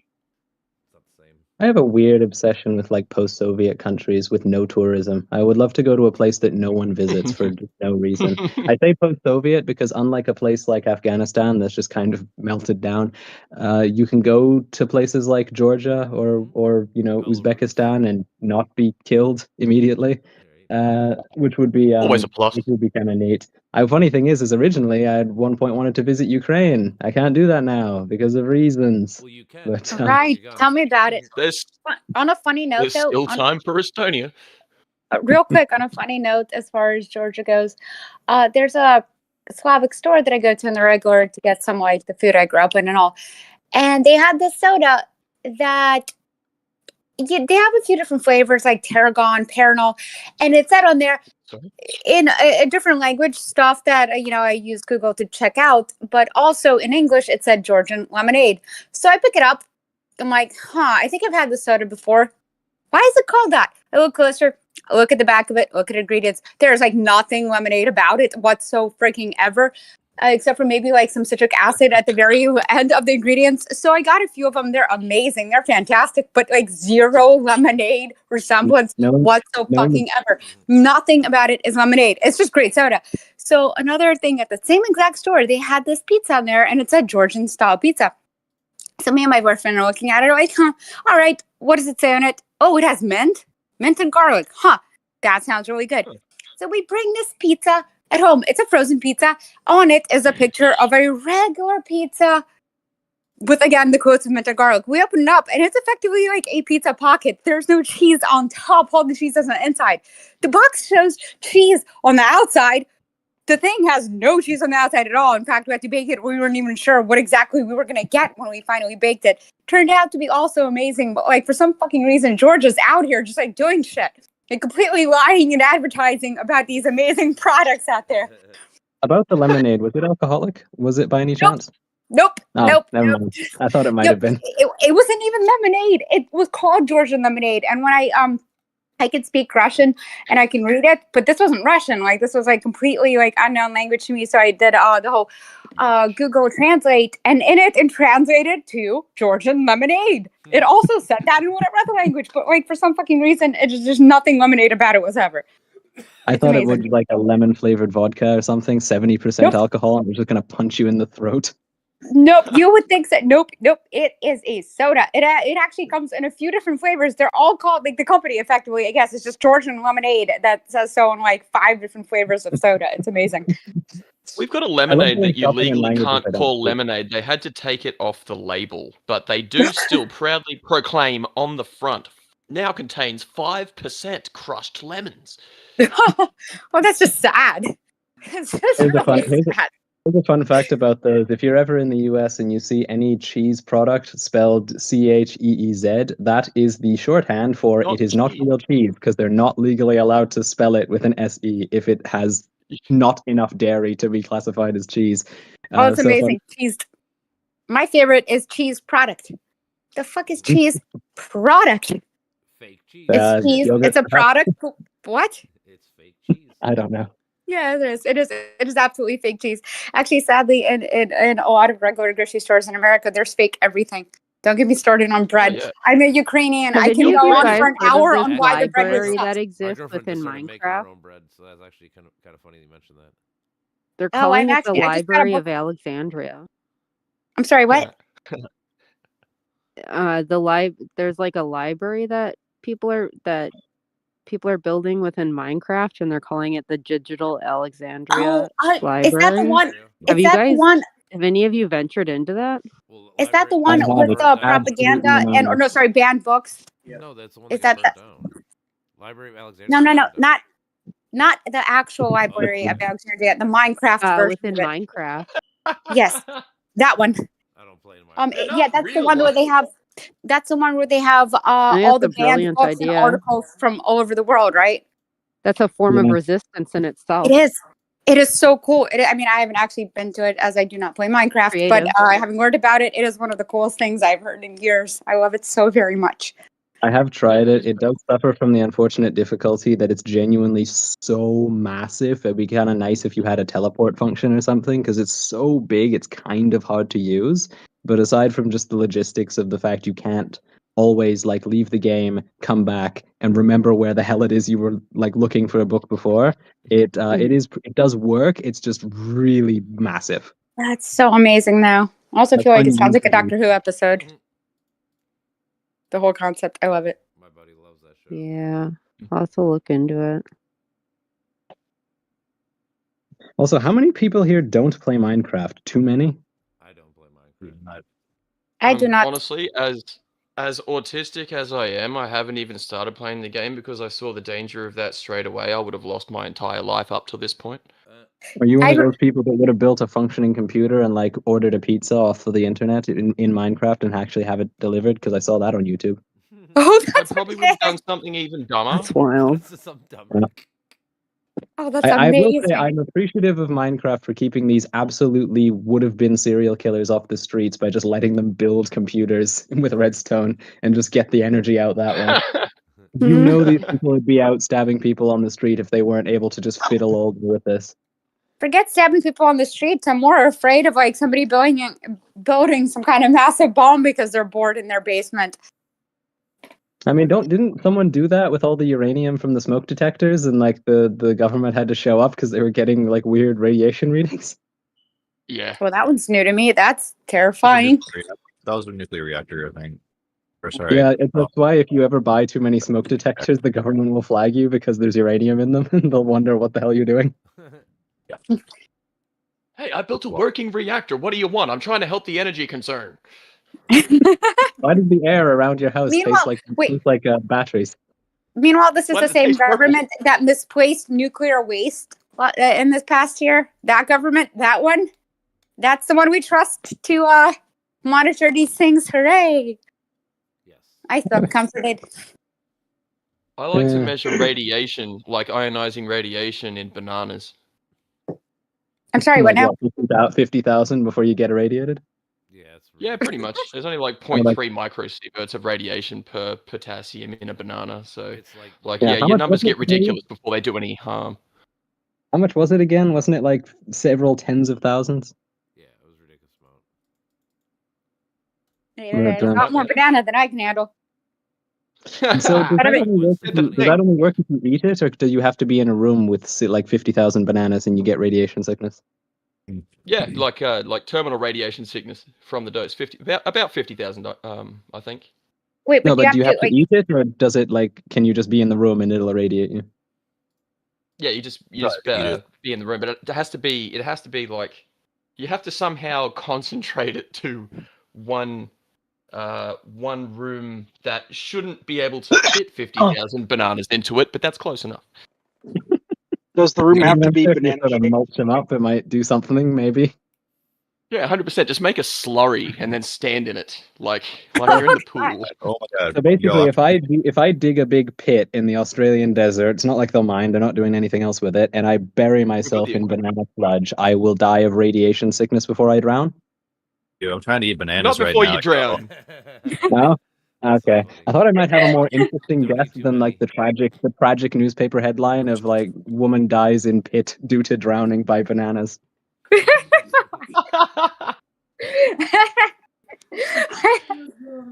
Well, that's fine and dandy, but somebody posted in one of my tabletop games a picture of it. It's got to be fake, all right? But then again, in the world we live in, it doesn't anymore. It had a headline from some news channel or something that said, "Woman stabs husband with squirrel," and that's it.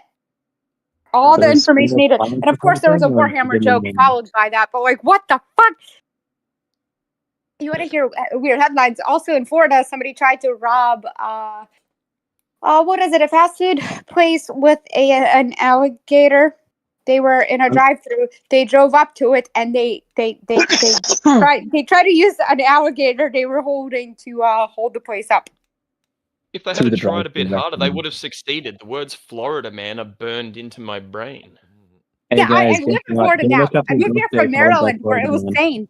I came from the same sane land of Baltimore, Maryland to Florida. Yeah, no, when you're like Baltimore, damn, that place is way more sane than this one. You know, that means something. Oh, I thought you were saying Voldemort. Just kidding. Baltimore. Followed by Florida man. Go tell me what your Florida man is. That's what I always tell people to do. Look up your birthday, month, and year, and then Florida man words. Tell me the headline. 100%. Tell me the headline. I made a website to do that for you. Actually, I can't remember what mine was because it came up with a few. There were a few Florida men active, or I don't know. Yeah, I suppose active is the best word for it. Active. On that Active. Hey, did you say you're from Baltimore? Yes. Okay, I need you to do something for me. Hang on, I'm gonna link you a thing in the chat. One sec. I'm gonna link you a. Can you say this for me if you can? See, the funny thing is, I don't know if you talk like this, but can you say this? I don't know. I didn't get anything. This is the immediate thing I think of whenever I think Baltimore. It's like the only thing I think of because I know nothing about that place. I said, Baltimore accent, say this phrase out loud.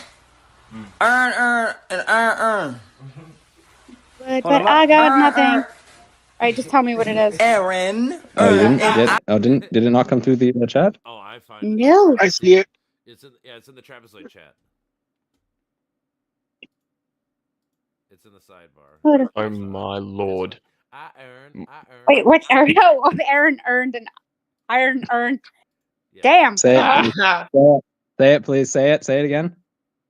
Aaron earned and Iron earned. Okay, you try. Yeah, you're tamping it. You're tamping the accent down. Oh well. Not intentionally. Not intent. It's not Earn. bad. Accents are not actually. A lot of regional accents have disappeared because media, et cetera, et cetera. There's not as much of the southern drawl and all that. But I swear, honestly, I was talking to a dude,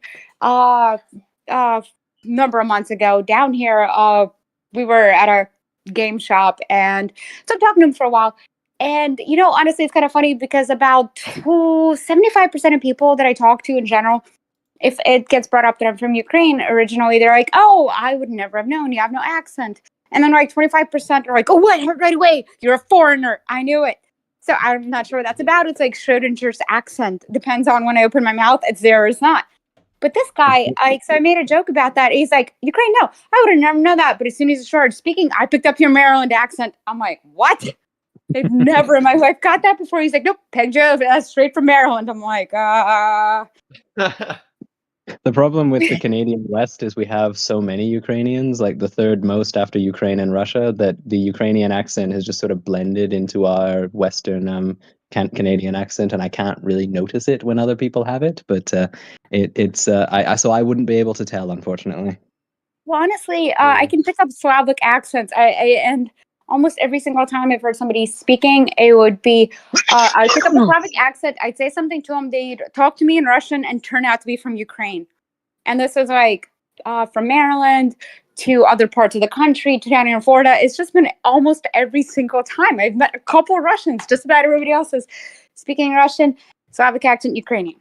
Which is, it's not very different from the Russian accent either, especially because, Russian is spoken by so many in Ukraine. Though the funny thing is, I can't do it myself. I grew up with family who spoke heavily accented English. So you would absolutely think, and apparently according to some people, I still have it. But nope. If asked to do an accent, no idea. I deliberately kept mine. I had a bunch of teachers from Yorkshire, which is why I talk with a slightly English accent despite not being from there. And I've just deliberately decided to keep it because I like regional accents, and I love a Yorkshire accent because that's where like half of my compulsory schooling was in the British system with a bunch of Northern English teachers, or just Northern English teachers generally. Hey, accents are cool. I'm just saying, I can't do one intentionally. Like, hey, can you do a Russian accent? No. I can do that all the time. I love accents. I love regional dialects and accents and languages. They're so much fun. No, agreed. I do have accent sympathy, so if somebody's talking to me in an accent without even realizing it, I'll start slipping into it. But like if I don't hear it, I have absolutely no idea how to mimic it. Also, I was wondering, I really want to meet a traditional American man who still has a whistle when he talks. All right, Texas, mate. I wouldn't say traditional. Definitely Texas. Also, you said Melbourne has its own accent, by the way, Mr. Cigarette Spider Image. How different is it? Because I've not been able to detect differences in Australian accents. No, it is quite a subtlety. It's because mine is more of a broad Australian pronunciation. Like it's got no rhoticity to it, whereas Melbournians, they tend to be a little bit more Americanized. Like they've got that cleaner kind of thing that almost sounds American until they say Melbourne. You mean where they pronunciate every single letter in the word? Yeah, they try to make you feel bad about your heritage every time they speak. So it's like a British private school for the wealthy, where they try to make the kids feel bad for the parents' accents. 100%. So, like, I can barely do it because it's so close to my own. Like, if If you I'm pick good with another I'm good with accent that's regional, I'm completely good with removed from regional my own, I accents. can do it no worries at all. But if it's that close, nah, I can't. I'm good at detecting those little subtleties because I'm, like I said, grew up British system. I'm used to subtle British accent, regional accents, and tiny differences. So Well, you only I'm have to go walking 20 meters to find a different regional dialect. yeah. Here's the sign of if you can actually tell British English regional accents. If you can detect audibly the difference between South Yorkshire and North Derbyshire, then you are very good at that, and I can do that, and that's the ultimate test, I think, for accent detection. Yeah, that kind of is like I've got a friend abroad who lives in Warrington, and like I can't pick her from her boyfriend, and I can't pick her boyfriend from his brother. Like, but apparently they've all got different accents. That's fair enough. Yeah, It's all very apparent. I love those sorts of things. They're so much fun. Does Australia have any sort of bilingualism to it at all, whether it be Chinese or Aboriginal languages like New Zealand or anything, or do you all just speak English? Original languages are pretty much dead.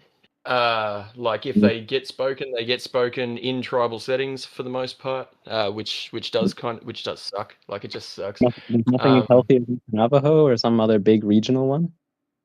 Not really, my friend, not really.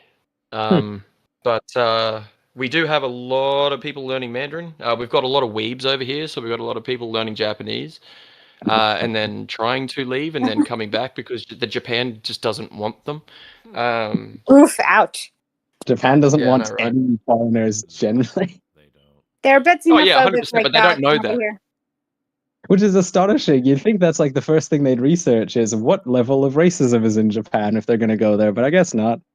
Well, actually, I have heard Xenophobic that. warrior princess. Oof. I have heard that. Japan's awesome. I have heard that because of due to low population birth, the Japanese government has a few years ago tried to encourage people to move there to kind of kickstart the birth rate.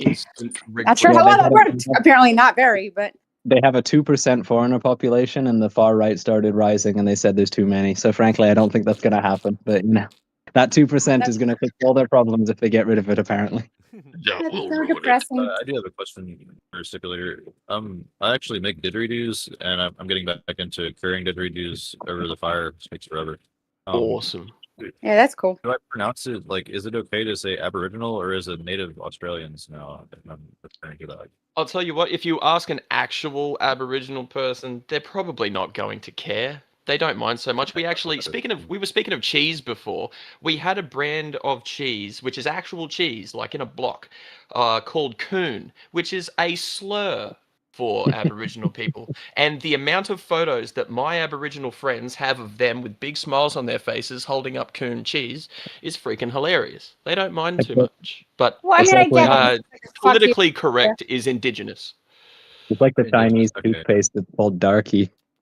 Because they say it'll make your teeth shine like a black man's, and whenever black China they buy the Darky toothpaste and just laugh. Oh my lord! Oh god, it's so bad. I don't even know if they buy it. I think they just like take photos of it for their Instagram because it's just so ridiculous to see like multiple on a shelf of just like a guy holding a thing of toothpaste with in block capital Darky underneath. I mean, I could absolutely understand that if I went to a foreign country and there was some product called like the cunt, I'd be like, all right, taking photos of this. I'm buying it. I need one. I love these. I tell you what, I've heard that word a few times in this call so far, and usually in any accent that isn't ours, Scottish or Irish or English, it sounds like a very harsh and jagged word. But we seem, even though we've put the hard T on the very end, that we're not bad. We're not bad. You're certified cuntologists. We'll say So wanker. you're saying you're putting hard stuff on the cunt and you're not bad at it. Is that what I heard? Yeah, you're putting a hard T right at the end. Right at the end of the cunt. Just the tip of the T is at the heart. Yeah, it's very important. It's a distinction. In Very proud well, English here. tradition, I still Yeah, say bro. wanker is superior in every way to cunt, right? As a swear word, frankly, or just as an insult. Or if you don't want to use the double syllable, which will soften it, if you still want the single syllable hit of the word without using something so harsh, twat. Yeah, I love it. I love it. Problem is you can't do that in Scotland because twat in Scotland means like you'll smack them. It's Oh, a you'll verb. twat them, yeah. Yeah, it's a verb. So unfortunately, there's that. But it is. Hey, I prefer twit, not twat. I prefer twit. twit just makes me think of Twitter. That's the problem. Never X, forever Twitter. What's your personal favorite sort of swear word that you don't use as often then, Australian fellow? I think my favorite one I heard was because especially outer suburbanites just use cunt so often that it stops having any impact. So they all have to call, if they actually want to insult you, they call you a shit cunt, and it's all one word, and I find that amusing. Oh, 100%, 100%. I actually take Yeah, more and if offense you're a being shit called cunt, something like that a means jerk. you're bad. I love the idea that Australians are going to start being like Germans with their giant compound words, but it's just going to be swears.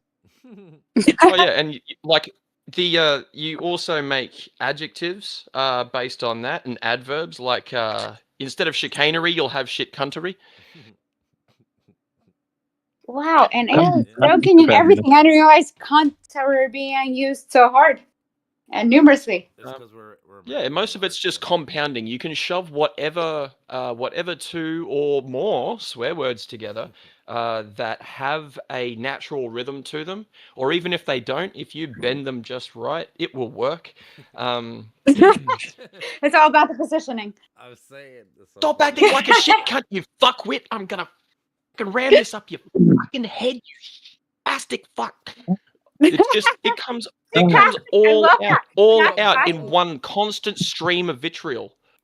Right, you proper bollocks. We're not going to be having that. You want to be coming over here? I'm going to do you in proper. Put your dukes up, eh? And there we go. That's I'll my give you a Sheffield. bollocking. The power of the accent. It all sounds so proper from y'all coming in. Like such proper cussing. It's like British. I love calling it Yorkshire accent proper. I'm That's gonna head to bed. Good night. Good night. Good night. Sorry, do you know much about UK accents? What's your name actually? What is it? Stipulator? Yeah, stipulator, James. I'll take anything. Stippy. Got a very British name. James and the Giant. I love the idea that a Yorkshire accent was just called posh because Yorkshire people are known for working all day in a steel mill, going to a pub, drinking a pint, smashing the glass over somebody's head, and then going home and beating their wife. So not exactly a posh accent.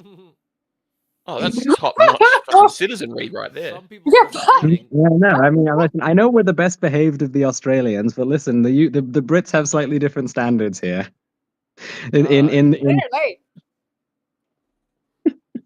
As a general rule in the UK, you get incredibly monstrous at the football matches, and then you pack it in everywhere else, and you become incredibly repressed. That's how you do it.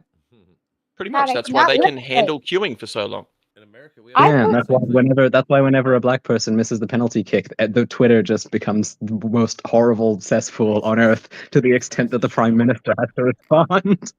So that's actually an interesting commentary about repressed cultures, the going to the extremes and that. I wonder if, like, to a certain degree, that is how I've heard described Japan and why you get like the wildest media and entertainment coming out of that because it's repressed otherwise.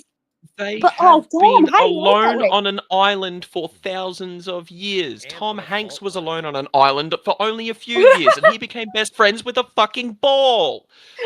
I've heard it said that Australians that the Australian government has specific laws to ban the Japanese kiddie porn mangas to just specific because you're so much closer, so you deal with it more than we do, and you have specific laws against what is it, lolicons or whatever it's called. Yeah, Lolitas. every variation of the word.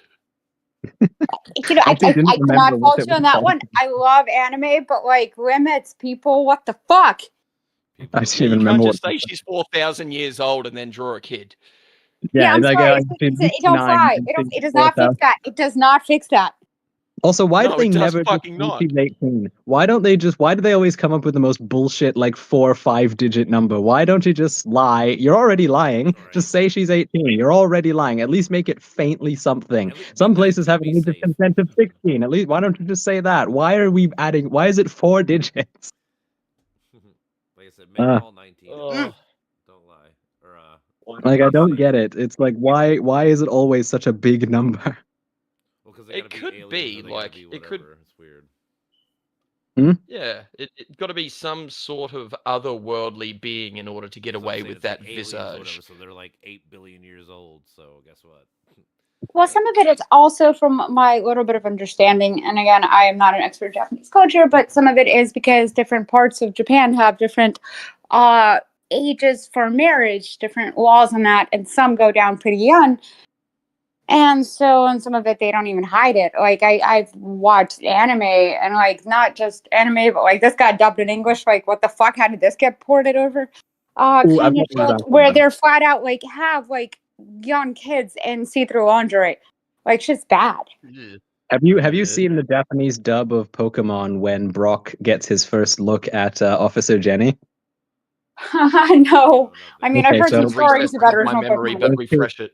There's two of them. I'll tell you the English one first, which is a lot more normal, and then I'll say what the Japanese joke was, like the Japanese dub subtitled in English. So in English, when they first showed an image of Officer Jenny, and then they said, "Whoa, she's a girl," and then Brock goes, "Yeah, she could violate my rights anytime."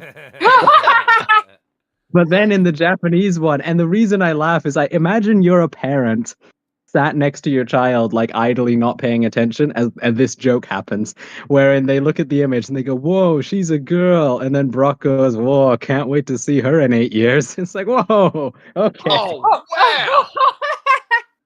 And it's like, imagine being a parent and you just sort of snap to attention at that, and then your kid asks, "Mean? Like, what do you do?" Oh, what the fuck? What do they mean? Well, we're having that talk early, son, I guess. It's time to give sex talk to an 8-year-old. Oh my Yay, God. me. I don't know how on earth you would do that. That's Yeah, the right. I don't either. that's just the first thing I think. Is it's like that joke is mad. It Like, makes me think of I got no idea what to do with that one. it makes me think of like speaking of Japan being a bit socially weird. Did you guys know for all the versions of the Harvest Moon where you were first able to play as either a man or a woman? If you played as a man after you got married, the game would continue, but it didn't really have much of a plot. If you play as a woman and you get married, roll credits. The game just ends. The game just Oh, ends. that's fucked That's it. up. That's fucked up. It's like you get to be barefoot and pregnant the rest of your fucking life, I guess. be the wife. Actually, Just from to what I end, roll credits to black.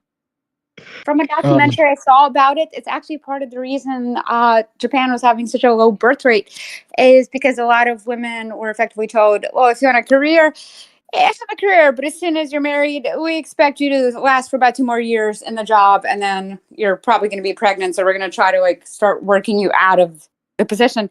So a lot of women were like, well, fuck this then, and just stop getting married. I mean, there's a lot more complex issues to it, and generally speaking, in a lot of more industrialized nations, birth rates dropping, but Japan had like crisis levels there. That was part of it. That was part of the reason. Oh, I have a Well, question. Was it James? Yes. Serious question. Why do you guys have those things called road trains? I feel like it would be cheaper to just have regular ones. I'm sorry, what? Oh, we've got. I say okay. So we've essentially got B double trucks, right? But They're they're B double semi-trailers with double like trucks. 6 trailers. Yeah, they are ginormous. They are like 60, 70 car lengths long, and they take about a kilometer to stop. And But somehow they've they let built them the drive them in highways the for city. them. Yeah, I know, right? They Wait, so do what? have general routes that do bypass inner city traffic and all of that. They don't actually have any place where they need to turn, but I can imagine reversing one to couple your last trailer is a real son of a bitch. But yeah, I think it's seriously just railway availability, and they can't be asked building more of them. For every new track that they put on it, they come up with some grand scheme to expand public transport, especially from city to city, from rural to urban as well. Because as soon as you get one government in, they are basically trying to sabotage the next government who comes in because they know we flip flop just the same as anywhere else, but they don't Isn't it actually only just in play on any Queensland of where it's their for 30 election years each? promises. Hooray, just like America. Isn't it Oh, yeah. only in Queensland where it's the opposite, where they basically just like Queensland sits for 30 years and then it switches for another 30 years? Roundabout, yeah. Yeah, it's the one place where they don't flip flop. Nobody can be asked, I guess. Pretty much, we don't care. We don't care. Like this, Queensland is our sunshine state. Same as Florida, man. I can tell the But sunstroke's it's coming to the residents. oh, 100%. Like one of our comedians that has made it all over the planet. Carl Barron. He was a Queenslander. And his joke is, yeah, we're known for being a bit stupid. So I was a roof tiler for 13 years before I got into comedy. I did my first day and I thought, well, this is shit. Better give it another 13 years, see if it comes good. If not, There's a very New Zealander accent for an Australian you were putting on there. I don't know. I can't really do a Kiwi or a Māori. I can sort of do a Kiwi accent. You just sort of have to sound a bit like Taika Waititi and sort of aggressively elevate all of your vowels and turn a 7 into a 6 and that sort of thing, and it kind of works. I had 6 of them down in there, China. And if you wanna have a ciggy, why don't you chuck it at me, bro? Did you know? Hey! Did you know? Did you know? New Zealanders, they don't like shearing their sheep. And yeah, they don't like shearing their sheep. It's the sheep is all for them. That's their evening pleasure. Anyway, Oh wow, are you saying shearing or sharing? Because I wasn't sure. the joke is that in the accent, sharing turns into shearing. Yeah. Yeah, okay. Oh, it worked because I was not sure what the hell was being said. I also have heard. I have Australian in-laws, so basically everything I know about Australia is filtered through like 2 layers of one cunt from Sydney. And I happen to just know: is it true that basically all of your scaffolders and construction workers are A, either drunk, on stimulants, or both, and B, New Zealanders? Wow, because that's what you want about out of a construction 80 worker. Drunk. About 80% are pissheads, which are what we call chronic alcoholics that have turned it into a sport. And stimulants is a very, very diplomatic and kind way to describe methamphetamine. I would think it'd be mean, actually, to be fair. But as for New Zealand born, no, you get just as many Samoans. Not a lot of Australians. And if you got Australians, you've got them in fucking hard hats and clipboards. And everyone has a DUI, from what I've heard. Oh, pretty much, yeah. We've all got interlocks on the cars. If you are in construction, there is a guarantee that you have to blow into your car before you can turn the key in the ignition. And one of the all-time favorite pranks is to have a swig of your beer, blow in the car so they can't start it for 24 hours. See you tomorrow, mate. Oh, that's fucked up. That is so fucked up. That is very Australian bitterness, I have to say. That's something I can visualize happening. But 100%, but that's what you do to someone you like. If you did that to me, I would think I would genuinely just fish the crowbar out of my back seat and smack you over the side of the head. Only when you're wearing the hard hat so I don't kill you, but you're not getting away with that unharmed. Yeah, I feel like you chase somebody down and beat their ass over that one, friend or not. Oh, I'll laugh. Oh, I'm beating your ass. I'd only hit him when he's on. Different cultures. You know, It's funny in Australia, but here. Once you've got the hard hat, I'm beaten over the head with a metal rod. That's how it goes. Yeah, that's our HR department, a heavy rod. How the things you learn. I was wondering, More cultural. have you been to any of the small towns in the center, like your Alice Springs or up in the northwest of your Derby, Darwin? And what's the general vibe of them? My favorite is Kuba Pedy, which is a place which is so fucking hot during the year that they have bunkered themselves underground. They have literally made man-made cave systems and just decorated them like little houses. They're fucking awesome. Oh, that's amazing. That's so cool. That is very cool. And It's like have you been to surreal them? being in them because you never know if you're going to get assaulted by like a resident or by like a snake. Oh, Isn't that in Australia generally, though? There's too many options. But like, how is that different from regular Australian life? You see, snakes don't really like the hustle and bustle of the super inner city. You have to go to like the outer Around the- suburbs to get assaulted by a nope rope. Nope rope. Oh, I like that. Danger noodle. That's another favorite. Yeah, that's the one. Nope rope. Have you spiders? had It's spiders. Honestly, Have you- since I moved to Florida, I've been saying this is like America's answer to Australia because like we got Panther Crossing signs up in here somewhere. A panther crossing. Have you ever had an Yeah, unfortunate Panther run-in Crossing with the signs. Gimpy Yep. Gimpy? I'm sorry, what? Sorry. Have you ever had an unfortunate run-in with the Gimpy Gimpy, the suicide bush? Oh, fuck no. I'm sorry, I have not. I would still be crying about it today. I bet. Hey, A what? Gimpy Gimpy is a type of plant that's somewhat related to a poison ivy in that the leaves sort of inject poison into your skin, except unlike most others, this poison lasts like 6 years. The And also the they have to be microfibrillae are down. so small that they lodge themselves in your skin and keep excreting whatever they've got, and you cannot get them out even with like a microscope and really, really tiny tweezers. You might as well just cut the entire flap of skin off and let your dermis regrow over it. That's So basically what again, they do. They have to 6 literally years? belt you down in the hospital because basically people will go into such a frenzy, they'll just scratch all their skin off anyway. Well, if you have like effectively poison ivy for 6 years from a plant, yeah, I can see getting a little crazy over that. No, it's Someone much wiped more- themselves in the bush and then blew their brains out. Yeah, they knew. I think they realized what it was, and they said, "No, I'm not dealing with this in my backside the rest of my life." Pow! And you know what? Yeah, that's reasonable. It's probably like the only Australian with a gun in like fucking like the tri-state area, and they're lucky they had it.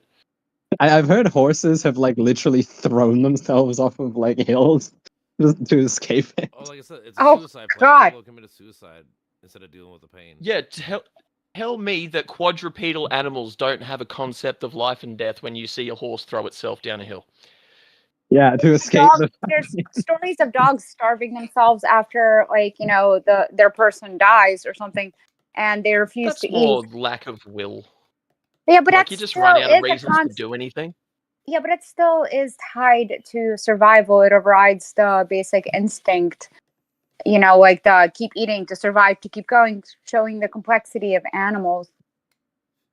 To be fair, Making it horses more- don't make good decisions ever. It's like that's why having a horse is like having a motorbike, but both the rider of the motorbike, already a person making bad decisions, can also ride makes bad decisions. Yeah. And the motorbike causes head injuries. Yeah. Hmm. I don't ride motorcycles. I can't trust other Me people. neither. They're terrifying. That too. Like I said, not even just me. It's just you can't trust other people. It just takes one fuck up in your whole life. Oh, 100%. 100%. Like I do not trust anyone else on the road, and everyone else thinks everyone is a bad driver, and then they continue to, as soon as they say that, commit the most atrocious driving sin you have ever seen, and then go, "Oh, fucking idiot," as they cut 12 people off. Dude, I have one of the I funniest stories. have to drive down. Sorry, go. I'll say one of the funniest stories. My one buddy Beagler, he was driving and some dude cut him off, and dude, he literally chased this dude down like in a little city, like it's like 35 mile per hour. He's going like 65, 70, just chasing, throwing like coins at this dude's car and shit, right? Just all pissed. And after he gets it all out of his rate, after he's done with it, like 4-10 minutes later, he cuts somebody off. I'm like, Beagler, you're a piece of shit now, dude. Fuck you. He's like, what, dude? I'm like, you just cut dude off. You just did the exact same fucking thing. You just fucking made me go on a 20-minute fucking tangent, you know, following you through this whole shit just for this. Like, it was so fucking funny.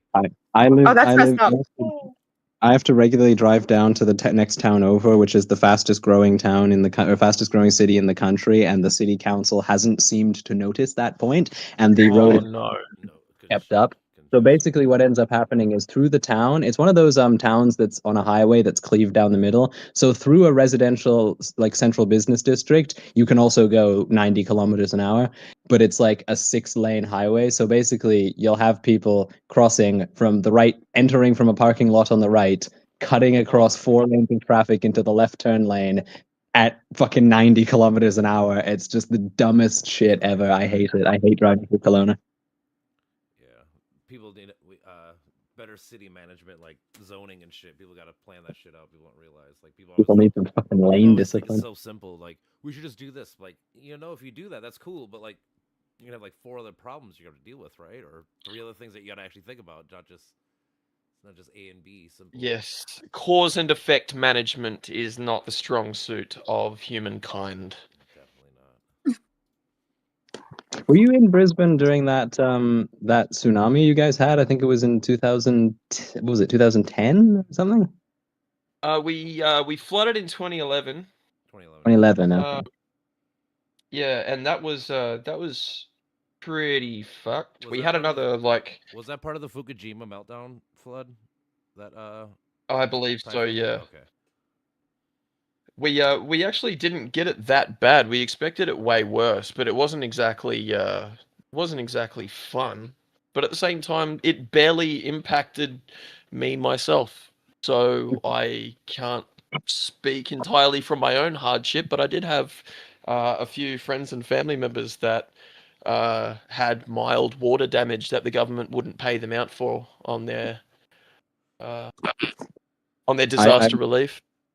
I'm having a really funny time here because I listened to a fuckload of a discontinued podcast of 2 guys who used to live in Brisbane, and because they would occasionally reference stuff that happened in the town, they would just get together. It was a pair of them. They'd get together, play video games, and chat shit for 1 to 3 hours. They would occasionally reference things from like 2013 that nobody else remembers, and I'm really hoping at one point I'm going to start Yahtzee watching and this, and Gabe? I'm going to frighten you with random knowledge that I should not have. Excellent. Is that fucking Yahtzee and Gabe by any chance? It is. It is. I've met Gabe. Seriously? Yeah, man. I'm a butcher. He actually he walked past my shop, and I couldn't help myself because he's very noticeable. He was very bearded at the time, and I'm like, Gabriel. What year was that? What's that? What year was this? It was only a couple years ago. Huh. I thought it's funny. He actually has a YouTube channel still, but Keep it classy. yeah, it's not as good. I have to say, he needs Yahtzee to stop him from waffling on. 100%. Like he gets way too much creative liberty, if we're gonna call it like that. But he is a very gifted orator, and he does like what he likes, and he will make anything interesting. But he does need a foil. He doesn't need he does need that an cynical enabler. cunt to He tell needs a him, "Hey, foil. shut up." Yeah. Everyone needs a pushback. You can't just have everyone agree with you. If everyone agrees with you, then it's boring content. No, it is. 100%. I And then agree. your ego inflates to the size of a zeppelin, and then you float away. That's part of it too, for sure. Also, can I ask now that he's makes freaking good. gone? What was Brandon's problem now that he's not with me? Why was he specifically going after me? I'm not entirely sure. Certain speech patterns and shit would have reminded him of someone that was very particular in their treatment of him. It sounded like he had a bit of a triggering response to just how you talked, and he was convinced that meant you were just like other people in his life who he said were narcissists who abused them. That's about as much as I could quite understand. It's probably past. That was a bit for me. Like I What? do have, He's got mad I at me do like have that too kind of before. shit in my past as well. But Well, I'm saying I've seen him. Yeah, He got mad at me before too. yeah, I think it's just a. I was just going to say, I'd have appreciated be a some sort of fresh pushback word. because I thought I might have just genuinely been going off the rails, but I was like kind of losing it. I wasn't sure what was happening.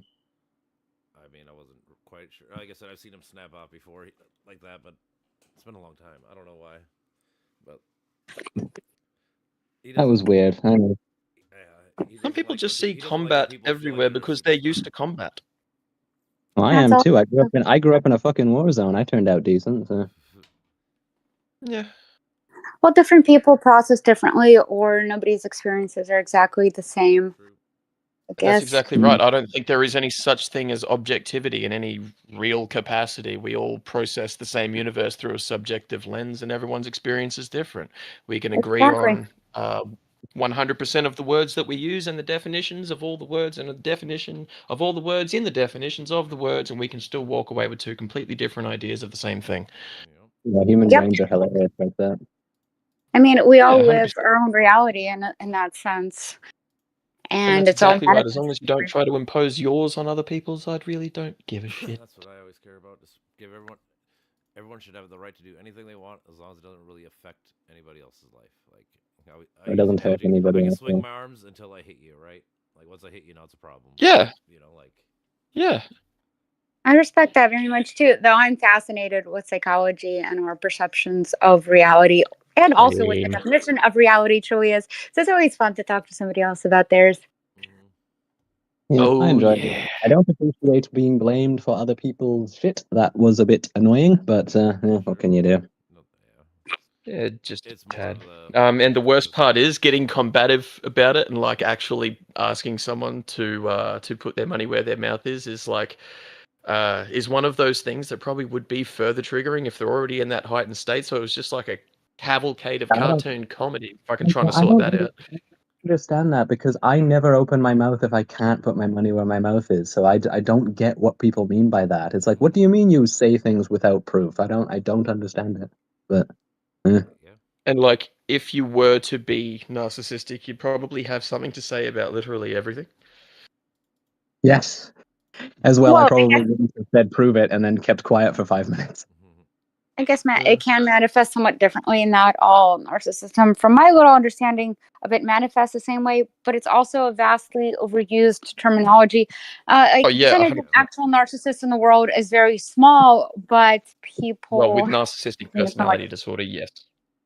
right. I mean, some tendencies, sure, but you can kind of find a lot of loose definition of Well, tendencies or correlations that way that aren't necessarily actual.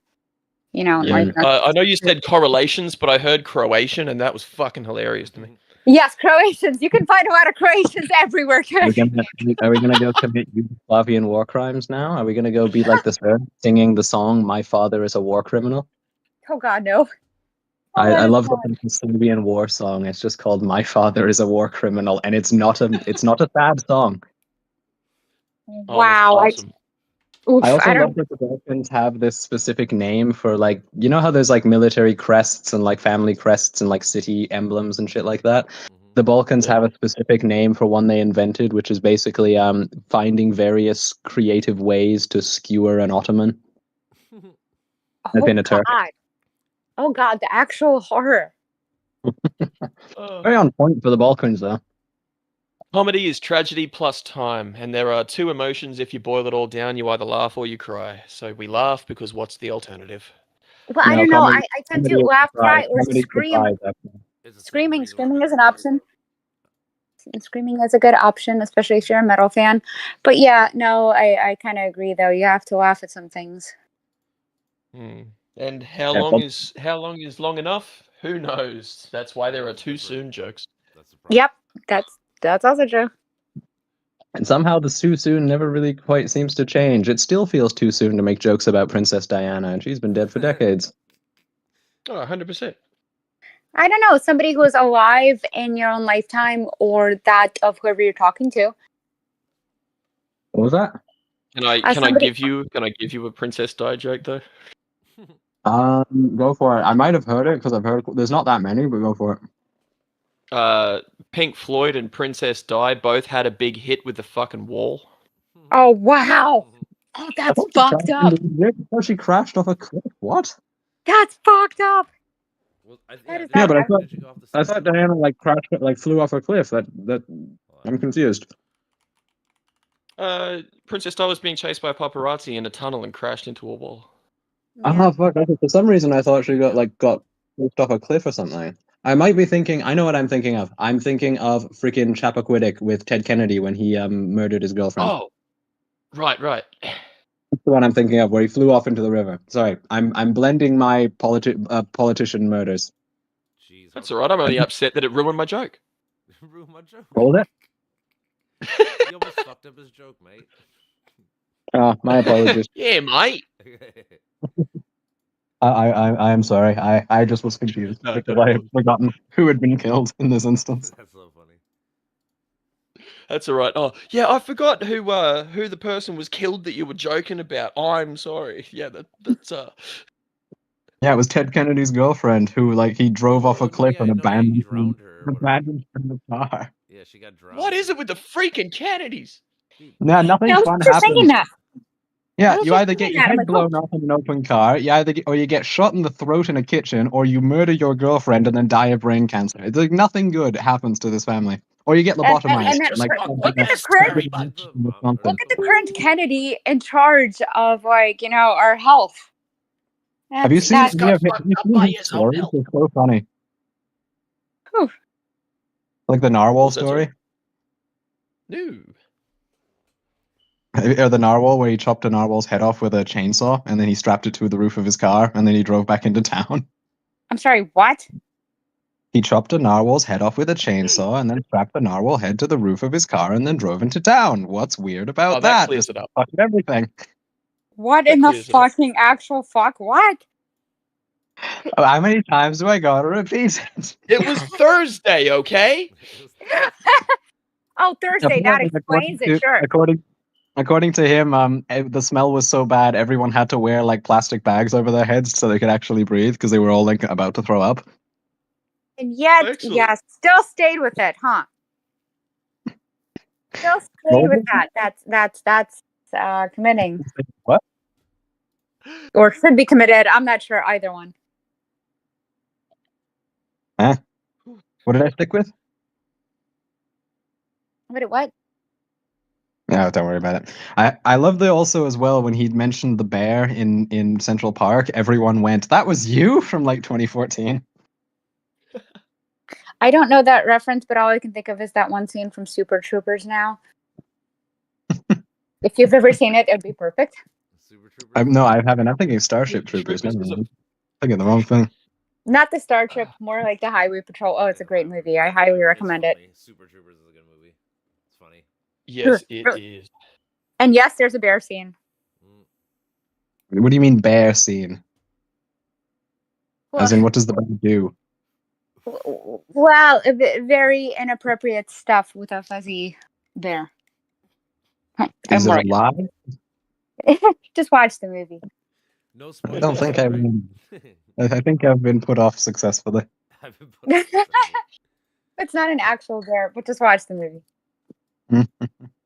Also, speaking of, you said you'd met Gabe from Yahtzee and Gabe, James. How much would you consider him to be very much emblematic of Brisbane? I would love to say, like, probably 50% of us, but that's a lie. It's probably like maybe 10, maybe, because he is quite perceptive. Most of us just don't give a shit. Fascinating. Whereas he doesn't, but he has the unfortunate affliction of effortless perception. He's kind of just interested in things and then retains information about things and then gets obsessed about fucking weird random things. Oh, I'm like that. Yeah, 100%. Like, I'm autistic, I can relate. But but yeah, I wish there were more of him. If there were more of him, then I wouldn't have to fucking go, "Oh, Gabe." It'd be, everyone. Have you met anyone from Canada at all? Yeah. Yeah, I dated one. Yeah, from where? This is actually from Saskatchewan. Oh dear. Yeah, so one of the few. That's astonishing you met one of the few abroad somehow. Yeah, I know, right? They seem to be nowhere. There's only 1 million of them out of 41 million, so it's kind of surprising that you managed to pull that off. Yeah, especially in this fucked up place that's like the exact opposite climate of what you guys have going over there.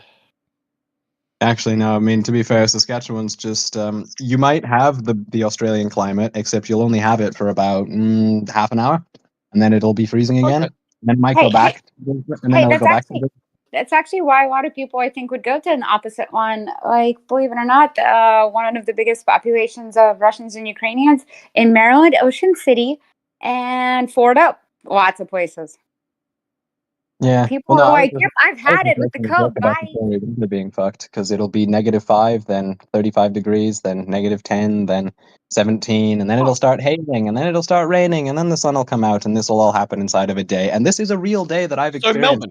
Melbourne, As an American, context clues over here because I have no idea what the actual temperature readings are. I don't know what Fahrenheit is either, Yankee Doodle Dandy. You gotta catch up. Hey, I might have been born in Ukraine, but like since I was 8 years old, I've been Americanized. I'm sorry, but I got the idea. Though granted, in Florida, like you literally just have to wait a couple minutes, and it'll go from like stormy, cloudy storms to like suddenly sunshine, and sometimes there'll be sunshine and like one cloud, and it's raining out of that one single cloud. And a couple of times it would be you look one side of the house that I live in and it's clouds, rain, pouring, all stormy, and you literally go to the opposite side of the house. You look outside and it's all sunny and pretty and only a couple of clouds in the sky. sunshine, lollipops, everything wonderful. What you feel when you're on that side of the house, yeah. I had that happen with my university, except it was literally the same room, except I just looked to the east and it was raining, and then I looked to the south and it was sunny. This was the same room in the corner of my university. It was kind of interesting. I love when stuff like that happens. But the weird thing is it's happened here multiple times, so I'm beginning to think like what is my house facing and what is the weather pattern turns here that this keeps You're happening? probably in a microclimate. That happens sometimes. It's kind of awesome. Oh, and the temperatures were like it'll go from 20 to about 103, and then all over the place. That was what we were getting at. Okay, that's a little wild. That's a The little only much. the only thing I know about Fahrenheit is 32 Fahrenheit is 0 Celsius. 30 Celsius is 90 Fahrenheit. 100 Fahrenheit is 38 Celsius. And after that, it's all just magic numbers in between, and I don't know what any of it means. You can tell me if you tell me it is 60 degrees Fahrenheit, no matter the weather, I have no choice but to believe you. I don't know what that means. Do people have 2 ounces? You mean to tell me your system's superior? You have liquid ounces and not liquid ounces. What the fuck's the difference? And what's an ounce? I'm not saying it's superior. It's total What's crap. an It's ounce? just About what I'm used $300. to. Yeah, I don't like know, I'm just wondering what's it like. I'm just laughing at the fact that there's 2 types of ounces. And the funny thing was, every time we had like, for a bit I used to work at a deli, and sometimes we'd have American tourists show up in like the big tour buses, and they'd ask for meat in ounces. Why do you ask for such strange quantities? I had someone ask me for 3/8. I've never wanted 3/8 of anything. Okay, I cannot speak for those Americans. That confuses me. I think that would also confuse a lot of other Americans too. Most people go by pounds. He said pounds are 3/8 pretty of a easy. pound. He said 3/8 of a pound. Who Who does that? Yeah, look, I cannot speak for these crazy What? people. I do not know where they're from, but not from parts of America that I've dealt with. This is new to me. I don't know, but this happened like semi-regularly. It wasn't one guy, so it was just such an odd thing. It's like, who asks for 3/8 of anything? I've never wanted that kind of subdivision. Oh my god! And the That is amount so of specific. conversion that you have to do as well, because like there are 16 ounces into a pound, so you can divide that by 2. So you've got, and each ounce is 28 grams. So you're looking at 56 grams for 2 ounces, and then you've got to do that by 3. So you've And the got worst like part is 170 our grams. machine You're not only even does buying 7. enough for me to do that conversion in my head without charging you fucking extra. The funny thing is that our scale doesn't have the ability to switch between metric and imperial, so I have to do it all in my head. I don't like the scale only works in grams, so I'm just like, okay, what am I doing here? And like, yeah, that was weird. Why 3/8 so many times? Oh my lord! Yeah, I'm kind of curious about that. If that happens again, please stop and ask. Like, I look, I don't got an work American that needs to know what the hell that's I about. don't work in a shitty deli anymore. I will say I appreciate you whenever you Americans come up as tourists, because whenever you show up in your buses, you're kind of adorable. You just sort of wander around in these hordes of like 80 people, sort of happy all the time. And like you're astonishingly happy no matter where you are, even if you're just in a grocery store. You were in a grocery store for a deli, and you're so happy. I love it. It's because we're on vacation. We're outside of the United States. Exactly. Well, Yeah, it's like you get one vacation a week a year, so you celebrate it every single chance you get, because otherwise it's an oppressed, overworked society. Yay! Yes, it's I appreciate I appreciate whenever you guys show up in your Greyhound bus, just sort of you sort of shuffle out and everything. I kind of love it. Horde of I like it when they America. get off the bus here and they're taking photos of the heat coming off the road. I love whenever we get the Chinese tourists over here and they'll just be pulling over to the side of the road and just take photos of a bush.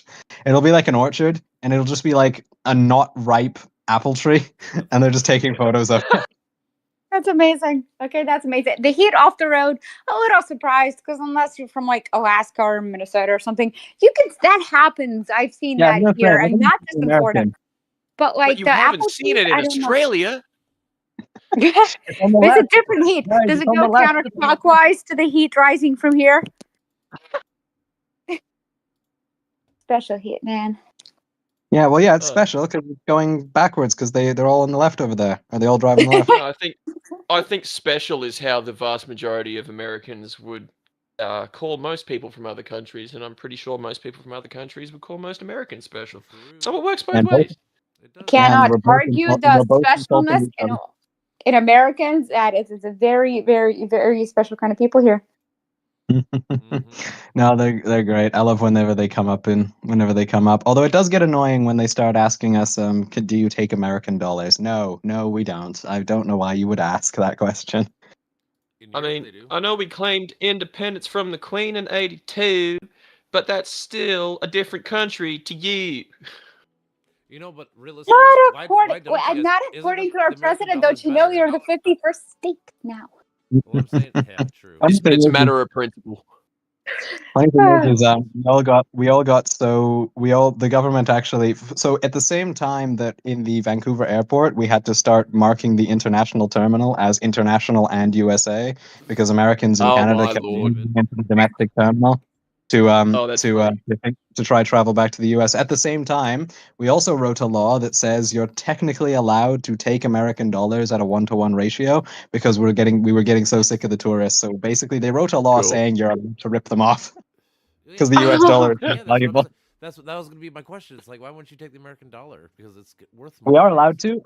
Some places aren't. Like some countries, you're not. In Canada, we are. But basically, they wrote a law saying you can rip them off because the dollar is stronger. So if you pay us in dollars, we are only obligated to pay you back change in Canadian. So you're just getting screwed over both directions. Oh, that's amazing. That is fucked up. Amazing. Wow. You would have if you used your brains before, and we wouldn't have written this. Now you've gone and done it. Yeah, dummy blank. Oh, the spite. It's just funny. I can't spend my Benjamin Franklin's in America's hat. To be fair, it No, doesn't it's really not apply most outside of like Windsor, Detroit, that border. Unless you're on the border, it doesn't really apply that often. But yeah, that stuff we wrote laws for it. It's great. I'm kind of loving that. Oh, it's fantastic. Although one thing I do hate, my goodness, it's infectious. Did you know the gas stations in Canada just across from Detroit all work in gallons because you guys kept coming over for cheaper gas and couldn't do the math for it. And it's really quite funny. Oh, I'm so sorry for my fellow Although citizens. actually, to be fair, I won't bully you for that because I can't do the math to go to gallons either because you have to do the currency conversion and the 4x conversion. And I will admit, I can't do that either. I don't know what that means. Like I said, we tried in the 80s and then we stopped after like 2 years. I can't remember somebody tried to make us switch back to the metric system in the 80s. And then, Both Gerald Ford and Jimmy Carter wanted you to. Reagan stopped it. Is that what happened? Because I'm just saying, like, we tried for a minute and then we just stopped and it was stupid. It's like, why can't we just switch over? We'd all be doing it right now. I always assumed it was because you legally couldn't or something. I thought it was like each state had to individually do it and that was the law. I kind of assumed it was that. No, I mean, if it passed federally, federal always supersedes state law, so... Yeah, I guess. Although, fun fact, there is one highway in the metric system in Arizona that goes from the Arizona-Mexico border to the second city in Arizona, not Phoenix, whatever it's called. I think Tulsa. And it's why? because it's the only one that they built because they built it when they thought that the U.S. was going to officially switch. So, but it's the only one that ever got finished with all the signage and like speeds in metric. But then they the fix law, it? the law never came. But then the law never came, so they just kind of have it now, and nobody can be bothered to change it back to imperial. So Arizona is a special place. They also don't follow the whole daylight savings thing. So I had some friends living there. So effectively, when I'm talking to them, depends on the part of the year. They're like 3 or sometimes 4 hours difference in time. Here's It my changes. unpopular take. I don't mind daylight savings. I never notice it. You only notice I it for a noticed week. it when I Probably was the in only Arizona. I place in noticed that. Australia that like You notice it for a week, I think.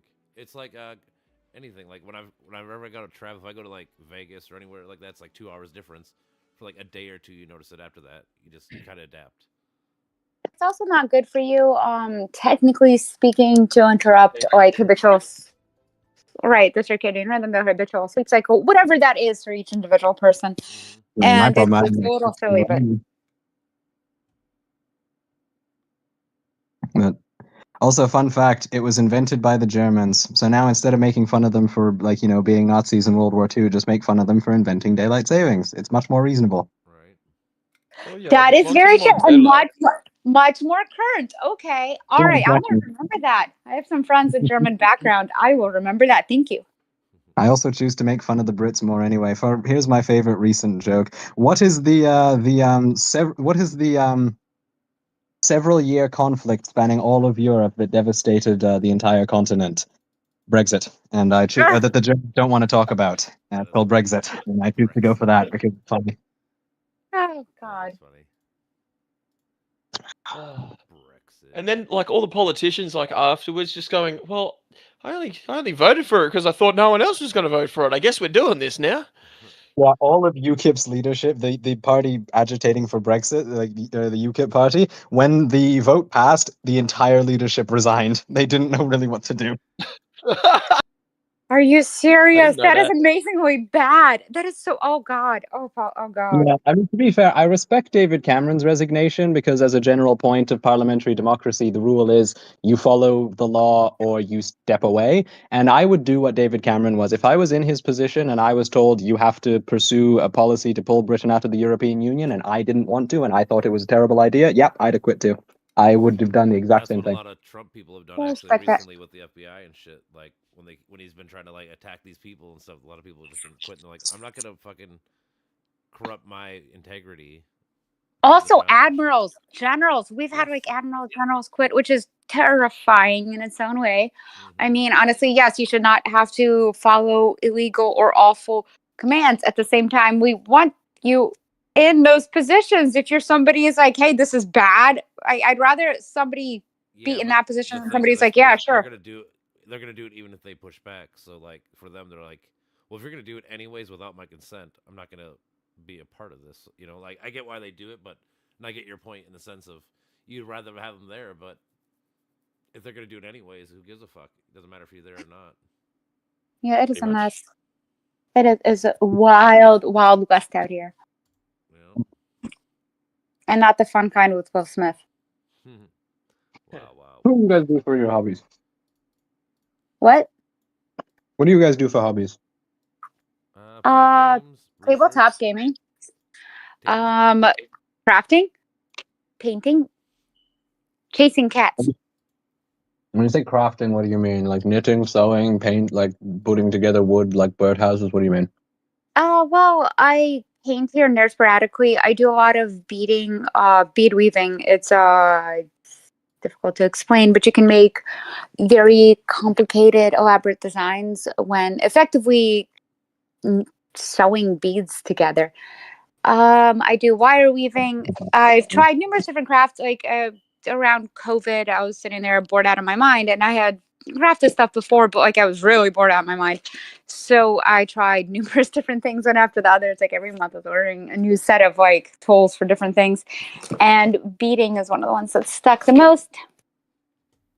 And it's just I don't know, something to do with my hands, so I don't go nuts with my hyperactivity.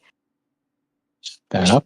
Yeah, that's all you really do with a hobby, I suppose. And just with the way that Australians say words like that, like beating, because our T's, like if they're in the middle of a word, they just get rolled into D's. It sounds like you beat someone. Which is Yes, I'm beating. Wait, well, I have enjoyed a mosh pit or two throughout I the like years. how So the yes, Australian technically also didn't beating question is it. a hobby too. Yeah, I like how the Australian also didn't question that she just regularly commits acts of violence because that's just so on point for Brisbane. 100%. Like if you don't get your noggin a flogging at least once a week, there's probably something wrong. Honestly, Keep it, keep it if you'd for the see me football drunk, mom. you'd be like, "Yep, that is absolutely fitting to say." I don't get violent when I drink. I just get okay, I get violent, but not angry violent. More like fun violent. Like when There's I a got watching difference. guys wrestling in the backyard. That kind of violent. Right, like fun violence, or I'm just starting to mosh pit in the middle of somebody's living room because I drank way too much, and they're gonna have to keep me from knocking the TV over. That may have happened once or twice. I'm I East think every African. friend group in this country has at least one friend who, if you all get pissed, starts going around the group and asking the people to hit him. Yeah. No, I don't ask anyone to hit me. I just kind of wind up hitting them instead. And then they hit her back. That works. It's been fun. It's been good times. It's in good nature. No, I know you're talking fun. about. It's playful. It's not fucking actual hitting or whatever. It's actual hitting. It is actual hitting. There have been broken noses because me and my friend used to headbutt each other when we got drunk enough. And one point he missed and broke my nose. It was great. But it's actual hitting, but it's not angry or intentionally to. Right, it's not malicious. There you go. I will say, the one thing I can brag is that despite being skinny as shit, much like everyone else around where I live, just generally in my people group, we're all kind of alcoholics, and we can all I never really get drunk, and most infuriating for other people, I never get hungover. So despite being a fucking twig, I can handle it like way more than I should be able to, and I kind of appreciate that. The hangover is impressive. Like the drinking, like I'd be able to drink a lot of people under the table, and it's got to be something in my heritage because like my Ukrainian Russian background. I mean, there's got to be something to that because my grandfather used to be able to drink me and my friends both under the table, and he'd just be sitting there like just playing a guitar completely off key and singing old folk songs like happily, and we're all like, "Damn." So I one time drank an entire bottle of wine over the course of an hour, and I barely felt anything. I was like doing my homework afterwards. Depends on the Come size back of when the it's a bottle of bottle of wine. whiskey. Too bad, not I too bad. hate whiskey, so I wouldn't really try that. But I don't really like booze. I just smoke weed. to be fair, I also just don't drink much because it's so difficult for me to get drunk. I'm just not worth it because it gets too expensive. So I just never do anymore. Yeah, I've always had a decent tolerance for that, but a few bad breakups, man. Then you hit the bottle, you become an alcoholic for like 6 to 8 years, and then you're like, why the fuck did I even start this? It doesn't do nothing. I just lock myself in my room and play video games for 10 hours straight and don't take care of myself. When I got dumped, that was my style. Yeah, that's pretty cool. I turned it into a hobby. What, the drinking or the game? All of it. All of it. Every Ah, single thing. I do not do things half-assed. fair enough. I respect it.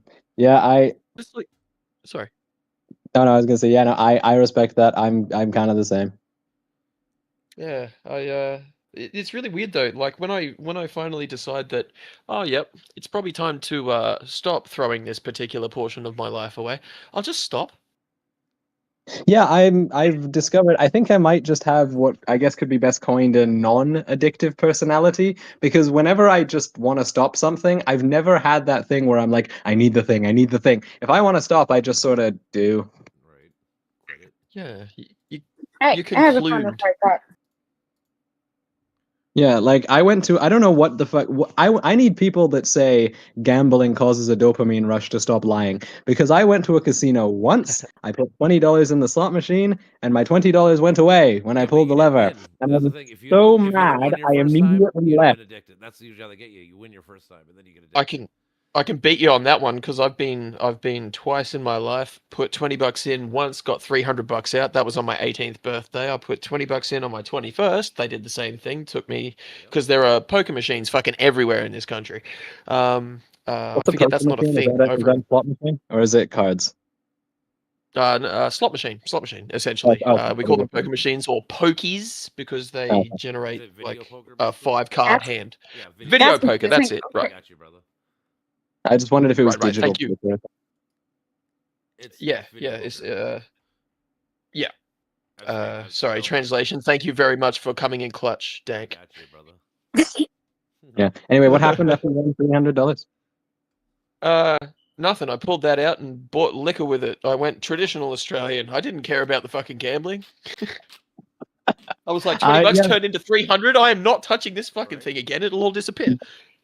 Yeah, I know. And then everyone's like, when you come super close to winning at gambling, it's like a dopamine rush. Man, I was an inch away from punching the fucking screen. I don't know what you're talking about. I got up and left. I was so angry. And I'm like, because I just burned $20. But the worst part is I could only kick myself because I consented to that stupid shit.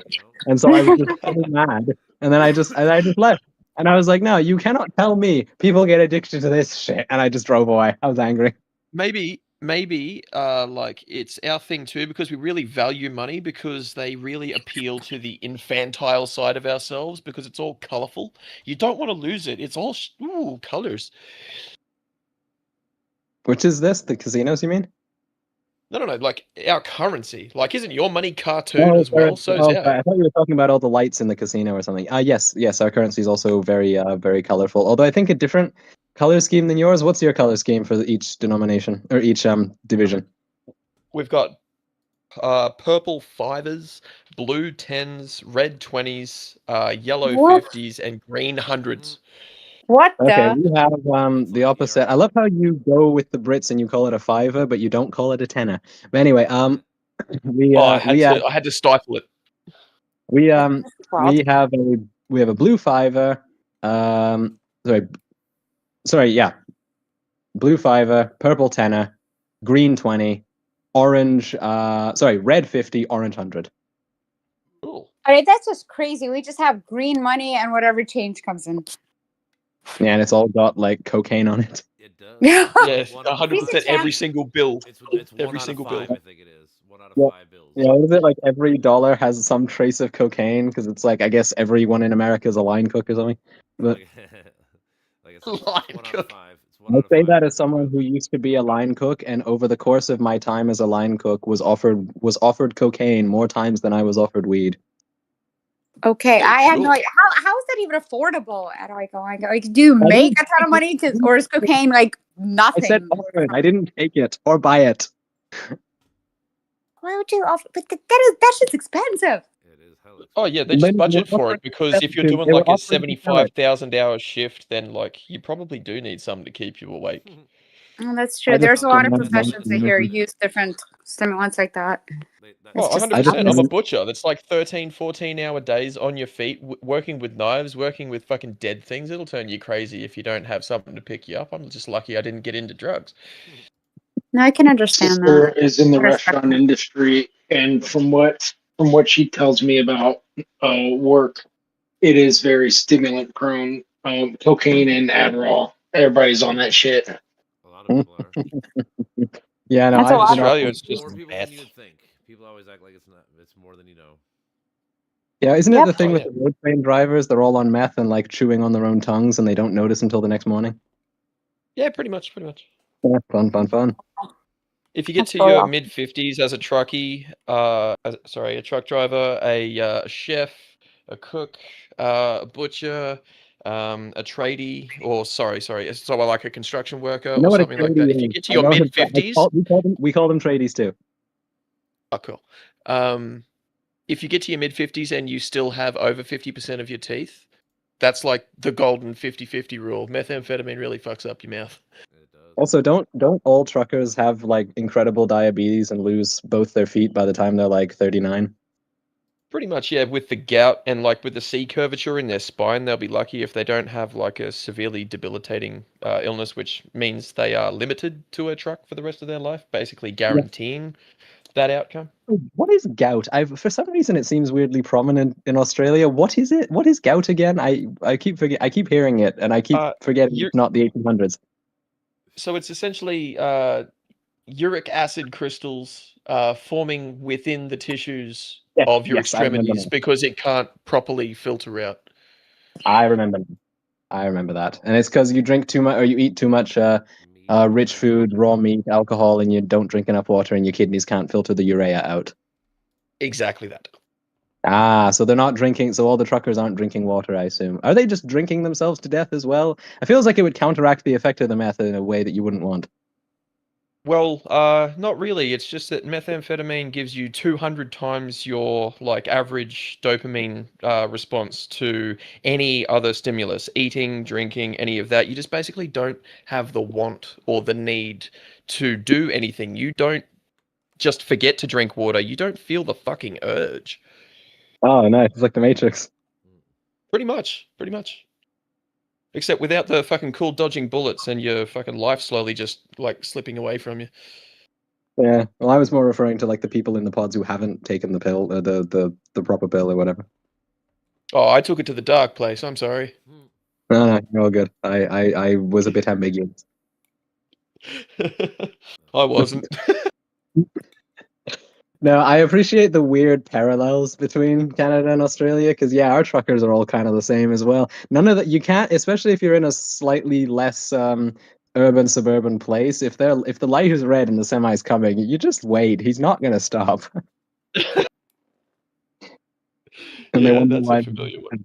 death rate. Oh.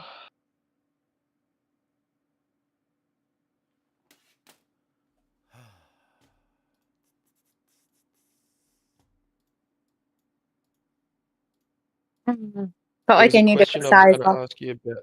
Oh yeah, join the circle. Let's start again. What was that, sorry? What? No one else? No sighing left. I'm not tired. I have a munted up sleep schedule. I'm a night owl, so I'm basically up until you guys decide you're done. So Well, Well, that's all speaking right. of which, It's 10 to 3 in the afternoon for me. oh wow, nice. But you speaking of which, just I do have to you actually, I do turn have to into a actually jump off. son. What was that? Who So has to yeah, leave? When what? hey guys, I gotta jump off right about now. But you guys should be on next Wednesday, so we can continue this. Mhm. Okie dokie. I will pencil that in for Thursday then, because that's what it is. Yes, you Fine. weirdos in that weird part of the world. That's right. Yeah. That's funny. I'll take weird. Anyway, night. If weird's a good thing. Good night, y'all. Peace out. Night. Boy. I'm glad that I reminded myself of time because I have somewhere to be at 3:30. And what time is it there? 10 to 3. Fair enough. 40 minutes. I suppose I had better use that extra time to actually gather my things and stuff because ADHD will mean I will sit here yapping at yous until it is time for me to have been there an hour ago. You going to work? Yes, unfortunately. Yeah, nice. Right, well, off you go to what's your 13-hour shift or whatever. Oh, I don't have to butcher today. Thank fuck for that. It's just a friend who needs a bit of a hand and is going to pay me money or a plant material. So either or, I will take that. Is weed legal in Australia? Technically no, but yes, and you can get it medicinally prescribed to you just by calling up a person with a fake diploma and saying, "Yeah, I got anxiety." You know that thing everyone in the world has. Okay, here's your weed. I love the loopholes. Well, just legalize it, guys. Come on, it's not hard. And it's so much money they're Pretty losing much. too. It's just so stupid. Yeah, I know, right? 100%. You tax everything. Tax everything. That is the whole goal here. And It's they can just overtax. random. Here in America, it's sin tax shit. So it's like a sin. So they can always tax you more, like the booze tax and shit. We just tax it because we have a government healthcare system, so we don't want our people like smoking themselves to death. Yep, I understand that. What's it called? I just read Mexico is the first country, or maybe not the first, but they made smoking e-cigs and cigs in public property illegal. Hey. Yep, fair enough. So if you want to smoke, you got to be at your house or your friend's house. This is one thing I like about North America compared to like Europe and shit is that everywhere in North America, the smoking is down to single digits. I think it's 8 in the US and Canada, 8%. And I don't know what it would be in Mexico, but if they're banning it in public spaces, it can't be very high. Oh fuck. Mm. Yeah, And meanwhile, in Australia, like you'll be hard pressed to find someone who doesn't smoke. Yeah, I went to the UK once. I was looking it up. It's like 17% there. I'm like, man, I can tell it smells awful. So like when I went to Europe, I found out this. So like more Europeans smoke, but they smoke less. So like America actually Yes. smokes way more cigarettes because we have chain smokers, even though we have less people smoking. So it's kind of a weird dichotomy. So there. basically, Americans are basically doing it the everything bigger in Texas way and just punching above the weight. Pretty fucking much, yeah. I'm The saying- stoma capital of the world. Oh yeah, probably. I mean, I bet it's the same rules as we. We're the #1 consumer of all drugs. I mean, you are pretty big, to be fair, as just a population. We're the What is that a dig at like the people or? No, the population of the U.S. Yeah, I'm saying we're the fourth. I know. I was kidding. It's 360, Ah, fair. 350. But yeah, I think we're fourth biggest or fifth biggest. Third. Is it third? We're right behind Yep. India and China. Yep. Oh wow. Wow. Second place isn't even in the fourth place isn't even in 300s. Fourth place is Indonesia, about 467 or 267. Holy shit. Yep. All right. Well, I'll let you go then, James. Thanks for that. Just blow my mind. I'll fuck off now. Well, I was figuring you would anyway, and I didn't want to be rude and like keep you any longer than you wanted. And I didn't want to make it awkward for you, so I was like, right, I'll just let you. No. It's impossible to make me feel awkward. I just go along with the autism and fucking get completely oblivious to all of those social cues. But it's just when things keep me legitimately interested, like fucking random factoids, I will stick to it like impulsively. Oh, sweet. We should just basically talk for hours because I love autistic. No, I'm going to up and fuck off now. Thank you very much for the conversation. It has been wonderful. I will talk to you next week. Hell yeah, brother. Right, Have a good day. But Good day, brother. Yeah, Indonesia has 284,000 or 1 million people. They're fourth. Yep. Huh. That sounds about accurate. Yeah, like I said, I thought Pakistan actually beat America, but no, they're 90 million shy. No, and well, the fact I always used to remember is Indonesia is the biggest Muslim country on earth, so it has to be bigger than Pakistan by definition. Yeah, true. I guess never think about it because it's more like Pacific and shit. It's not really in the Middle East as much, but The Middle East doesn't have anybody in it. It's all desert and really low population. Pakistan is huge. Obviously, there's a few other ones, but Pakistan's not in the Middle East. I guess not. Yeah, it's in Asia. Yeah, I do not consider Pakistan to be Middle Eastern personally. I mean, yeah, I guess you're right. I would agree. But because I don't know, I just consider the Middle East a geographic thing, not a cultural division. So yeah. Do you? Why don't you think it's a cultural thing? Because they're pretty much that area seems to be really heavy cultured. Yeah, but again, I just consider it a geographic division. But I don't know. That's kind of how it goes. Yeah. But so does this thing happen every Wednesday? Because I just randomly got invited. Yeah, I mean, I'm the one that invited you actually from Discord. Oh, was it? I thought it was the host. No, he's the guy that I was telling you about. That me and him run it. Okay, in that case, can I have a real talk? Yeah.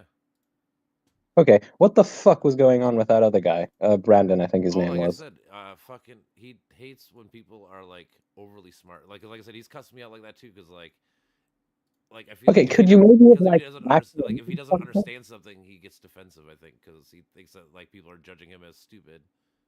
When it's like, could you maybe have like backed me up or something? Because I was like feeling it was weird, and it was sort of just I was just very genuinely confused. Yeah, and I was like, I told him twice. I said twice, 2 different times. I'm like, dude, it's not that big of a deal. Like this, I was trying to explain to him like he's not calling you stupid or he's not calling you anything, and he was just all defensive. Like once he got in that mode, it was just I don't know how to fucking get him out of it. I suppose. I just usually let him yell. I'm like, okay. Usually it's like, are you done? Like, you got your feelings out? Like, you good? Like, can we move on? Okay, because I was like, what on earth was that? I didn't know where it came. It just sort of came out of nowhere as well. Like, it just sort of... And I was like, what the hell is Well, this? yeah, because So everything was going good, and then he was like, "You know too much." It's like, what? Like, because the thing is, like you were saying though, like that was your whole point. Like, I only talk about what I know. You know why I'm saying I know this? Because I do know this. I didn't talk about the other things because I didn't know about those things. So like, but like yeah, he was so hell bent to be like, oh, you're just a know it all and you're snappy. Because I think honestly, because you're just snapping answers, and like he didn't understand the answer or question, I guess, or whatever the fuck. So then like I said, he got super defensive. okay. I was trying to figure it out because I am willing to admit when I'm wrong. I have no problem doing that. But if I am being accused of something and I'm not in the wrong, I get very, very like irritated at that. I'm just like, no, For sure, it's like accuse me of what I did. Accuse me of what I did, and I'll it's take like it. being called a liar, dude. Especially when you know you're not lying. It's like, dude, Yeah. don't call me a fucking liar. And I'm so not lying at all. Like, exactly. So I don't know if could you maybe deal with that next time, because that was a bit, yeah, for sure. improper and a bit fucked. Oh, I know. Well, like I said, I honestly thought it was just gonna be his little like the beginning rant. I could live with that. Then I just kept going. Yeah, I don't know. I But was yeah, a bit strange. I'll do a better job for you, brother. But yeah, besides that, Yeah, like that's all you know, good. Patrick's cool. I mean, everyone else is pretty much cool. And usually he's all right too. Sounds Like I good. said, I don't know, he got super hella defensive about. Like I said, And I'm nobody guessing else because you're was in smarter. agreement. I'm And guessing on these topics you're smarter than him. So then he got defensive, thinking that you're basically calling him stupid, or you're thinking he was stupid. Which I'll talk to him okay, about that because I'm like, you did weren't. I do, okay, and did I do anything that was out of line according to you then? Because No, as I not at said, all. if I did, just No, dude. If you would okay. have, I would have said something. But yeah, no, you were just like I said. You told him like, here, you say what you want to say. Like, because that was the other thing. Like once that happened, like it should have just been over. It's like you had your chance to yell, do whatever the fuck you want to do. You didn't. So are we done? Like, can we just be done over? But Yeah, but okay. Well, okay, I'm glad I got that cleared up now, because I was trying to be like, okay, I'll accept my part of the blame, etc. And but then yeah, okay, I got that explained, so that's kind of handy. And yeah, that was basically it. How long are you sticking around, or are you heading out? I'll probably be out for like another half hour. I got to work tomorrow morning, so I mean, I usually try to go to Um, bed around 1 because it's like anything. You can't just go right to bed. So like after I'm done here, I'll fucking hang out, what watch time TV in zone my are you? room. It's midnight my time. All right, so what are you in, fucking Chicago? I'm in Minnesota, Minneapolis area. Oh, okay, so Midwest in general. Yeah, makes sense. Yep, yep. Yeah, I'm in Pacific time zone, so I'm always a bit behind everybody. Oh yeah, cool. I'm going to LA in like 18 days. I'm gonna go on like a cruise I'm down to Mexico you're and gonna, shit like that. So I don't know, you're gonna spend 18 days in LA traffic, I think. But you might. but I've never been there, so I've been to San Francisco, and San Francisco traffic was fucking terrible. So all I know is that our hotel is literally like 1 block away from Hollywood Boulevard. So hopefully everything that I want to do is basically in that walking distance. Like the observatories in there. They got the Hollywood Walk of Fame. You got the China Theater, whatever. All these areas. The only I thing thought Hollywood Boulevard was really dangerous because it had like a huge druggie population there that was like harassing people. Well, you know what? I guess I'll find out for real in a minute, right? I don't know. I mean, Yeah, I hear all these dumb rumors and stuff. It's one thing to yeah, say I have that. no idea. I don't No. know either. Like I said, I've heard all Going these to things any big for. shop, I would double check it. Or going to any big city, I always do, just because I don't know big cities. And Yeah, sometimes it's like in a big city, genuinely one block can make a difference, sure. which is just kind of Yeah, funny. it Because is funny. that's why I always find it funny whenever whenever people from New York are like, no, no, no, no, no, that man's from 6th Street. I can tell by how he acts. I'm like, what the That's to funny. do with that? A road? I mean, But so like like was it Trump and them are trying to bring the National Guard to Minneapolis for whatever reason? Like, it's not that bad. Like, there's obviously gonna be crime I because it's a know, major city, but like, big cities being funnily divided like along a single road, but in ways that only the people from there notice. So someone who isn't from there is like, "This is one block. What difference does it make?" And they're like, "No, it's obviously different." right? I was not a political joke. No, I get what you're saying. Yeah, yeah, because like at least in Minneapolis, it's probably like a 3 to 4 block ratio that's fucking like where all the crime, like the hood shit and all that kind of shit happened. But like the rest of Minneapolis is good entertainment. They got like the rich part of town. They got like it's a good area. Like I don't know what the fuck what the big issue is. Like I said, as Yeah, opposed to last probably. year. I have no idea. I've never been to Minnesota. Funny thing is, all Canadians are like this. We'll go to a couple states that matter and one that doesn't. So mine is, I've been to Washington State, I've been to California, I've been to Illinois, and I've been to Indiana for some reason. And my parents took me to Indiana. My parents took me to, instead of doing anything else with their time, when I was 10 years old, for reasons I've completely forgotten to that 11 years in the past. Actually, I think it was younger. I think it was about 9 or 8. My parents dragged my ass out to Fort Wayne, Indiana for their own, like something they were doing, and I've completely forgotten which. Instead of sleeping in their beds or doing anything else with their time, we were in Fort Wayne, Indiana. I don't know why. Gross. I've only driven through Indiana. I think most people have. That's the only thing. I mean, usually people drive through Indiana, go to fucking either Texas or Chicago or Pennsylvania area, or go to like east. Going to like DC or something like that. But Or go to the Indy 500 if they're going there for any reason. yeah. I really don't hang out too many of them kind of people. The I hillbilly. love that. I announced it. I fucking love cars. You love car racing? That's not for me. I don't know much about cars. See, the funny thing is I do appreciate NASCAR for basically giving me the vibes that every single driver has slammed an entire six-pack before they got in the car. And I'm like, I respect that because that's just, I also respect how they dump the cars from a helicopter. It's amazing. See, so for me, I always kind of think of it like, that's so much time and resources and money that's just wasted that we could use for like actual good things. So that is a good thing. I consider that a very good thing. An entertainment thing, yeah. Yeah, entertainment. Entertainment is very important. If you don't have it, you're very depressed. I should know. I became kind of a shut-in for the last 18 months, which is why I've been doing these sorts of things, because I desperately need to I'm an extrovert, and I've been sort of forcibly shut in by like work schedules and school schedules, and I'm going a bit mad. So I do these sorts of things. Hell yeah, man. And that's why this is fun. Like, yeah, I love doing this. We were talking for like 6-7 hours, and it's like, fuck, I love it. Amazing. And the thing is, it went through like a billion different times. Like I said, like if we ever have we were talking about, like if we get like structured debates, it'd probably be like 1 to maybe 2 topic kind of thing. But like these things, that's why we were like, when you came, like, what are we talking about? Like literally everything. It just kind of, it flows from one thing to another, and it, just keep kind of going down different rabbit holes. And it's always funny because somebody else will always kind of bring it back, like, hey, remember how we were talking about this? And it's like, oh shit, we're back on this topic again, and kind of goes back and But it's kind of fun. Yeah. You get to flush out ideas and thoughts. That's kind of the main thing that I love about it.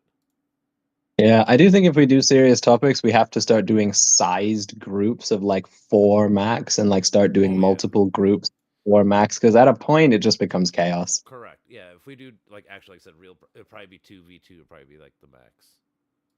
Yeah, like there's a point where it's just too many people. I mean, honestly, I'm kind of surprised. We did pretty well today for how many people there was. Like trying to keep everyone. A lot of people are coming and going, to be fair. Yeah, that's always gonna happen. Well, that's kind of nice. And then the last thing, excuse me.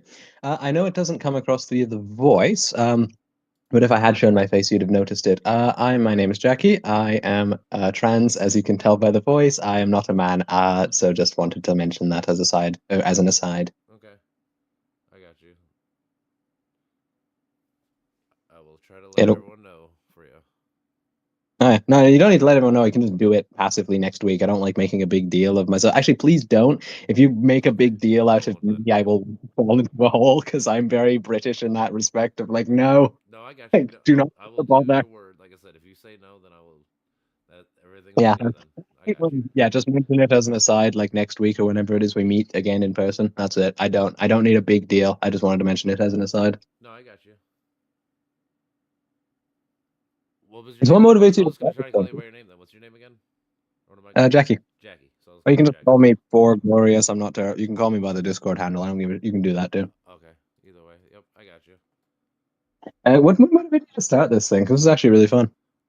We started kind of like a year ago, and then I don't know, just because work schedules and shit, we kind of took like a little while off, and now we're kind of get back into it because me and my buddy shared a meme. It was like, having ADD, it's like starting 99 projects and finishing none of them. It's like, all right, let's actually try to do something. Like, we all have these ideas and thoughts. Like, let's actually try to do this and build, you know, because like we said, we've been talking about hosting debates and or like because Patrick he has pretty good ends with a lot of like professors and stuff because like he writes like philosophy books and shit like that. So like he's got to end with them. Oh, yeah.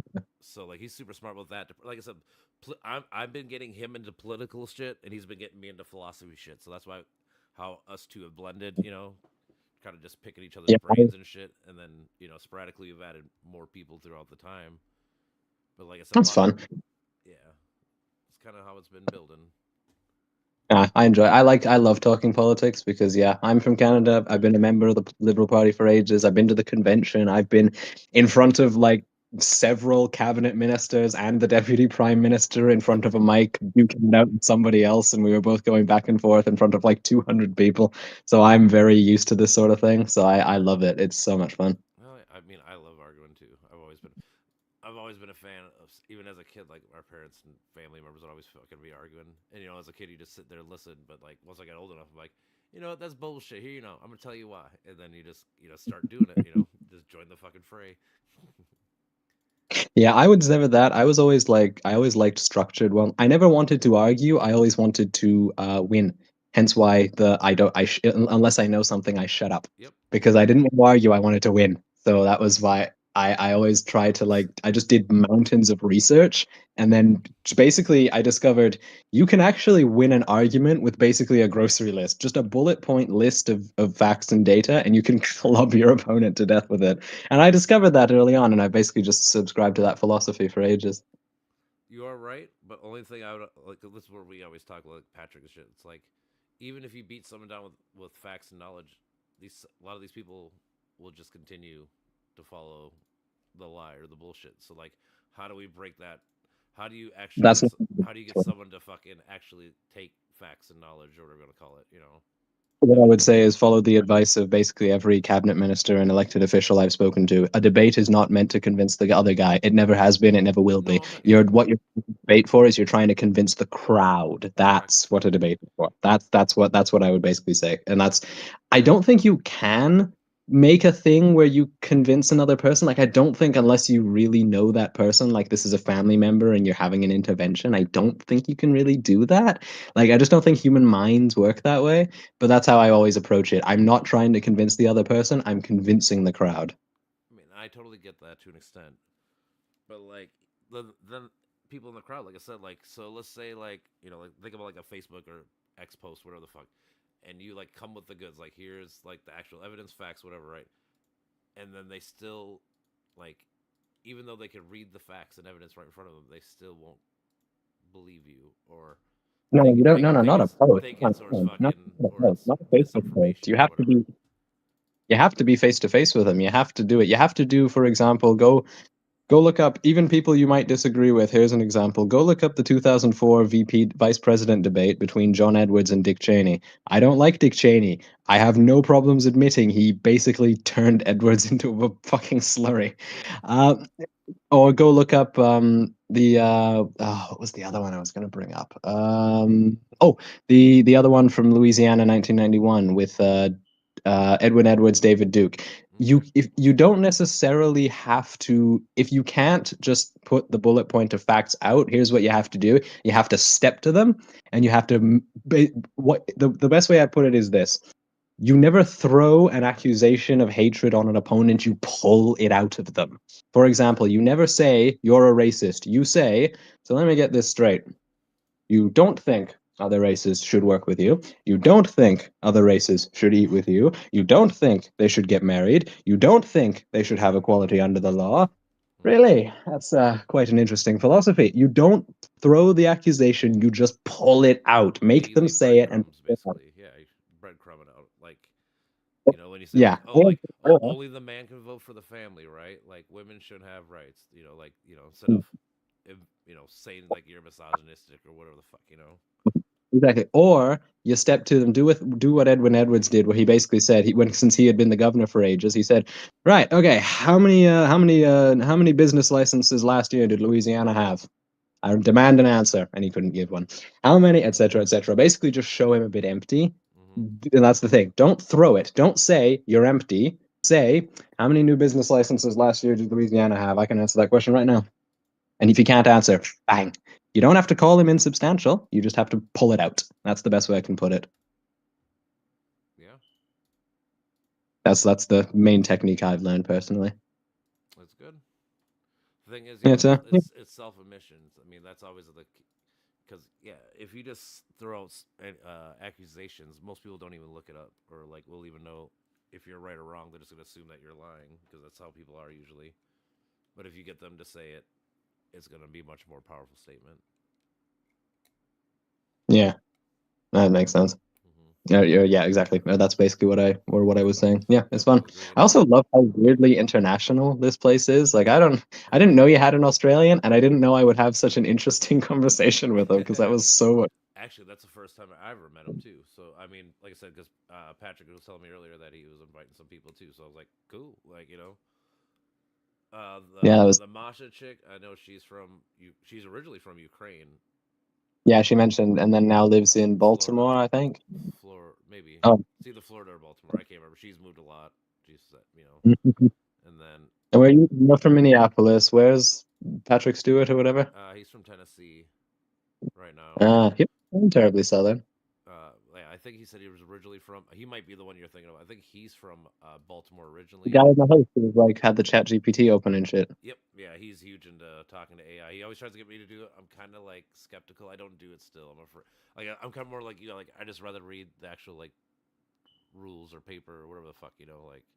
AI is decent if you use it as a tool. The best way I can think of it is use it as a calculator. The calculator doesn't do math. You have to know the math, but it'll just help you do it faster. Yeah, that makes sense. Treat it that way. I don't want to be those people that rely on it or have like whole conversation. Like that's who I talk to and stop talking to people. No, because there's people that do all that dumb shit. And I just don't want to be that. No, I get that, and I don't use it for much more. I don't use it for much ever. Yeah, like I said, to me, it's just hard work. Like I said, if you take the time, you can read the fucking paper, or like with the whole like January 6th, and when I was reading that shit, I would just read the depositions. Like, oh, we have a bunch of depositions on what the fuck happened. Let's just read what they say. Because I always tell people like, you could say anything in public, but like once you're under threat of perjury and shit, usually people change their tunage. Like this is commonplace, like. So things like that. It is quite funny how that happens. No, it's done. I love it. It's no, that was fun. I was genuinely astonished how much fun I had tonight, especially since I was just wandering into a brand new Discord group. I was a bit nervous, and I walked out. I was like, "Man, this is fucking awesome."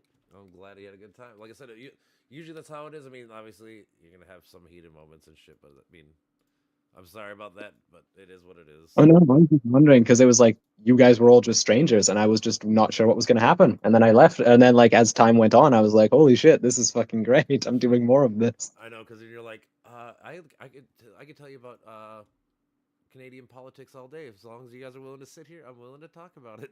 But to be fair, here's the thing: that is true. I hate to be boring. That is something I will never allow myself to be. If someone says, "Listen, we're all bored," I will change the topic fucking instantly. That is still the case. Yeah, I get that. Like, no, I can't. It's like it depends. Like, I'll be boring. Like, I mean, I've had like random streams where it's like I'll just be streaming by myself, and then like maybe like one person will come and we'll just chat. But like we'll have like a whole thing where like we'll look up like one day we looked up like Ronald Reagan's life in his policies, so we just deep dived in. So it's boring, but we learned a lot on those times. You can go watch the Rest is History podcast. I use them all the time. Which one? The Rest is History. It's two British historians. They are proper historians, and they're two very, very funny men who basically just talk about history and laugh at all the stupid shit. It's really fun. There's like have you ever seen Vlogging Through History?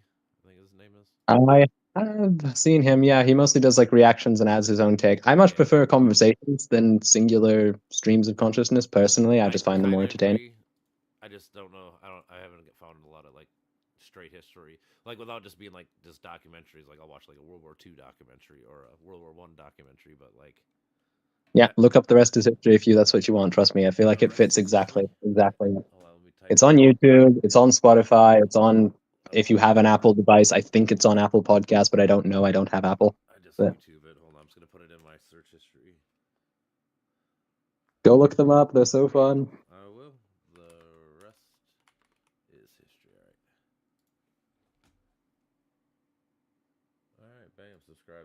forget it. Yeah, they're fun. But yeah, like I think I'll get into like I was just reading, they're talking about like French history. Like I had a pretty deep dive into like the 100-Year War and all that shit because it's fucking wild. nice. I've been more into recently really old English history, like the 800s and all the way to like the 1200s kind of thing. Okay. And Yeah. like the Norman conquest, and then the Anglo-Saxons coming in and things like that. Yeah. And then also modern Chinese history from like the 1850s onwards. That's tons of fun. I love that. That's what I need to actually probably deep dive into more because I don't know shit about China's history that much. I mean, I know some. I mean, I get like the Huns and the major big ones, but it's like Yeah, I anything. love modern It's Chinese nuanced. history. It's not like it's just black and white. It's like anything. Yeah, modern Chinese history is my favorite. I love I don't know. I really want to get Chiang Kai-shek's diaries because they are for sale now, and I kind of want to get those. But that'd be kind of neat. Who was, of course, the KMT leader, and then eventually fled to Taiwan. Okay. I kind of want to get his diaries, which I think they have translated versions. But that'd be kind of interesting. I mean, his diaries at this point have been edited, and they're basically treated like just a hyper in-depth biography. But so that'd be kind of fun. Yeah, but still, the thing is, it's a different perception or perspective of a time frame that you're not as well equipped with, I guess, or whatever you want to call it. Yeah, I mean, I like personal perspectives. I also trust myself to not just sort of dive into weird prejudices because I'm too unexciting for that. Yeah, like I try to remind people like we all have biases. You just gotta try to keep them as check as best you can. Like you gotta realize you Yeah. have them, and then when you see it like popping out in something, you gotta try to be like, whoa, let me try to like back up. Let me think about this objectively instead of the subjective. Caught in your feelings and shit like that. Oh yeah, well, of course. I find learning just a bunch of things is the best remedy for that for having your biases. Yeah, I love. I think it was Neil deGrasse Tyson who says you should have your mind blown once a day, and I kind of try to tell people to live that lifestyle if you can. Like you should learn something That crazy sounds every like a day. someone would say. I hate to admit it. That's hilarious. I mean, but it is though. But it's true though. I mean, to an extent, if you learn something, like because I have kids now, so it's like the kids are always fucking. Oh, I didn't learn Okay. nothing at school. It's like I don't like, dude. I don't even go to school, and I still learn. Like it has nothing to. You shouldn't learn just because you're in school. You should learn because it's interesting and fun. You should want to learn whatever it is. Also, sorry, how you have kids? I do. I'm 38. What's the average age here?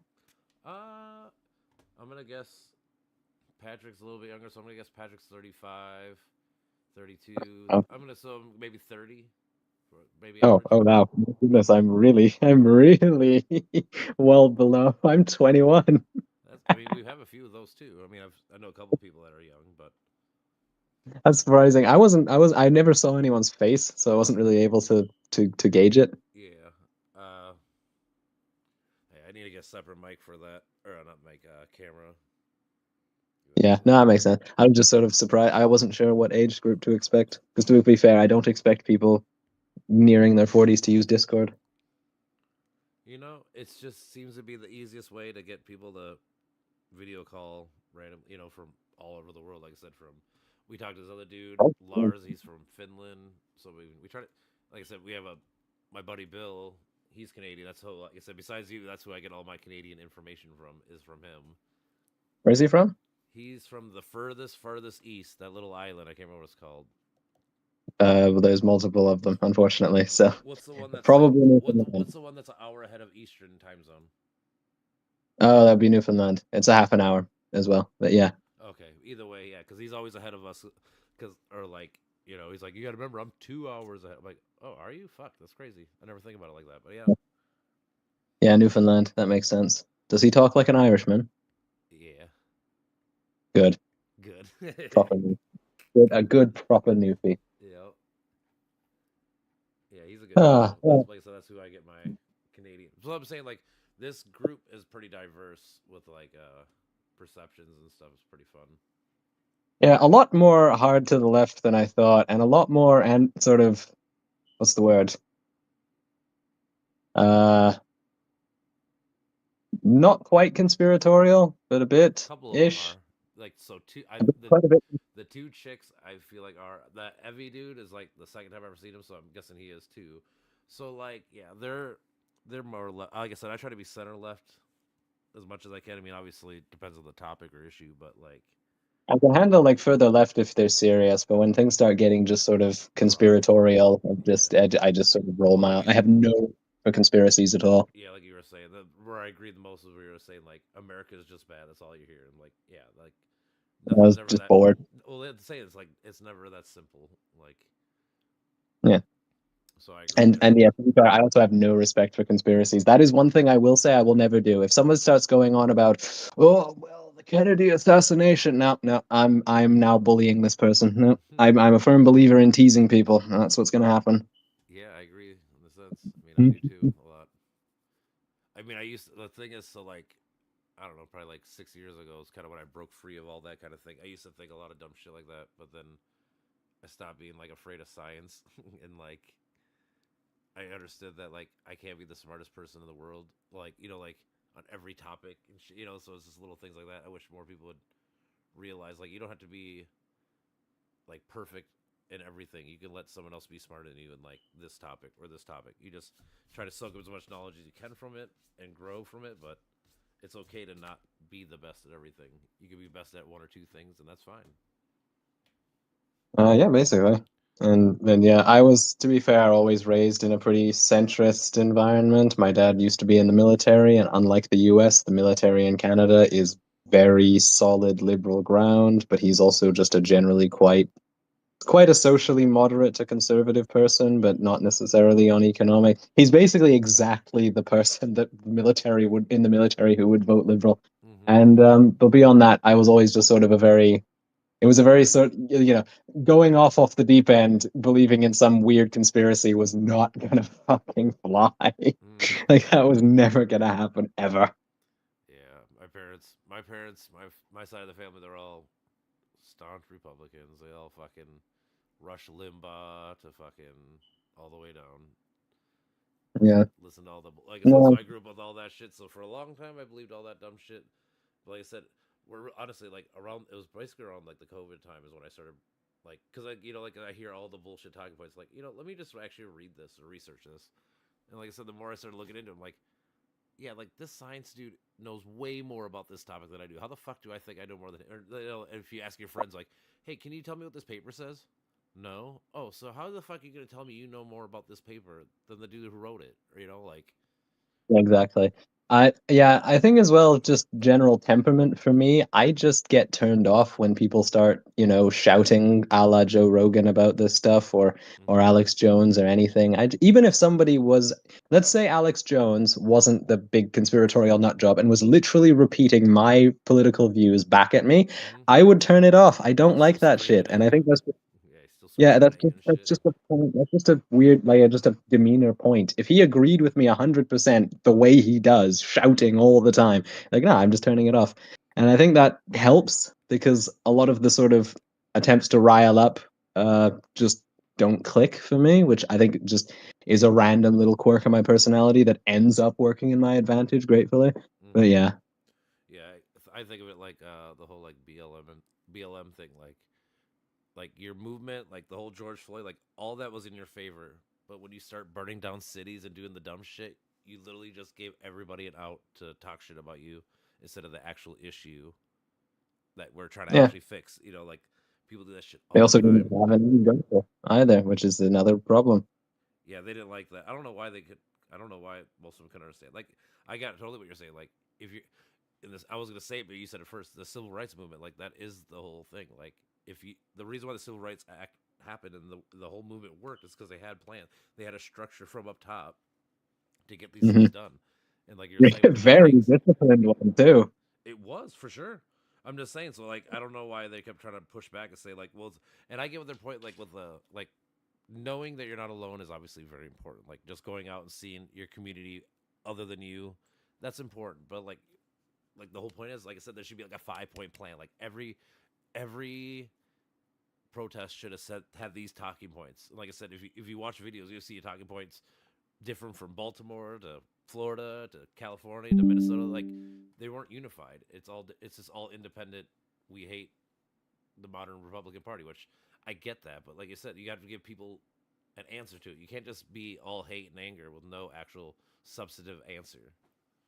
And also no influence in the government. That's the other thing everyone forgets. Martin Luther King had the ear of a Lyndon Johnson. What happened the minute he started talking about the war in Vietnam? All his influence flew away. Yeah. So that's the other thing. You have to get the ear on the inside. If you don't have it, you're not going to get anywhere. True. Yeah. All right, but I gotta head out. I gotta go to work, brother. All good. It is 10:30 here, so I'm going to be heading to bed. All right, my brother. Nice meeting you. Bye.